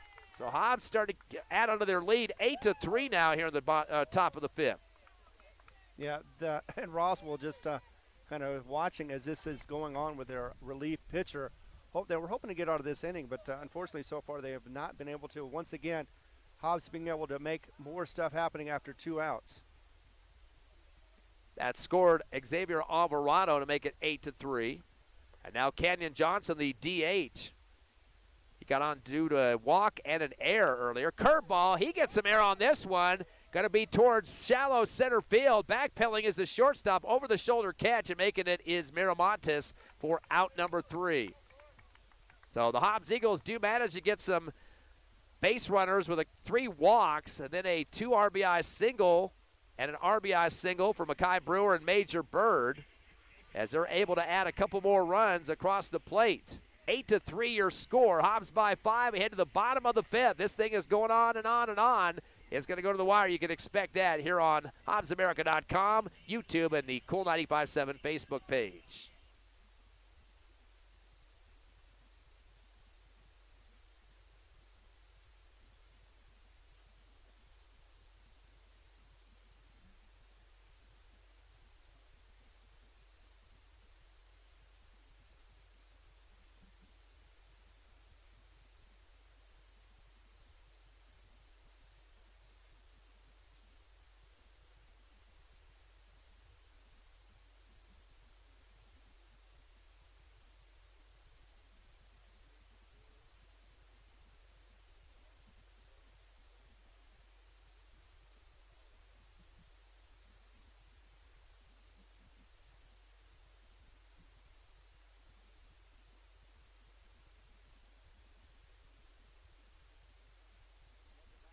Roswell, Ty Fred and Ron Gunner with you. The Hobbs Eagles extend their lead. They got 3 runs in the top of the 5th. 8-3 the score. Already Mackay Brewer perfect at the plate, 3 for 3 with a couple of singles and a double. Also added 2, make it 3 RBIs and a walk. So he definitely is having a great night as usual. Also Alan Udahara going 2 for 3 with a couple of singles and an RBI and a run scored. Gonzalez with an RBI triple for the Eagles and a couple of walks. So Hobbs getting a lot of people involved in the offense in this 3rd game of the series. But Roswell at the plate now, trailing 8-3. They'll bring Ivan Miramontes to the plate. He's 1 of 2 with a single and a fly to the right. Curveball inside. He gets a whack on it high in the air. And to go towards short, but Bird calls off his shortstop, Udahara. He wants to catch it. He's going to get it. And he'll get the first out for the Eagles on the fly from Miramontes. Yeah, a shallow pop stayed inside the infield, and that was an easy out for Bird. Eli Lynn will come on now. He's perfect, though, at the plate. 2 for 2, has a couple of singles. The second one an RBI single. Staying on the mound for the Eagles, Hector Armendariz going the distance so far. Curveball over the top of the head of Singleton and sails to the backstop. Errant throw there. And you're lucky that nobody was on base, because that would have definitely advanced somebody. So he gets a sigh of relief there. 1 ball and no strike. The windup in the throw for Armendariz. Fastball down the middle. Swing and a miss for one of the big kids for Roswell. Or maybe he was just setting up that pitch. So Lynn gets back in the box. 1-1 count. Fastball a little bit high for the ball. Armendariz, the starter in this game, trying to get to 3-3 on the season with the win. A 5-run lead here in the bottom of the 5th. Little delay here to get the call from Singleton behind the plate. Curveball, getting a piece of it, and it goes back middle of the backstop again for Eli Lynn. Count goes to 2-2. Looked like that was a bit of a reach for the batter, as he was trying to make something out of nothing. Yeah, he's perfect at the plate, though, so he's definitely doing some damage so far for Roswell's offense. He's got the 6 hits for the Coyotes so far. Curveball inside and gets a whack down the third baseline. He might extend this to a double, goes to the wall. Shifting over to the left to get it is Martinez. That will be a double, stand-up double for Eli Lynn. Perfect at the plate, 3 for 3. And gets the base runners, what Roswell needs, down by 5 at this point. His brother, Noah Lynn, comes in next, the DH. He's 1 of 2, a single and a fly to right. Yeah, that was a perfect hit to the left.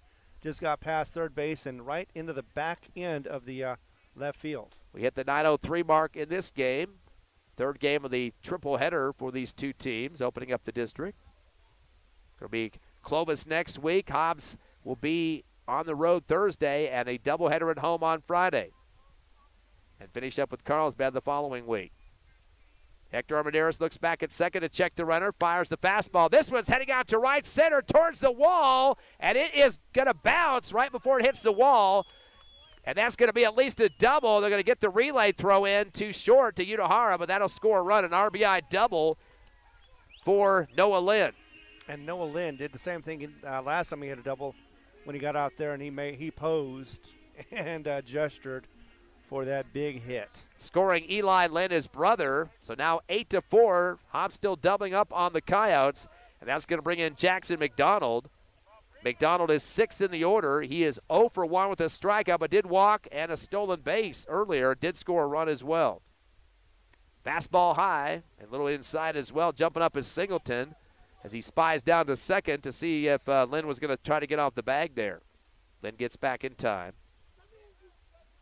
8-4 again the score. Fastball and shaving back McDonald just a bit. Yep, at Pitched least that's inside. what it felt like. Count goes to 2-0 now for McDonald. 1 out here for the Hobbs Eagle defense. The windup in the throw. Fastball getting a piece of the bat and to the right backstop, bouncing off of it for the foul. 2 balls and a strike to Jackson McDonald. Lamelli, Barola, Toscano, and Palomino rounding out the order for the Coyotes if they can get that far. Curveball clips the outside corner for the strike to get the count to 2-2. Both teams back-to-back in the Max Preps Bowl, 21 and 22. Eagles at the 21st spot. After the win last night for Roswell, you kind of wonder what was going to happen to that Max Preps Bowl, but of course the Eagles getting the 8-1 win, so perfection has changed just a bit. And again, we talked about the fact that the strength in schedule helps Hobbs a lot. Yep, 5th best in the 5A. Curveball, check swing, they get a piece of it. Sails past behind home plate past Singleton, and the runner's able to get that out to first and get on base. So a drop third strike on Jackson McDonald. Gets another runner on, and runners at first and third now for Roswell. Always a bad combination when you see first and third because you never know. You know, if first steals, you try to get to first or second. And in that case, in the third base can go ahead and steal and get home. So you always got to cover both bases and make sure that you don't get that score. Sylvester Lamelli checks in now, 6th in the order. He's 0 for 2, flew to center and ground to second. Waggles the bat behind his ear, and the pitch outside on the curve for the ball. 1 out. 2 doubles have been converted so far for the Coyotes here in the bottom of the 5th. They trail by 4 to the Eagles. Runners at first and third. The windup in the throw for Armendariz. Fastball outside. The steal is on to second. The swipe, but no, the ball gets knocked out of the hands of Gonzalez at second. Yeah, it was close. But actually, that was Utahara, I believe, that was covering second. Right. And picked up by Gonzalez as the errant swipe there. So back in the box goes Lamelli facing a 2-0 count. That will walk Lamelli. So now the bases are loaded for the Coyotes. 1 out in the bottom of the 5th. And there goes Coach Bowman, the pitching coach for the Hobbs Eagles, to talk to his starter, Hector Armendariz, in the infield as well. We'll take a quick 60-second break. You're listening to Hobbs Eagle Baseball live on HobbsAmerica.com, YouTube, and the Cool 95.7 Facebook page. Eagles up 8-4.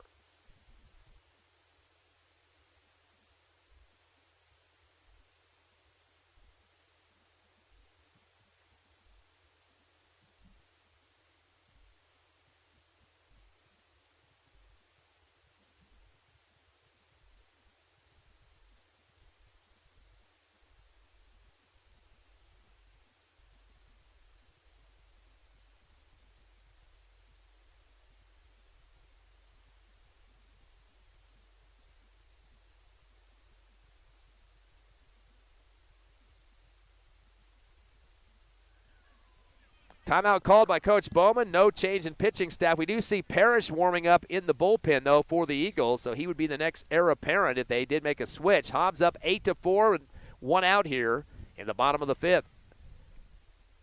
Armendariz, the curveball. Knuckler coming off the handle right to the Hobbs Eagle dugout on the left side, foul territory, picked up by Coach Bowman. Would that be a souvenir? Yep. Coach Boyle is in the dugout, just watching from behind the chain link fence. At the plate, Jerry Barola. He's 0 for 2, struck out and ground to the pitcher. Bounces on the fastball in front of the plate. Nice chase down by Singleton on the first baseline. Just kind of eagle-eyeing the third base runner there that was not going to even consider coming home on that one. Singleton just letting that ball kind of going down the first baseline to kind of gamesmanship him. Exactly. Here's the 1-1 pitch now from Armendariz. Fastball. Hard shot, but it's going to go foul left quickly over the top of the Hobbs Eagle dugout, out of play. hopefully doesn't get that thing even out just a little bit. If that would have been more towards the right, towards the infield, I think I could have dropped down that third baseline. No, it definitely would have found the gap. 1 ball and 2 strikes now to Barola. Here's the windup and the throw from Armendariz. Fastball, and this time it does go to the third baseline. Going to score a run and maybe 2. An RBI, a double now. 2 scores, 2 RBI double. That's not what the Hobbs Eagles wanted to see there. So Barola getting a 2 RBI double, and now the score is 8-6.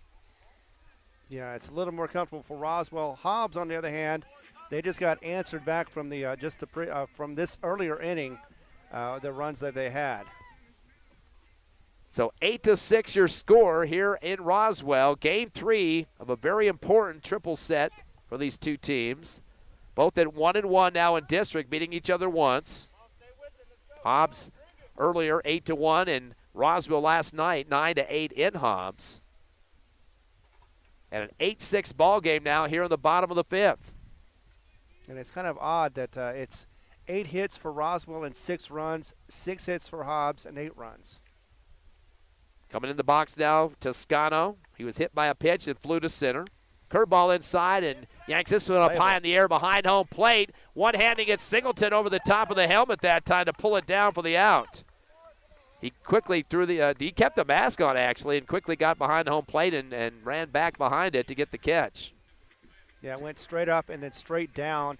The catcher was able to get underneath it and make a perfect catch. Second out now for the Hobbs Eagle D, as Jacob Palomino last in the order for Roswell.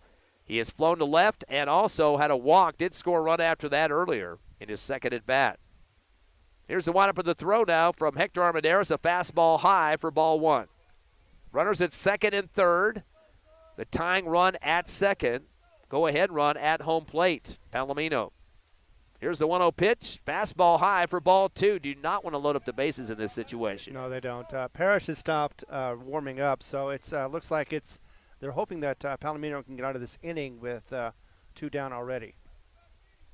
The 2-0 pitch. Fastball. Low and outside for ball 3. 3-0 count now. Good eye for Palomino. He's a pitcher, though, that try to match up the pitches of Hector Armendariz and taking the one he wants. He hasn't had to worry about it yet. Yeah, with 3 balls, you wonder if he's going to walk him, then will they take out Palomino?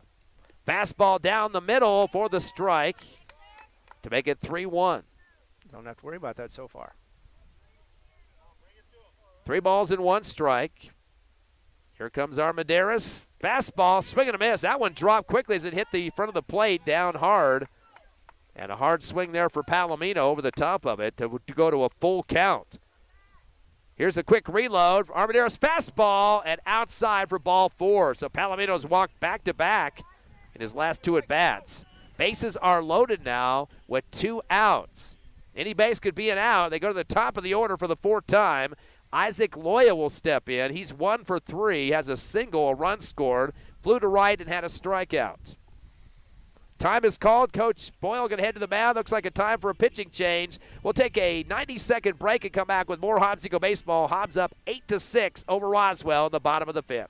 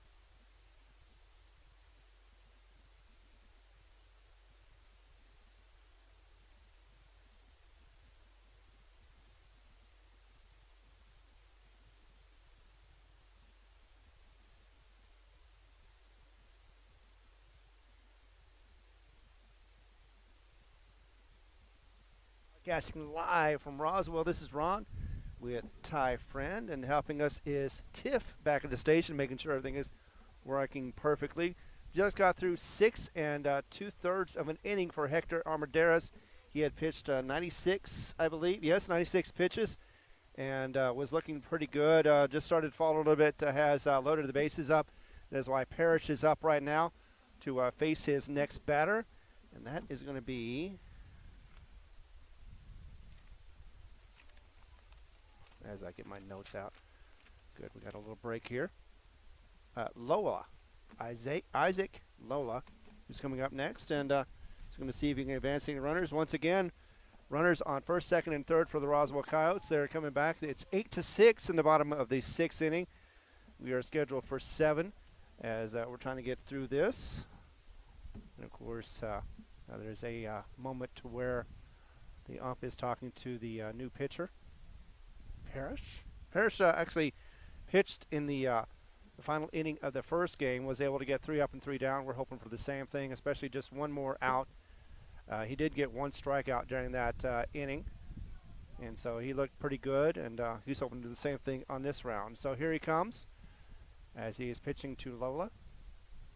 Here comes the pitch. Outside for a ball 1.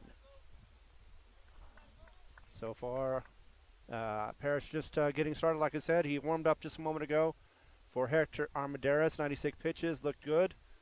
And this one getting away from, but not far enough. So nobody's going to be advancing, as that'll be ball 2. So 2-0 is the count for Parrish as he gets set up again for another one for Isaac Lola to be batting for the Roswell Coyotes, wanting to advance some of his runners. Still has a chance to get a victory out of this for Roswell, as that one is called a strike. So the first strike for Parrish, as he has a 2-1 count. Oh, that one's hit deep. It looks like it's going to go to the wall, and it was caught in center field, and that will be the final out for this inning. But Roswell did get a couple of scores. 8-6 is the score so far.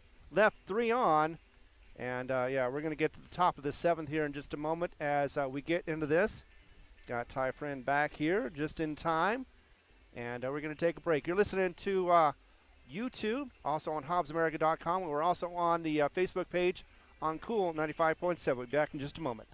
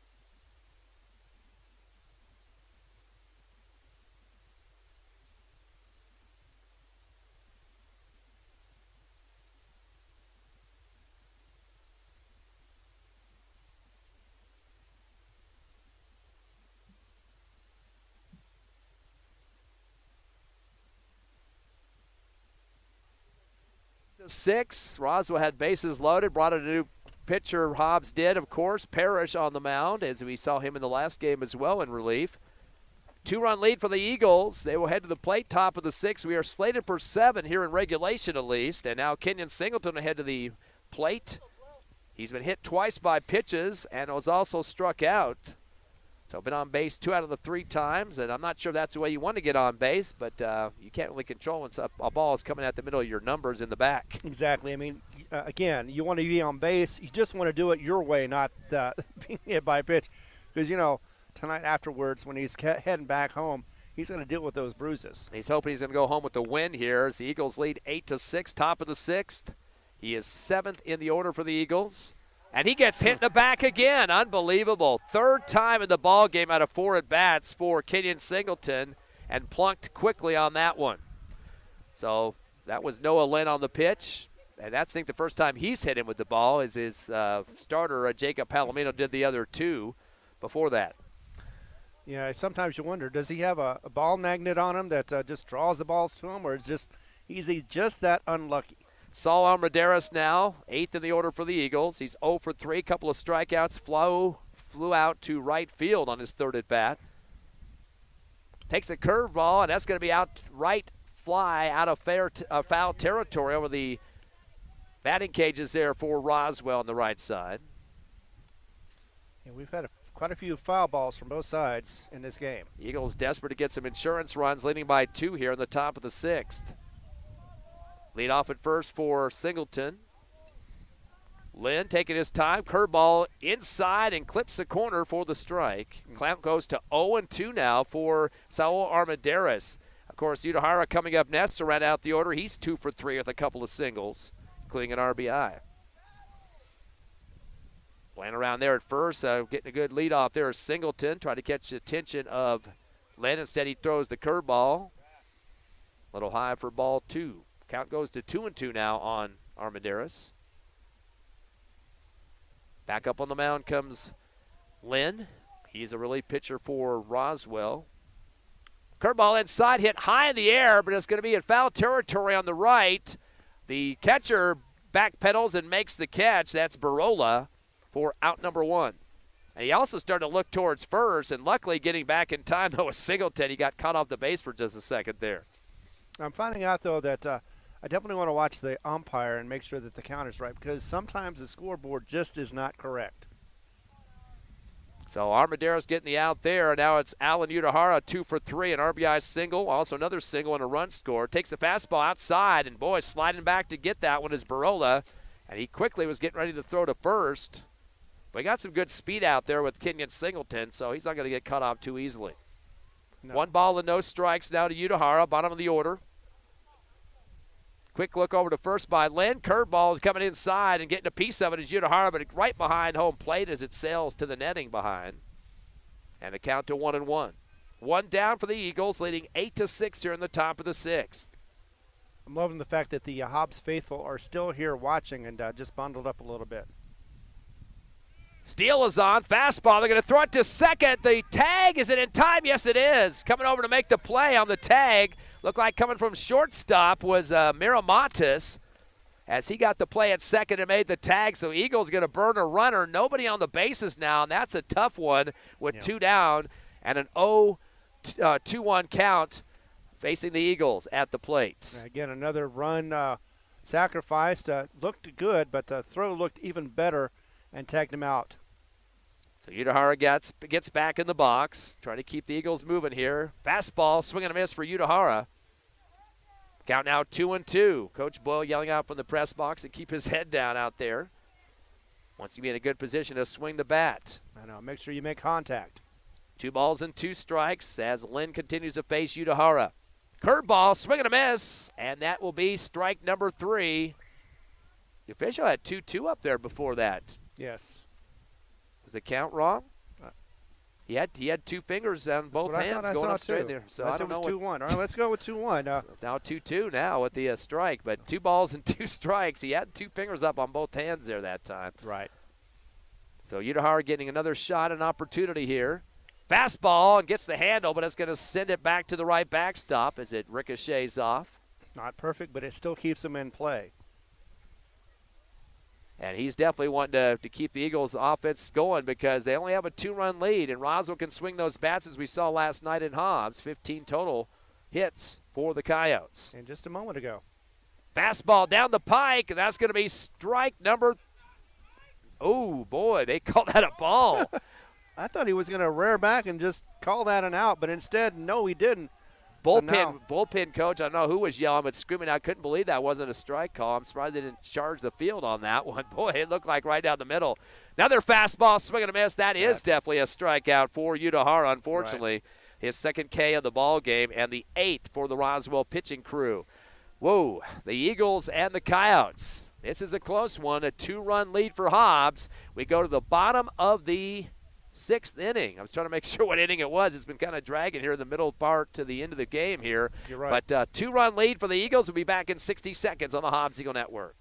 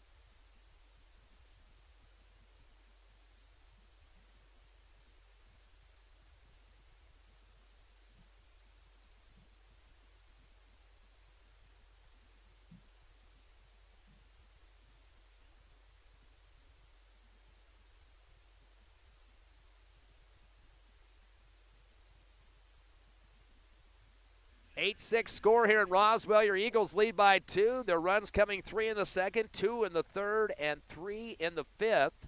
Roswell had 1 in the second, 2 in the fourth, and 3 in the fifth. So 8-6 your score once again. Coyotes will be at the plate here in the bottom of the 6th. They'll bring Ivan Miramontes to the plate, second in the order. He's 1 of 3, a single, a fly out to left, and a fly to third, or fly to right and a fly to third. Yeah, these two teams in this inning or this game kind of remind you of that. Anything you can do, I can do better. Very close contest as another big hitter going to be coming up pretty shortly. Eli Lynn, he's perfect, 3 for 3. Double, couple of singles, an RBI and a run scored. So, but first they got Ivan Miramontes heading to the plate. Of course, Parrish in relief for the starter Hector Armendariz. Came in the last inning, did Parrish. Saw some action in game 1. The last inning for the Eagles in the 8-1 win.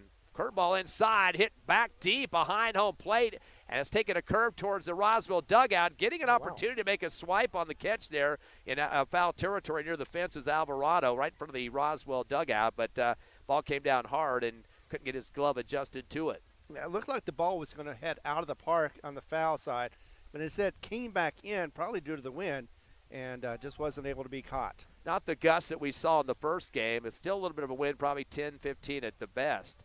Here comes the 0-1 pitch from Parrish. Boy, that's a zinger on the fastball right through the gap, middle of the plate that time, and gets the strike. 0-2 count now against Ivan Miramontes. He's second in the order for the Coyotes. Quick return, a curve inside, heading towards the right center field to the wall, and it's going to go over, and that will be a 1-run homer, though. Solo homer for Ivan Miramontes. First homer of the ball game, and actually for the doubleheader in this one, as he'll get the RBI, of course, for himself. Right. And the run scored, and now making it 8-7.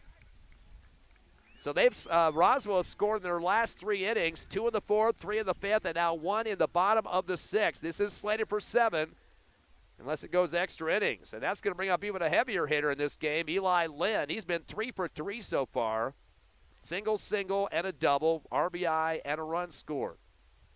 Fastball gets by Singleton, but there's no runners on, luckily for the Eagles. Right.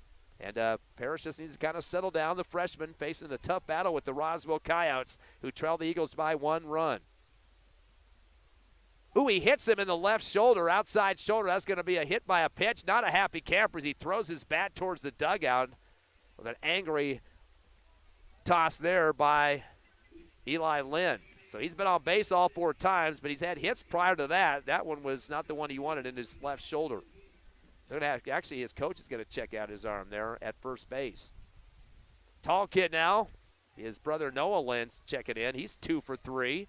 An RBI double and a single. So the heavy hitters in the order here for Roswell, right where they wanted them to be with a 1-run deficit. 8-7 your score. Curveball inside. This is heading to the right center field fence. Going back, and over the wall at the American flag.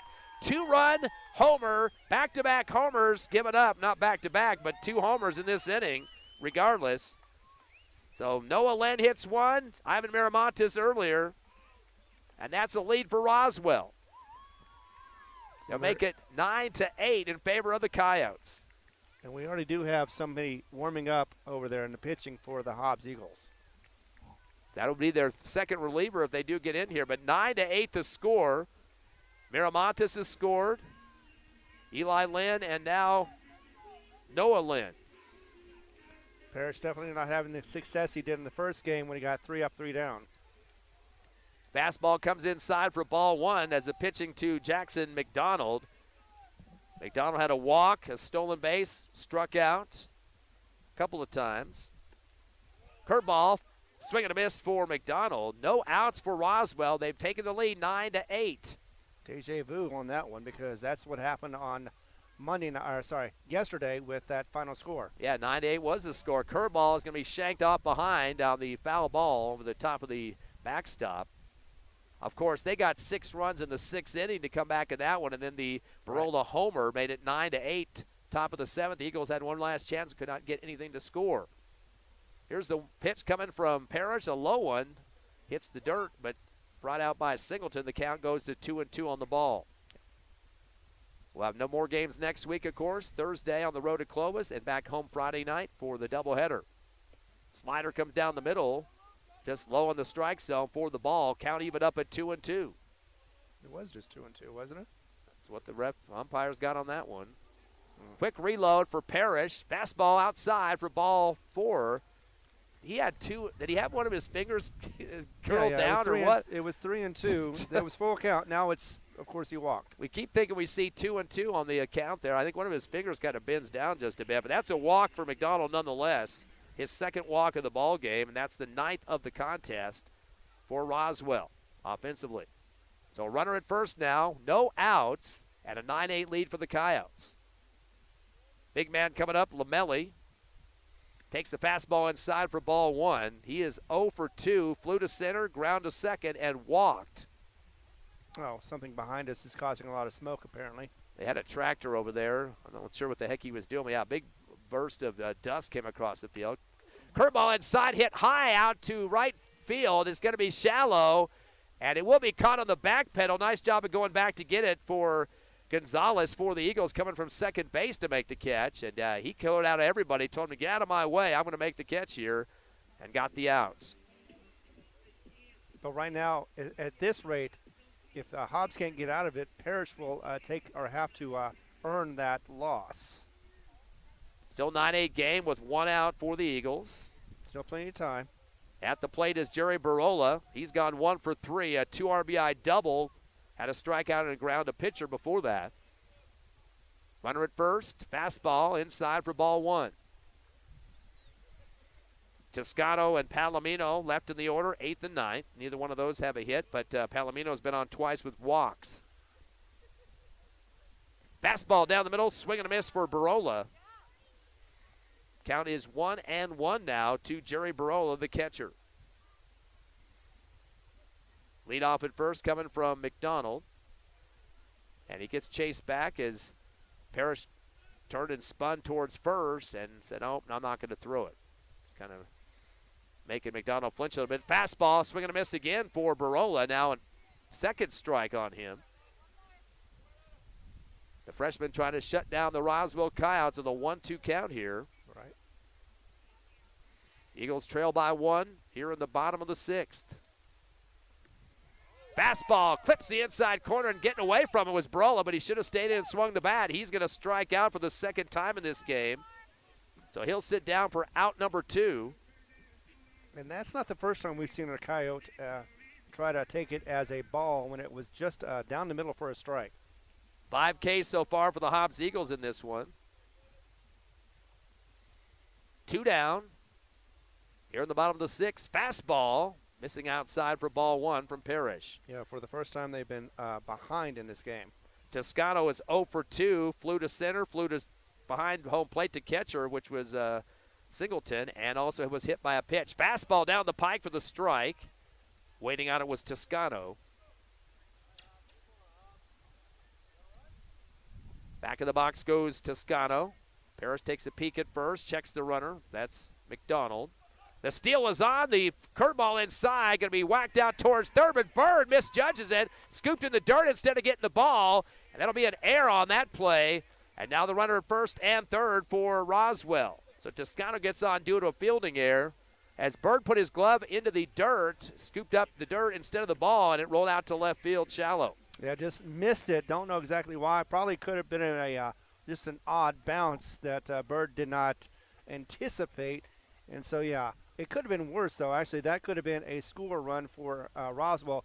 But the outfield came back in, was able to get the ball and stop the runner at third. He might have got a piece of the ball when he tried to scoop, which slowed it down, and that made the runners kind of decide whether they're going to stay or go, and that time they held up. But first and third, the runners are at for Roswell with 2 down, though.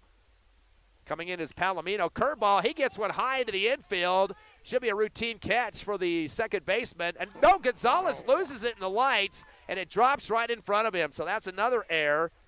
Eagles give up another run on that one as coming across the plate is McDonald and extend the lead to 2 now, 10-8 in favor of Roswell. And you know that's heartbreaking when you know it's just laying up there, coming down at you, and all you have to do is just reach out and grab it. And not only did he not grab it, but it also looked like it hit him as it bounced up. There are some lights here on the third baseline that face towards second base, so that might be what he was getting caught up in the lights. Curveball, Knuckler going to go sail behind home plate, and almost a chance for Singleton to get it.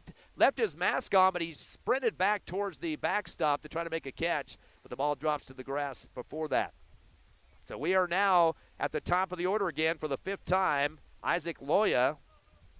Loya is 1 for 4 on a single, couple of flyouts, and a strikeout. 2 down for the Eagle defense, down by 2. Fastball down the middle for the strike as Loya put up the stop sign on that one. Count goes to 0-2 now to Loya. Eagles going to get a last chance at bat at the top of the 7th. They trail by 2.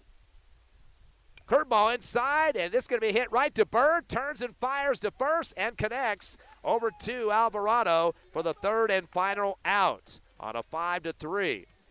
So a ground out for Loya. But some big production coming up for Roswell in that inning. 2 home runs as they pick up a 2-run lead, 10-8 over the Hobbs Eagles. They do leave 1 on base, but Hobbs is up. Their offense has got to be cracking on that bat. They need at least 2 to tie, 3 to take the lead. We're coming back strong with you on HobbsAmerica.com, YouTube, and the Cool 95.7 Facebook page.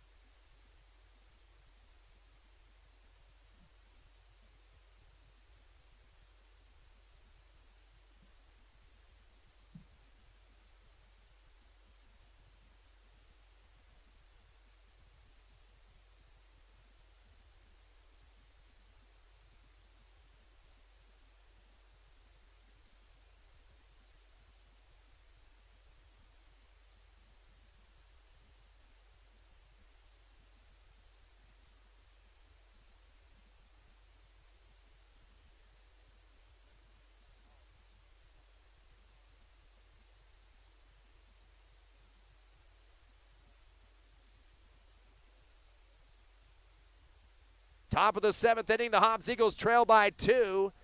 And to lead the charges, top of the order, Gonzalez. This is the 5th time through the order for the Eagles to start it off here. Gonzalez did have an RBI triple in his 3rd at bat. Has walked twice other times, 2 runs and a stolen base as well, and flew to 2nd. Little changeup inside, and that's going to hit the left elbow of Gonzalez, and he'll be hit by a pitch. So he's been on base 3 times, 2 walk, or 4 times out of the 5 he's been at the bat. Hit by a pitch on that one. So Eagles got a runner on. Tying run at the plate right now with Josiah Martinez. He's got 2 walks, 3 walks, and a sac RBI. Fastball down the middle for the strike as he watched the first. No, they called outside, ball 1. So Martinez has been on 3 out of the 4 times so far. Scored a run as well, had an RBI. Curveball outside off the webbing of the glove of Barola. It rolls up the third baseline. A major error there, and he's going to get on base. The runner for the Eagles. It gets overthrown to second, and that's going to get the inventor to third. So major mistakes being taken by the Roswell Coyotes, and just watch, that's keeping their eye off their glove and their ball that time. First of all from Barola, and then the throw to second was errant as well. Exactly, and just like that, you got a runner in scoring position, not the winning run. The winning run right now is at base. Tying run, you mean? Well, tying run, yeah, sorry. And next one will be, of course, a winner. Lynn with a fastball as it misses outside for ball 2 to Martinez.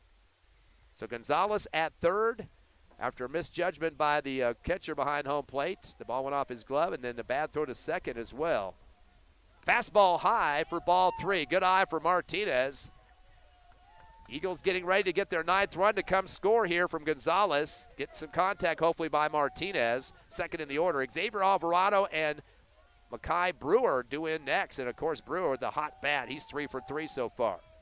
Fastball hits the deck, and Barola able to scoop it out, though. That will be a walk issue, though, to Martinez. With 4 walks in this ballgame, he's been on base 4 times. And Coyotes could afford that one because now it's just first and third. Nobody has scored so far, even though there is no outs. It does make a threatening position for the Hobbs Eagles. Xavier Alvarado 0 for 2 on 2 Ks, but has 2 walks as well and a run. He's been on base several times. Time is called as Barola comes out from behind the plate and has a signal for his pitcher, the reliever, Lynn. So kind of changing things up just a bit. So no outs for the Eagles, down by 2 with runners at first and third as Alvarado in the box once again. Time called, stepping off the rubber is Lynn. And now back on real quickly. Yes. Returning the box quickly as well as Alvarado. Takes a peek at third and first, turns and fires. A curveball, swing and a miss. No, he did get a piece of it. Ricochets off the wall behind home plate and bounces back up the third baseline as having to chase it down will be Lynn, the pitcher. Right, no damage done so far as Hobbs runners. And Alvarado does not have to whack this to the wall. Just keep it in play and get the runners to advance on the bases. You don't want to get yourselves popping it up too high up in the air here. No, you do not.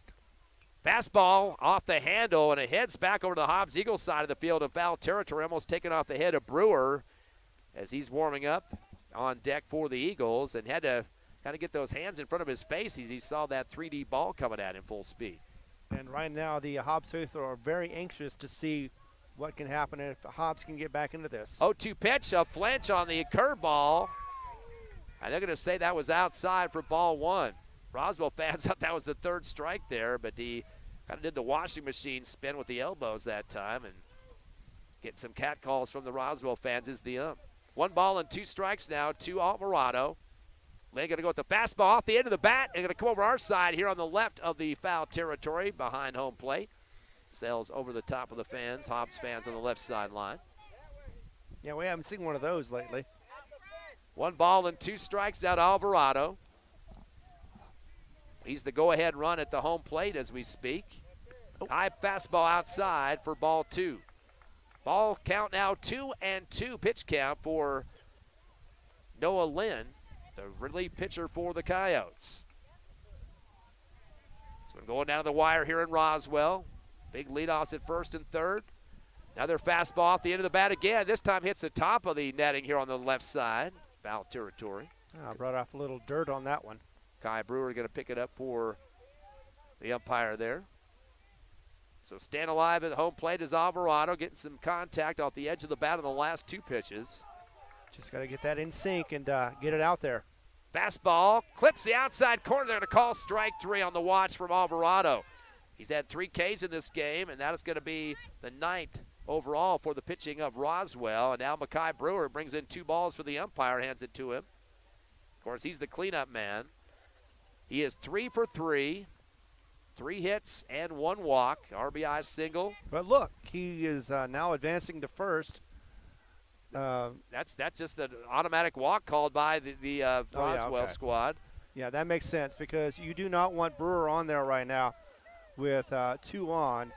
Definitely can make some noise, so they just go ahead and say, yeah, we're walking him. Yep, and they're going to put Major Bird at the plate now. He's got an RBI single on his last at-bat, takes the fastball low for ball 1. Walked his first time, got a strikeout, flew to center, and then the RBI single So hopefully a good trend here for Major Bird. He's got runners on all 3 bases loaded with just 1 out. Fastball hits off the webbing of the glove and is chasing it. Barola to the near side. He's going to throw it back to home, and the tag at the last second, not in time for Lynn, who had to cover home the pitcher. And then high throw there, and that's going to score for the Eagles. So now it's 10-9. As coming across the plate was Gonzalez.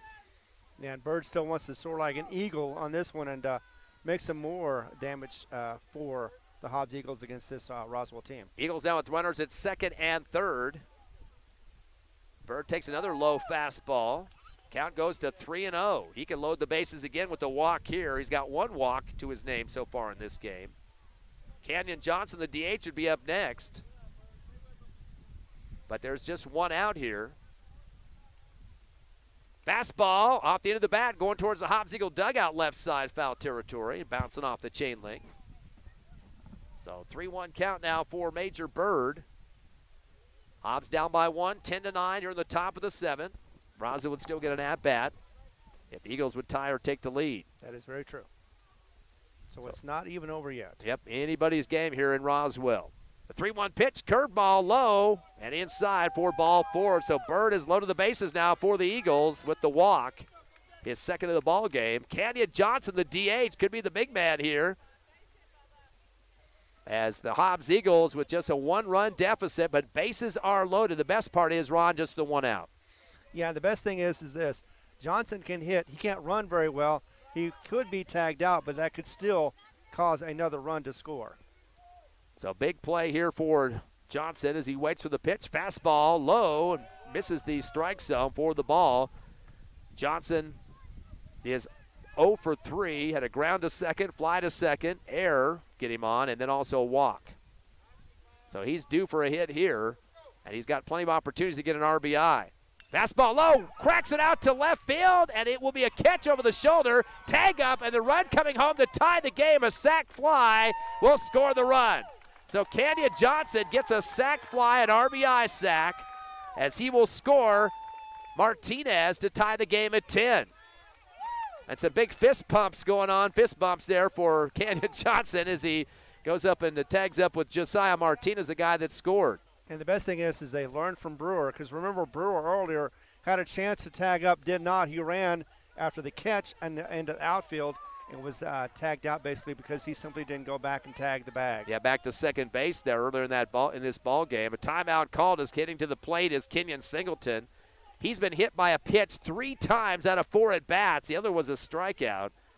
He's getting sick of having that ball on skin. Yeah, and now the coach was giving him a different signal for the catcher to give to the pitcher on this one. Hopefully not to hit him again. 2 outs here in the top of the 7th. The Eagles have tied it up at 10. Fastball down low, but they're going to say it hit the bottom of the strike zone for the strike. Of course, this is the relief pitcher, Noah Lynn. Scoreboard has a 1-0 count. I don't think that's correct. It looked like the umpire got the strike on that one. It was a strike. Fastball gets past the catcher, Barola, and the scoring is going to happen. The runner coming home for the Eagles and getting across is Makai Brewer. So an errant throw into the dirt, rolls past Barola behind the plate, and it's going to be a score for Brewer. And the Eagles now going to take the lead. And it was already guaranteed that Coyotes were going to have to bat at the bottom of the inning. This is definitely for certain, as it is now 11-10. Hobbs again with the lead. Well, having some trouble with that scoreboard. They put up 12, and now they retracted it back to 11. So, yeah, it's a 1-run lead for the Eagles. And that's going to bring up Kenyon Singleton back to the plate. Takes the first pitch low for the ball. And again, if he gets hit by another pitch, that'll get 2 runners on for the Eagles. They have a 1-run lead and a 2-1 count here. And once again, doing all this at 2 outs now. So let's see what we can do with this pitch. Here's the 2-1. Fastball low and outside, gets through the legs of Broly's got to chase it back again. You kind of wonder if some of these guys getting a little bit cold out there. We had some wind blowing through most of this first and second game of the night.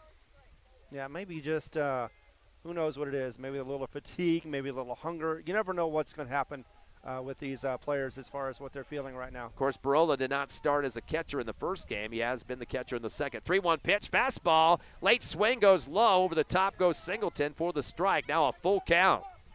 So 2 outs for the Eagles, leading 11-10 here in the top of the 7th. Big pitch coming here from Noah Lynn. And the runners at second. Fastball down the middle. That'll be strike 3 as Singleton tried to sneak it out with a jog up the first baseline, but the ump's going to get him with the strike call, and he'll have to sit down after that one. But luckily, they went ahead and got back into the game. Were able to get those runs and force bottom of the 7th inning. Yeah, Eagles getting a ton of walks in that inning there. In fact, a total of 3. Did not get a hit. That's the weird part about it. Just some errant throws and wild pitches getting the runs that come around. So 3 runs come across. The Eagles now lead this game 11-10, up by 1 as we head to the bottom of the 7th. Last hurrah for the Coyotes. Got to get at least 1 run, 2 to win. You're listening live to Hobbs Eagle Baseball, exclusive on Cool 95.7's Facebook page, HobbsAmerica.com, and YouTube.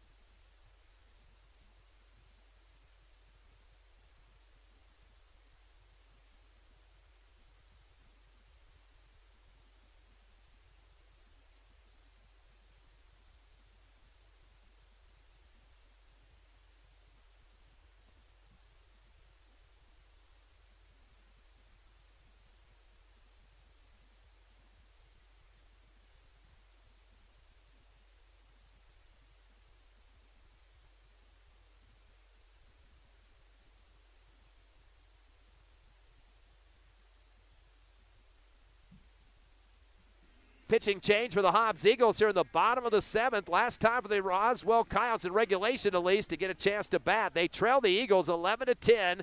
3-run score for Hobbs due to some errant throws and errors in the fielding for Roswell as Hobbs got on with 3 walks. And who's the new pitcher for the Eagles? The 3rd one to be on the field today here, Ron. Right, and we knew he was going to change, but this one is Nicholas Gonzalez. He has a 4.0 ERA. He is 0-1 on his record. He has 2 games that are saved. He can make this one the 3rd one. And yes, he has 8 Ks and 7 walks. So big job for him on the mound. He's got to hold Roswell at bay. They got to get 1 run to tie, 2 to take the lead. 2 to lead, it would be the win here in the bottom of the 7th. So kind of wondered if this game was going to go extra innings. We'll have to wait and see. Hopefully the 1 run will hold up for the Eagles. For Roswell, they got a lot of guys that have been hitting the ball, and they're coming up in the order. Ivan Miramontes has started them off. He is 2 for 4. A home run, a single, and he scored a solo homer plus a run for himself. Fastball low for ball 1 off the pitch from the Hobbs reliever. Nicholas Gonzalez. And I do believe I actually said that wrong. I think I said 3, but this is his 11th appearance on the plate. Okay, 1 ball and no strike. Fastball down the middle will be a wobbler, a roller to short. Picked up by Udahara, fumbled the ball and gets an error. So Hobbs has been getting a ton of errors lately. That's a 3rd. 2 in the last inning and now 1 here to get base runners on for Roswell. That's the tying run at first, Ron. It is, exactly, and that's not how you want to start it off. I know that's a hard one to pick up a dribbler over there to a shortstop. You're supposed to be able to pick it up and throw the ball in just one motion. Sometimes, though, you lose the ball, and unfortunately, if you do that, then it just throws the whole thing off. That's going to be Eli Lind now at the plate. He is perfect. 4 for 4 getting to the plate, 3 for 3 hitting, and 1 hit by a pitch, 2 singles and a double. Fastball high for Gonzalez for the ball. He's had an RBI double, a single, and a home, or excuse me, this is Eli Lind, 2 singles, an RBI single, and a double and a run scored. So 4 for 4, at least at the plate, was hit by a pitch in his 4th at bat. Here's the 1-0. Fastball low, bounces in front of the plate. Nice save there by Singleton. Do not want to advance these runners at this point, and he made sure that wasn't going to happen there. Good corral there behind the plate for Singleton. Evens up the count at 1-1. There comes Gonzalez, calls time, comes off the rubber. But now back in the box goes Eli Lind. Here's the windup and the throw. Little change-up action down the middle for the strike. Count goes to 1-2 now against Eli Lynn.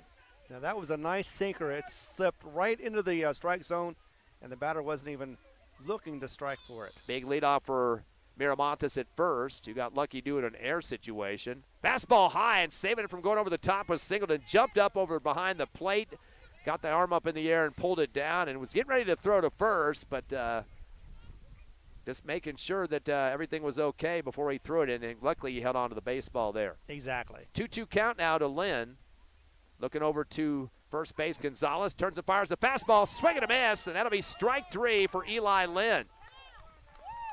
Definitely needed that to get the first out there. And that will build his confidence for Nicholas Gonzalez. He definitely needs that as he gets into there. Like I said, he is in the position right now to get the save, and that would be a second one for the season. That's the 6th strikeout for the Hobbs Eagle pitchers in this game against Roswell. 1 down, 11-10 Hobbs Eagle lead here in the bottom of the 7th. Curveball inside, check swing, and to go foul over towards the Roswell bullpen, and it'll bounce out of play.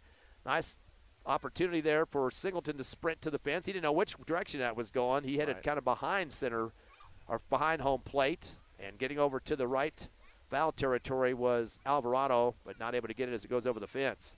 So no balls and 1 strike now to Noah Lynn. He's got a home run. Curveball inside. This one high in the air towards right field. It might go foul. It does go foul. And unfortunately not getting over there quick enough to make the catch. Saul Armendariz also got some help from Alvarado heading out there. Ball kind of settled in the air with the wind for just a few seconds, and they were kind of adjusting to see which way it was going to drop. But he can get that straightened out. He continues to hit towards the right side of the field. Again, Noah Lynn at the plate. He is 3 for 4, a 2 RBI homer, an RBI double, a run scored, and a single. And he did have a fly to start the game to right field. However, if you know that if they would have gotten that catch, even though it was foul, they could have gotten first out. Yeah, they could have definitely thrown to first, get the tag in the ball game. And the runners better be smart for Roswell as Hobbs keeps flinching to try to get them back to their bags. 0-2 count. Fastball high for ball 1. And then it was Lynn kind of backpedaling out of the box that time on his tiptoes. I'm not sure what he was doing that for, but a little dramatic on that. One ball and 2 strikes to Lynn. Making sure he wasn't interfering. You know, you can get called out for that. Fastball, he lunges over the front of the plate off the end of the bat. It's going to roll out towards the left side of the backstop. And, boy, he churned it down that first baseline. Didn't want to take anything for granted on that play. Thought it might have dribbled down that third baseline instead, but goes foul. More hope. But either way, yeah, you're right. You definitely don't want to stop until you're told, hey, you know what, it doesn't count. Come back and try again. He's definitely not a small ball hitter with a home run and a double so far out of his 3 hits. 1 ball and 2 strikes as Gonzalez continues to face Noah Lynn. Stepped off the rubber and got the runner to get back. That was Miramontes. A 1-run lead for the Eagles here with 1 down in the bottom of the 7th. Fastball hits low, and Singleton gets his legs underneath of it to stop the ball from getting through. The count goes to 2-2 on the low ball call.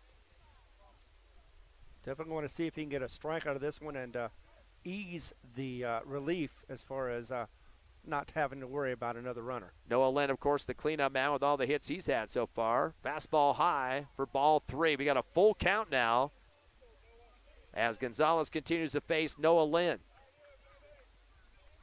Runner at first, 1 down, bottom of the 7th, last at bat for Roswell. Need 1 run to tie, 2 to take the win with the lead. Here's the windup and the throw. Fastball inside for the walk. And the Hobbs fans are upset, and the dugout the same as they called out the walk, his first walk of the ball game. He's not the type of kid that likes to take walks, but in this critical time, he wants a base runner. That will be the go-ahead run at first. Runners at first and second for Roswell. That's a 6th walk issued by the Eagles, and that'll bring up Jackson McDonald. He's 0 for 2 with a couple of Ks and 2 walks, a stolen base, and 2 runs scored. He's been on base, hasn't got a hit yet. Right. Definitely don't want to see him get an RBI here, though. Definitely not, because that would end the game or get closer to it anyway. It would tie it up, at least, with the exactly. 1 RBI. Time is called. They're going to get a courtesy runner in for Lynn. And that looks like number 7's going to check in for the Roswell Coyotes. That is Bogle. Bogle pitched yesterday against the Eagles at Sportsman's Park. Has not played in this game so far. Here comes Gonzalez. Looks back at second to check one of the runners. Turns and fires. A fastball off the edge of the bat. It's going to hit the middle of the backstop and drop down to the grass here behind home plate. Listening live to Hobbs Eagle Baseball on HobbsAmerica.com, YouTube, and Cool 95.7 Facebook page. We'll be back on the air Thursday night in Clovis. 4:15 pregame, first pitch at 4:30. Just one game and a doubleheader on Friday at Sportsman's Park in Hobbs, starting at 4:15 with the pregame there. So lots of baseball coming up in the next few weeks.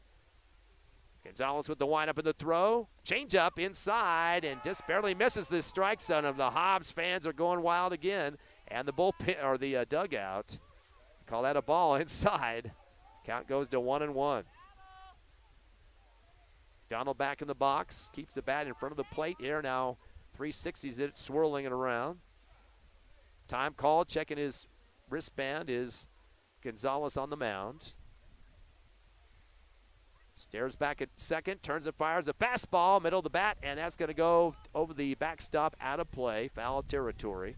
So staying alive at the plate is McDonald. But he better make continued contact on the ball with the 2 strikes.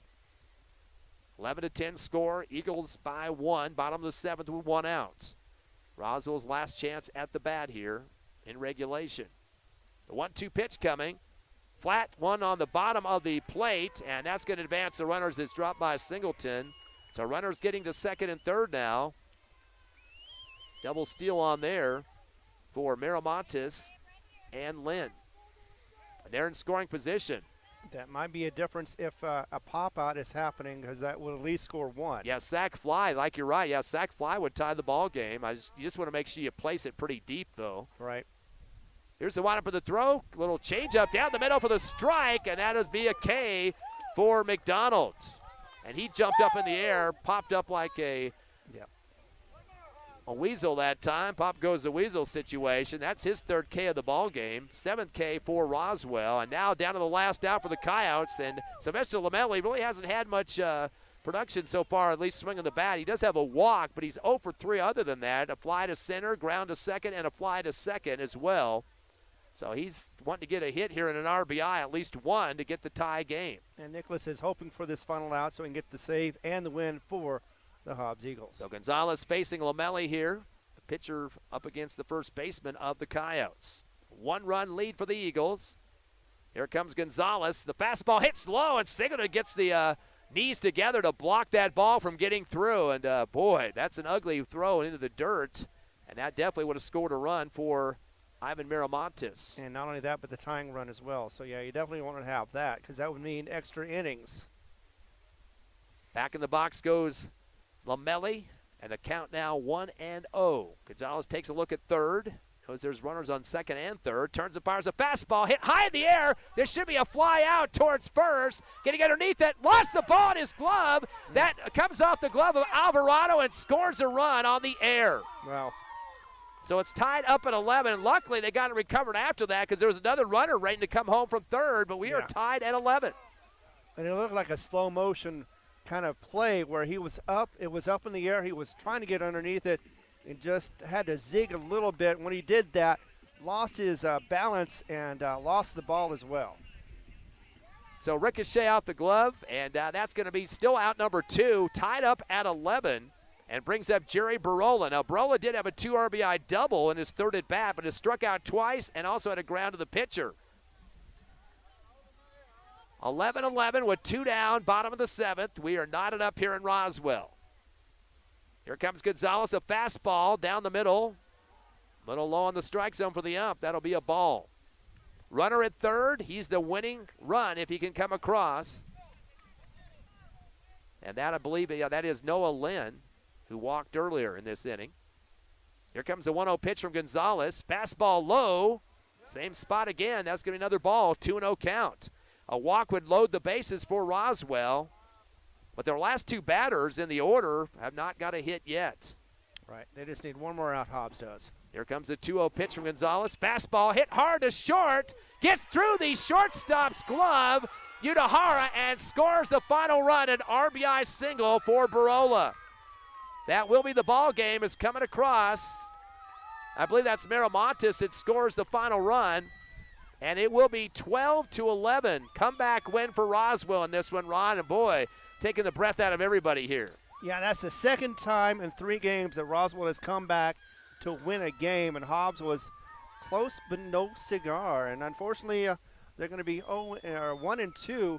They're still a little better than Clovis, but still, that does not matter much when it comes to the playoffs. So the handshake line is starting up here in Roswell. Again, final score, the Coyotes 12, your Hobbs Eagles 11. We'll take a 2-minute break and come back with the Hobbs Eagle postgame show. Exclusive coverage on HobbsAmerica.com, YouTube, and Cool 95.7 Facebook page.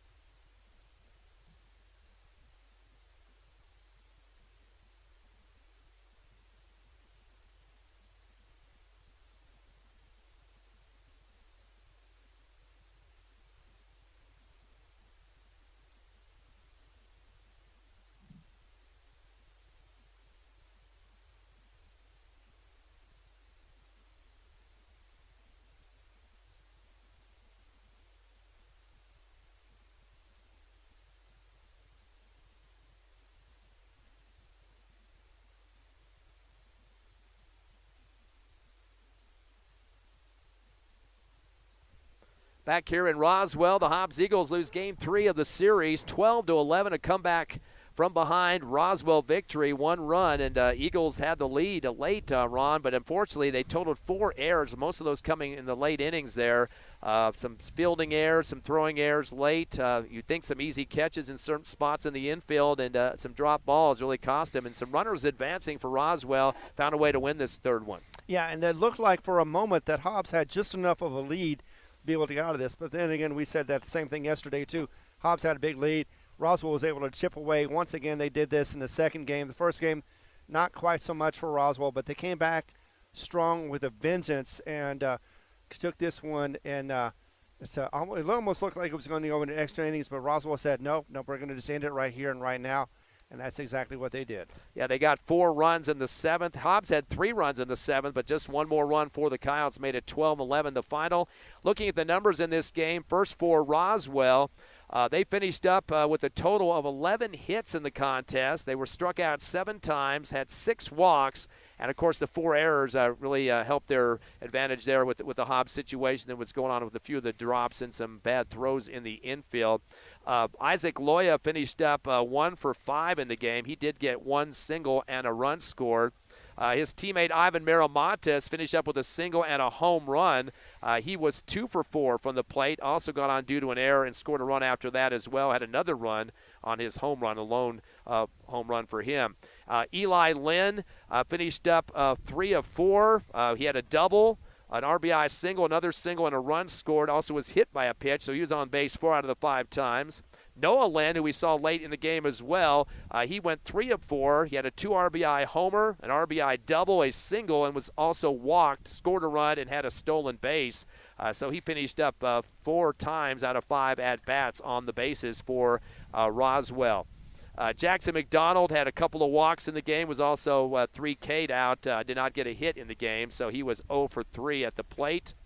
Sylvester Lamelli finished up with no hits in the ball game. He was 0 for 4 and had a walk.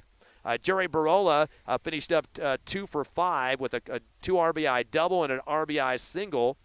And that's pretty much it for the hitting for Roswell in this game. Once again, 11 hits in the contest. And they had a couple of pitchers in the game. Jacob Palomino got a lot more innings than his backup Noah Lynn did late in the contest. They're scoring in this game for Roswell: 1 in the second, 2 in the fourth, 3 in the fifth, 1 in the sixth, and their finale of 4 got the 1-run lead and the victory 12-11. For your Hobbs Eagles, they finished up with 7 hits, 4 less than Roswell, 13 walks, which was 7 more than Roswell, and had 10 Ks in the ball game. For the Hobbs Eagles, Gonzalez ended up with a RBI triple. In fact, he was, 1 of 2 in this ball game. His other at-bats, he got a fly to second, but also was walked twice, scored 2 runs off of those walks and a stolen base, and was hit by a pitch where he eventually scored a run as well. So a lot of opportunity on the bases there for Gonzalez, as he was on base 4 times out of 5 at-bats in this ball game. Josiah Martinez finishing up with 3 walks in the game. He also, or 4 walks, I should say, and also had an RBI sack in the contest. So he had on base 4 out of the 5 times he was at the plate. Also scored 2 runs and had a stolen base. Xavier Alvarado finished up 0 for 3 at the plate with 3 strikeouts, but did have 2 walks and a run scored. So he was on base 2 out of 5 times. Makai Brewer, as usual, the leader when it comes to hits. In fact, he was on all 5 times on the bases, had 3 hits, 2 walks. Those hits included a double, a 2 RBI single, and also another RBI single with a stolen base and a run scored after one of those walks. So, again, good production for Makai Brewer as usual. Major Bird, he finished up 1 of 3 from the plate, an RBI single and 2 walks. Canyon Johnson, the DH, got on base once due to an error and a walk. And a couple other guys at the plate for the Eagles. Kenyon Singleton, he got on base 3 times due to being hit by pitches. I don't know if they were aiming for him or not, but he still got on. So 3 times on the bases, was also 0 for 2 in terms of strikeouts. And finally, last but not least, Alan Udahara. He went 2 for 4, an RBI single and another single, plus a run scored. So again, Hobbs 7 hits, 13 walks, and 10 strikeouts. Eagles had 3 pitchers on the mound in this one. Hector Armendariz, a starter. Parrish, the freshman, came in as well. And we had Gonzalez finishing up the game, Nick Gonzalez, for the Hobbs Eagles. So, unfortunately, the loss for the Eagles in this one to drop to 6, or they were 7-12 after the win earlier tonight. They lose this one to go 7-13 and drop to 1-3 at this, or 1-2 in district. Roswell has improved. They were 9-10 after the first loss tonight, but now 10-10 back to 500, and they are now 2-1 in district. So they have the lead in terms of the wins and losses versus the Hobbs Eagles. So that does have some implications for the playoffs, but some good valiant efforts here for the Eagles, getting that second win tonight, 8-1, which was a good effort for Hobbs earlier in this doubleheader. Yeah, and they look good. They look strong as far as their hitting. They're improving on that one. They're improving on their fielding. Everything is improving. However, sometimes that is just not enough, especially when Roswell is coming in hitting us slightly better than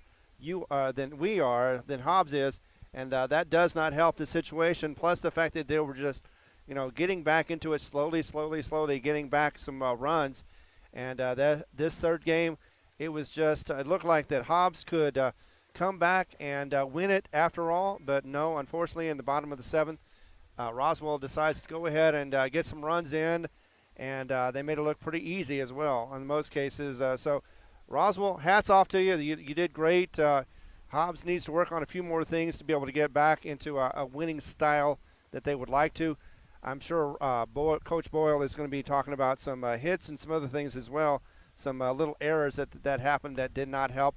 And they weren't little errors, critical errors in the infield. I mean, that was the game. 4 errors in the infield, a couple of missed fly catches that they should have had near bases, and some drops on throws that they could have scooped and gone with, and in fact, it bobbled the ball and caused some runs to come across. So some errors. I think those are the critical mistakes there towards the end. But that's going to happen. And this is a young team trying to come on the back track here and get together some chemistry. But, that's what the season's for, is to get yourself into the swing of things and hopefully get the W's. Well, the Eagles losing 2 of the 3 of the series with Roswell. They will have some games next week. Thursday, they head to Clovis to take on the Wildcats. They got swept by 3 by Carlsbad this last 2 days as well.